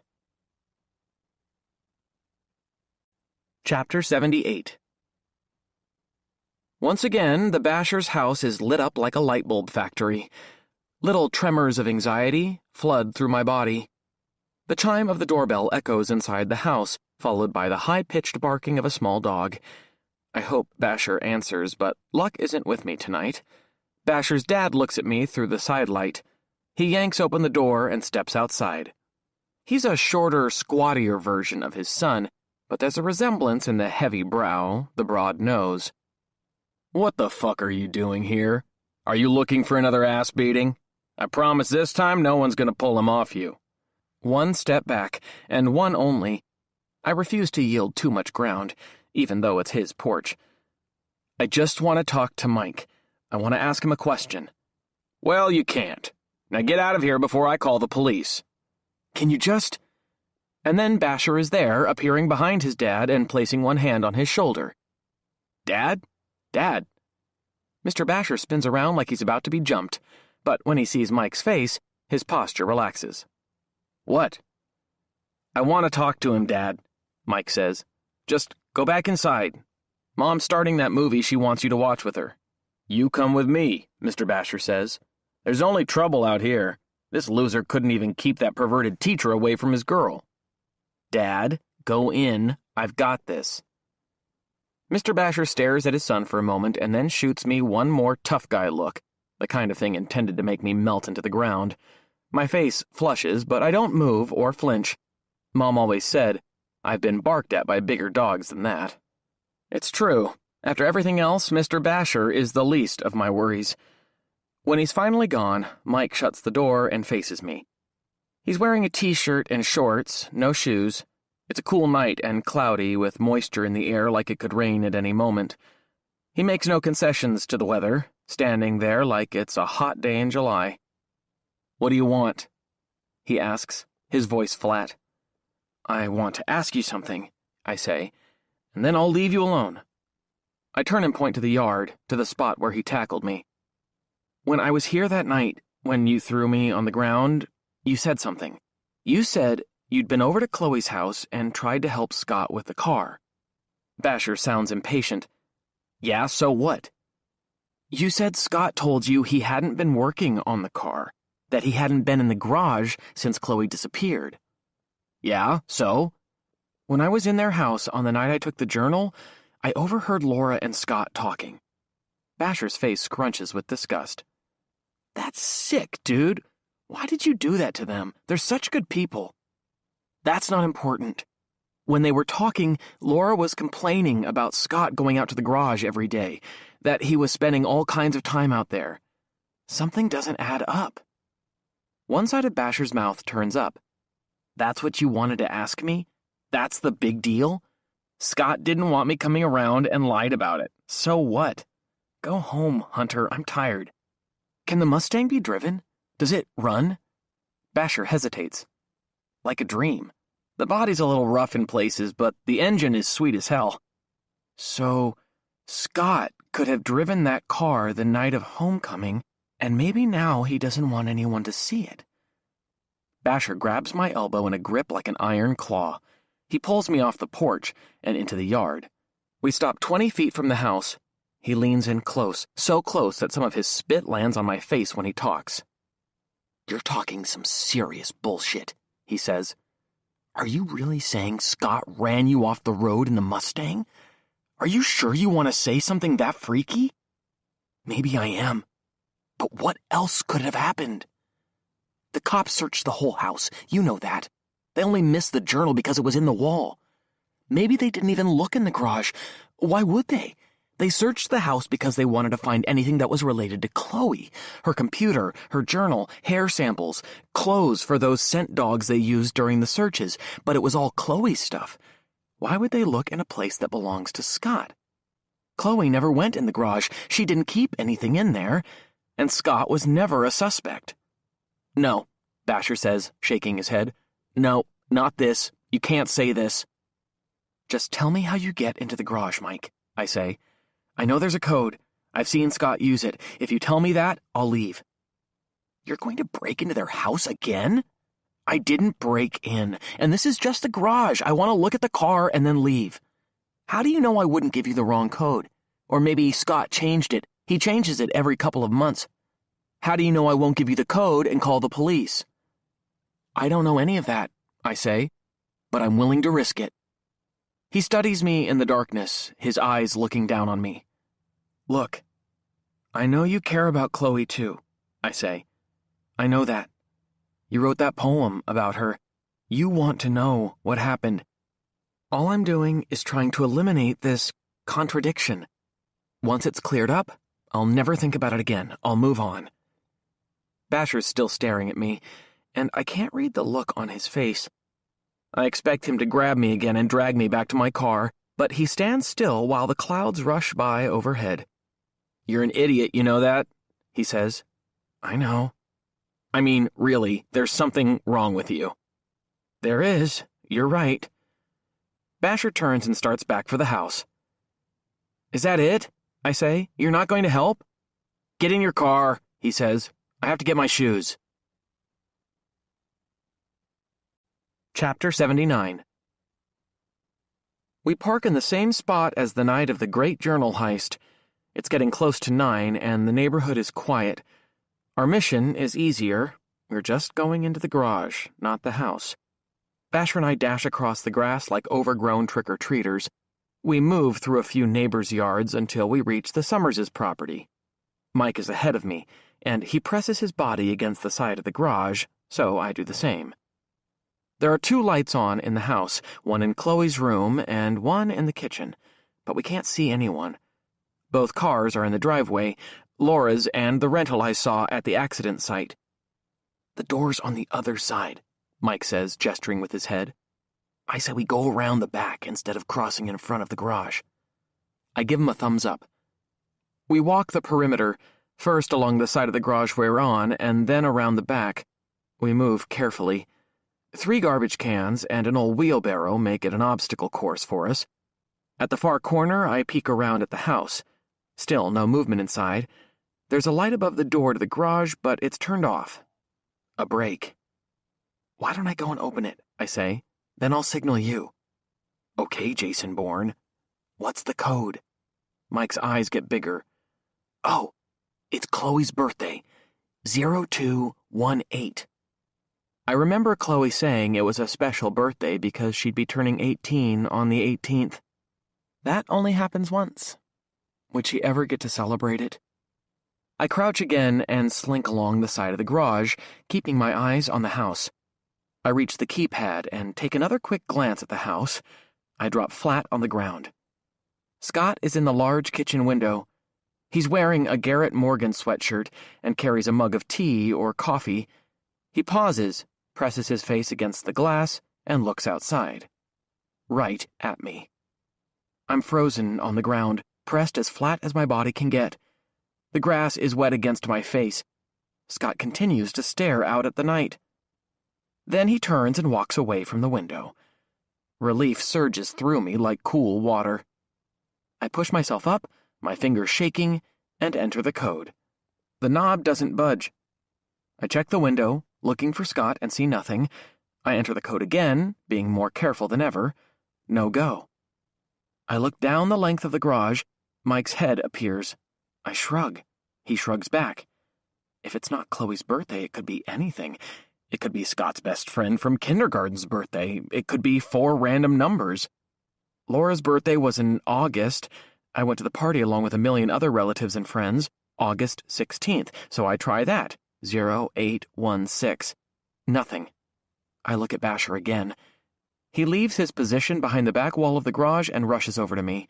We speak in whispers so low I can barely hear him. "What's Scott's birthday?" I ask. "How the hell do I know?" "I say we leave. Abort mission." "No, Mike. Think. When's his birthday?" "I don't know." His forehead wrinkles. "Wait. He went to a car show on his birthday last year. He offered to take me, but I had practice." "April, then?" I ask. "Yeah, April 4th. Or maybe it's the 20th. Shit. One of them is my mom's birthday, and one is Scott's." I try the first one and enter it. 0404. The knob turns easily, and we're in. Chapter 80. Basher closes the door behind us. There's one window on the back wall of the garage that lets in a little light. It's even darker inside the garage than outside. The air smells like oil and grease and rubber. I sense, more than I see, the Mustang in front of us, a dark, sleek presence in the enclosed space. Basher speaks in a hissing whisper. "Okay, do your thing, Gifford. You said the car came at you from the driver's side, so that means any damage would be on the passenger side of the Mustang." The front of the car faces the large garage door, so we squeeze our bodies around the front bumper and reach the far side of the Mustang. We both crouch down next to the fender. "I can't see a thing," Basher says. "I'll use my phone's flashlight. They'll see us." "No, the window's in the back, and this light isn't that bright." The flashlight beam passes slowly over the fender. I know nothing about cars, nothing about bodywork. The fender looks clean and unblemished to me.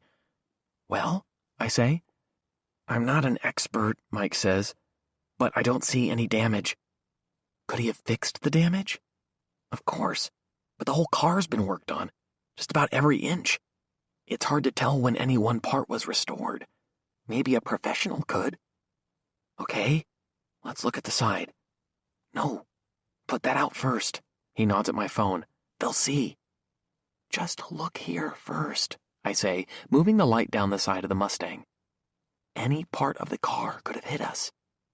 We crouch along the side of the car with my light glowing the whole way. Some small dings and scratches, but nothing big, nothing that would have come from a collision. But the police haven't said that they know the other car hit us or just came close enough to force us into the tree. I straighten up and click off the light. It feels darker now than ever. Okay, Basher says. That's it. You did what you came to do. Now let's get out of here. If I get arrested, Coach won't let me start on Saturday, and there are going to be some college scouts there. I have to play. But I don't move and wait for my eyes to readjust. Basher puts his hand on my arm. Come on. What about the trunk? I ask. You think Chloe's in the trunk? It's been almost 2 weeks. It would stink. Come on, Gifford, we need to go. Something has to be there. Something we haven't thought of. But Basher's right. Every moment we're in the garage is another moment of greater risk. And if we get caught, it's not going to be good. Not for me, anyway. But my eyes are seeing more. Tools on the wall, shelves and cabinets, saws and hammers, and something in the corner. Something I didn't know was in the garage. Hunter, Basher says, pleading. Now. Wait, I say. My mind hears the door opening, but doesn't process it fast enough. Shit, Basher says. Holy shit. The overhead lights come on, freezing us in place like a couple of scared kids. Chapter 81. The light is blinding. Laura stands in the entrance to the garage, her eyes moving from Mike to me and back again. I can't tell if she looks calm or angry about finding 2 people in her garage who aren't supposed to be there. Laura, Mike says, let me explain what we're doing here. We were walking by and we thought we saw someone trying to break in. Laura reaches behind her and eases the door shut. We're still standing at the rear of the car, its entire body a buffer between Laura and us. Don't lie to me, Michael, she says. You're not very good at it. Don't blame him, I say. This was all my doing. I brought Mike into this. I'm the one who wanted to come here. Laura takes a step forward. Why? Would a lie do us any good? I wanted to look at the car, to see if it had damage on it. Mike said Scott didn't want to work on the car, but I overheard the 2 of you talking about how much time Scott's been spending out here, so I thought, I'm just trying to figure out where Chloe is. What did you see when you looked at the car? She lifts her chin as she continues. Did you see anything? Nothing, Mike says. I mean, Scott's still restoring it, but the fender on the passenger side looks great. No damage, nothing. And does that satisfy you, Hunter? She asks. Do you now believe that Scott isn't the guy who ran you off the road? I'm about to step onto a tightrope, and I'm not sure there's a net to catch me. I guess I'm just wondering... Easy, dude, Basher whispers. Chill. I'm just wondering if Scott found the journal and read it when he went to fix the wall. Maybe he saw what Chloe wrote. You found it when you broke into our house, Laura says. But there were pages missing, especially at the end, I say. Maybe Scott tore them out to cover up what happened. Maybe he learned what was really going on with Chloe. I swallow hard and say it. Maybe he found out Chloe was pregnant. Laura's shaking her head. She wasn't pregnant. How do you know? I ask. Laura shakes her head with more force. Because I'm her damn mother. And I helped her dress for homecoming, and I know what time of the month it was. She wasn't pregnant. You claim to know Chloe so well. You know she was a perfectionist. We saw the journal. She said she ripped out pages when she didn't like the writing. Yeah, I know, but maybe there was stuff about Ron. Maybe she named him, and when Scott went to fix the hole, he found it and read it. I take a step forward. I feel like I'm on firmer ground now. Laura, what would Scott do if he found out someone was sexually harassing his daughter? Would he just let it go? Basher's staring back at me, his eyes as big around as grapefruits, but he doesn't say anything. He doesn't move a muscle. Or would he confront the person? I ask. Would he go after the guy? He'd absolutely have the right to, Laura says. Yes, he would. So is that what you think he did? Laura asks. You think Scott found the journal, read about Hartman, and went off to the school to confront him, and instead of confronting Ron Hartman, he decided to run you and Chloe off the road? Does that make any sense? When she says it like that, it doesn't. It's like being in school when I give a wrong answer. Unless, Mike says next to me. His voice makes me jump. He hasn't said much yet, but unless he didn't know what Hartman's car looked like. And he was so pissed off, he went flying up to the school and he saw Chloe's car leaving, and he just thought, or assumed, if he was really pissed off. I jump in and finish where Basher leaves off. He just read the journal, so maybe he assumed it was Chloe and Ron in the car going off somewhere to do who knows what, and he wanted to stop them, and... Laura starts to move. I turn back to her. She has a gun out, and it's leveled right at Mike and me. I don't think I can let you boys leave, she says. Chapter 82. The black metal of the barrel shines under the bright garage lights.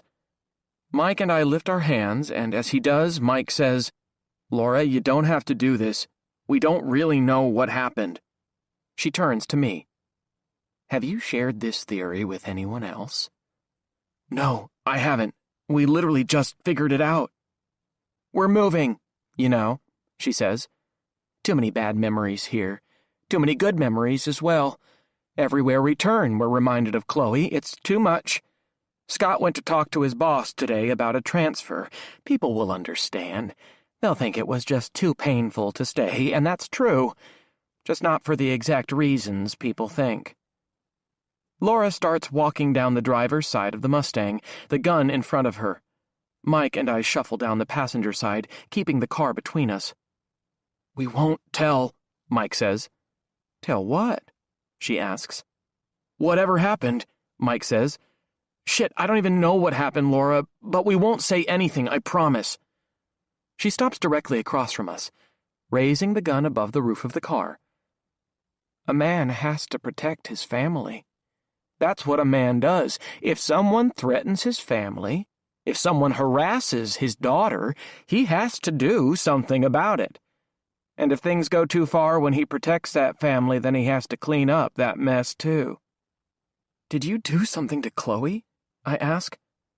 Were you the one driving the car that night? She closes her eyes. I'd charge her, but the distance is too great. When she opens them again, she says, I wasn't, but I might as well have been. Whatever Scott did, he did for me, and for Chloe. He was trying to protect us, but he drove too fast. His emotions got the better of him, that happens, right? He didn't tell me the truth right away because he wanted to protect me. She's our only child, one we tried so hard to have. But it was an accident, then, Basher says. Why not just tell the cops? Scott thought it was better if I believed Chloe had disappeared or been kidnapped than to think her own. Her eyes glisten with tears under the overhead lights. She uses her free hand to wipe them away. Scott planned to tell me someday when everything calmed down, when Chloe was presumed dead, but he couldn't wait once Hartman got arrested. You see, Scott was afraid Hartman would identify his car and then it would all come out. That's why he tore out the pages of the journal that mentioned Hartman. If people saw those, they might put it together that Scott went after him the night of homecoming. But he couldn't bear to get rid of the whole journal. Not when Chloe was gone. We wanted to cling to anything that belonged to her. And Scott wanted me to hear it from him and not the police. That's why he told me earlier today. She closes her eyes for a moment and takes a deep breath. Let me tell you boys something. I was angry. Very, very angry. This is my child we're talking about. My only child. We hear you, Mike says.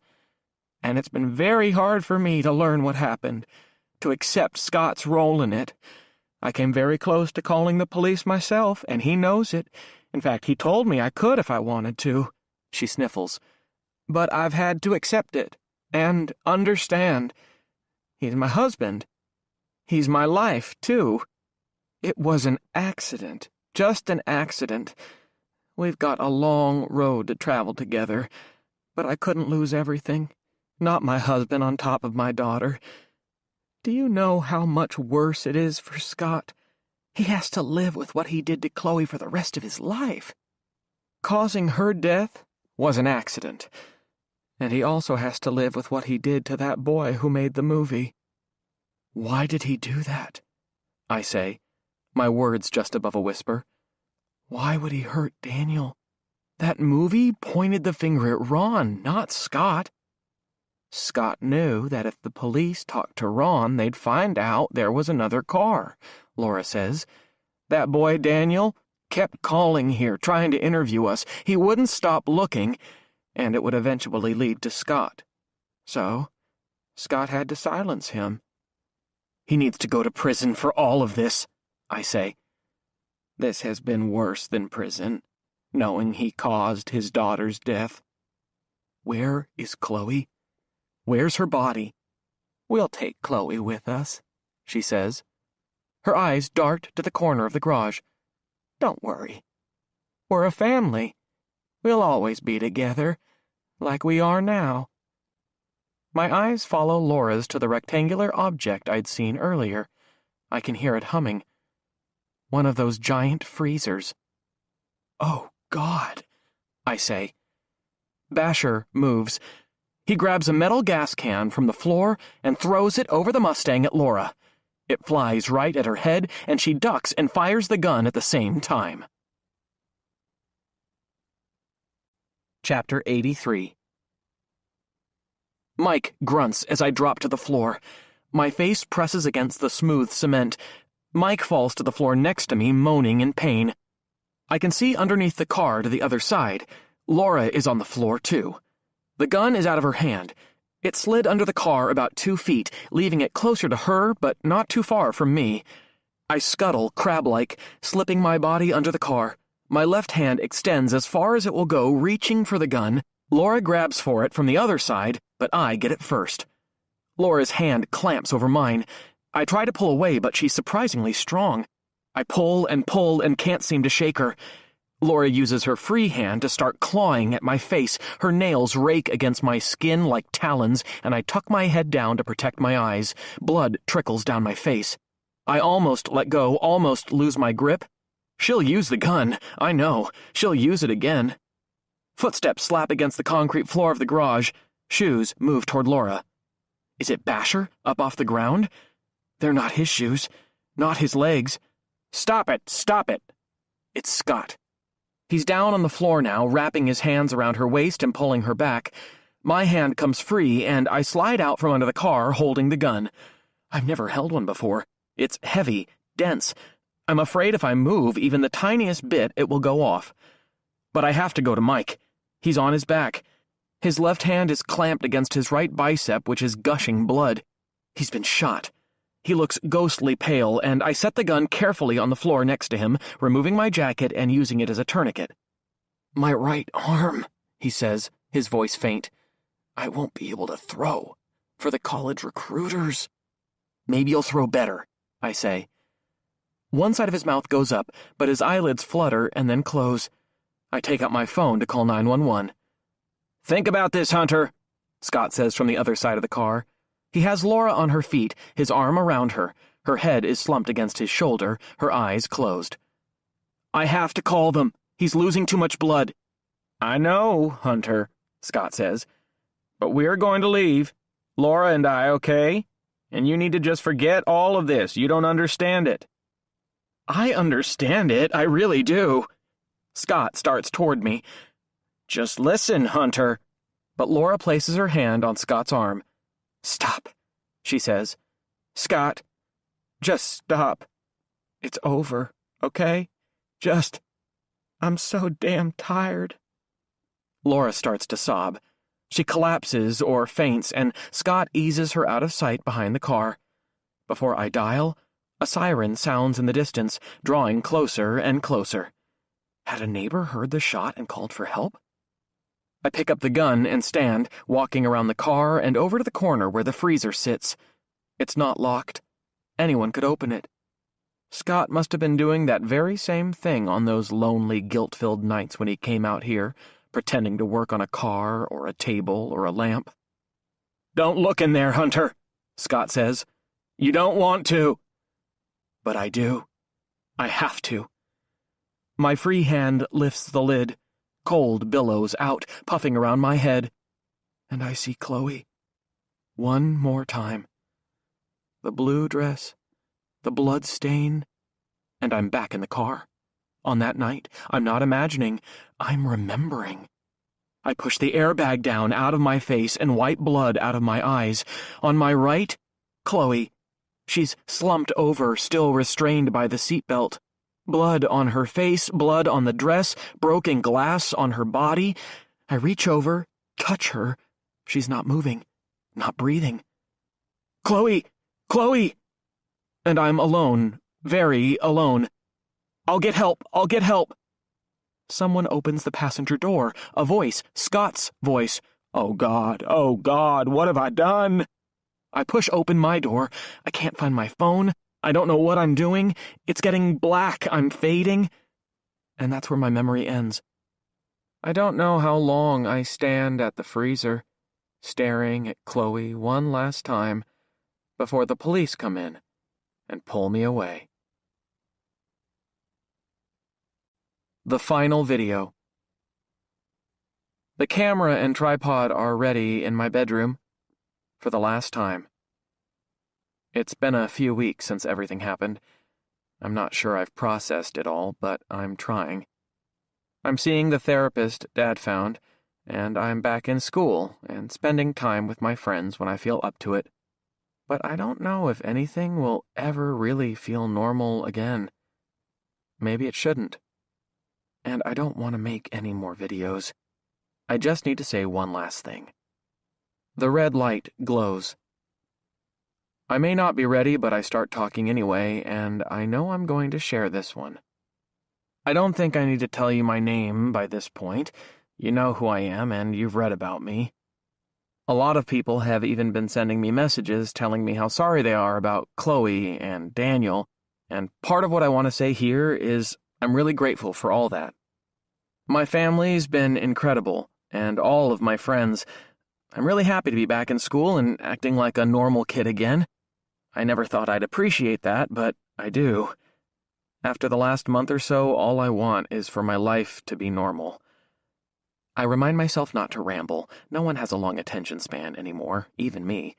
Get to the point, Hunter. Chloe's dad is going to jail for a long time. A long time. If he'd just told the truth about the accident that night, he likely would have been put on probation, and then Daniel, all of it would have been avoided. But Scott couldn't imagine telling Laura that he'd caused their daughter's death. He thought that was worse than anything. And Ron Hartman is never going to teach around here again.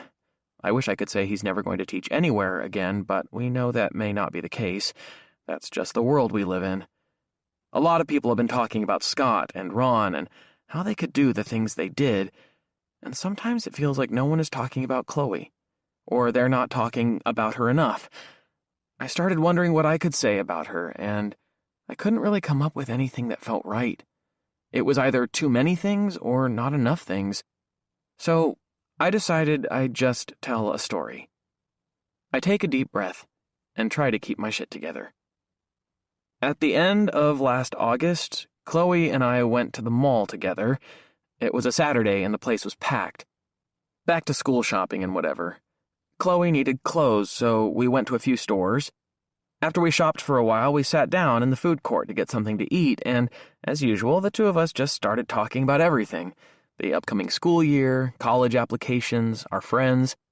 As far as I was concerned, the rest of the world, the mall, the food court, the other shoppers, had all disappeared. All of a sudden, someone flopped down into a seat at our table. The person sat down so fast that I jumped. It was a girl, about 15, and I'd never seen her before in my life, but she sat down like she belonged there and started talking to us like we knew her. "I've been looking all over for you guys," she said, "and here you are in the food court." I thought she was confused that she'd mistaken us for other people or had something wrong with her, but Chloe didn't act that way at all. Chloe just went along with it. "Yeah, I'm so sorry we didn't see you sooner," Chloe said to the girl. "But you're with us now, so it's all good." And then Chloe went ahead and pushed her French fries over to this girl, and then offered her half of her sandwich. And all the time, I was wondering who she was. I assumed she must have been a friend of Chloe's, but Chloe hadn't introduced me yet.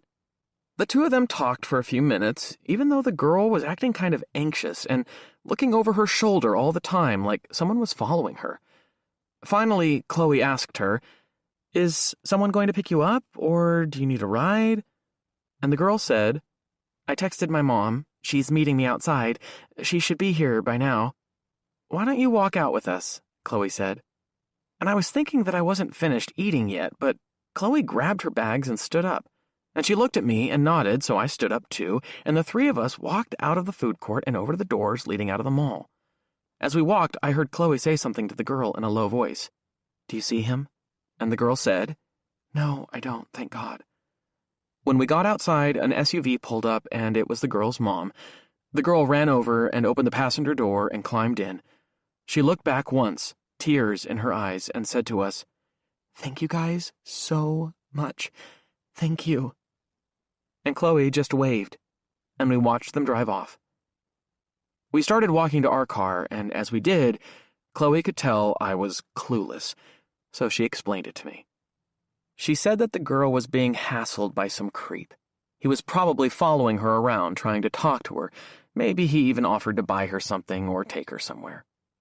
"She was probably alone," Chloe said to me.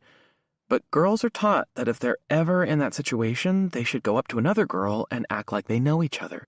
Just start talking. And we're all supposed to know to play along because then the creep will think the girl is with other friends and he'll leave her alone."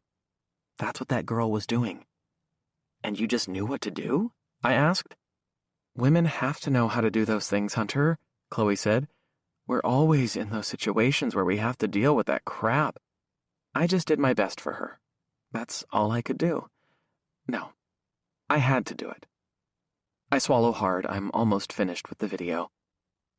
I guess I'm not sure what to do next. I don't know what my life will be like, but I'm just going to do what I have to do and hope it works out. And I'm never going to forget Chloe. I hope none of you do either. I try to think if there's anything else to say, and there's just one more thing. I love her. I really do. Still. And that's all I've got. I reach out and click off the camera. The red light goes out. And I begin the rest of my life. The end. This is Eddie Lopez. We hope you have enjoyed this production of She's Gone by David Bell. Recorded books are available wherever audiobooks are sold. Thank you for listening to Recorded Books.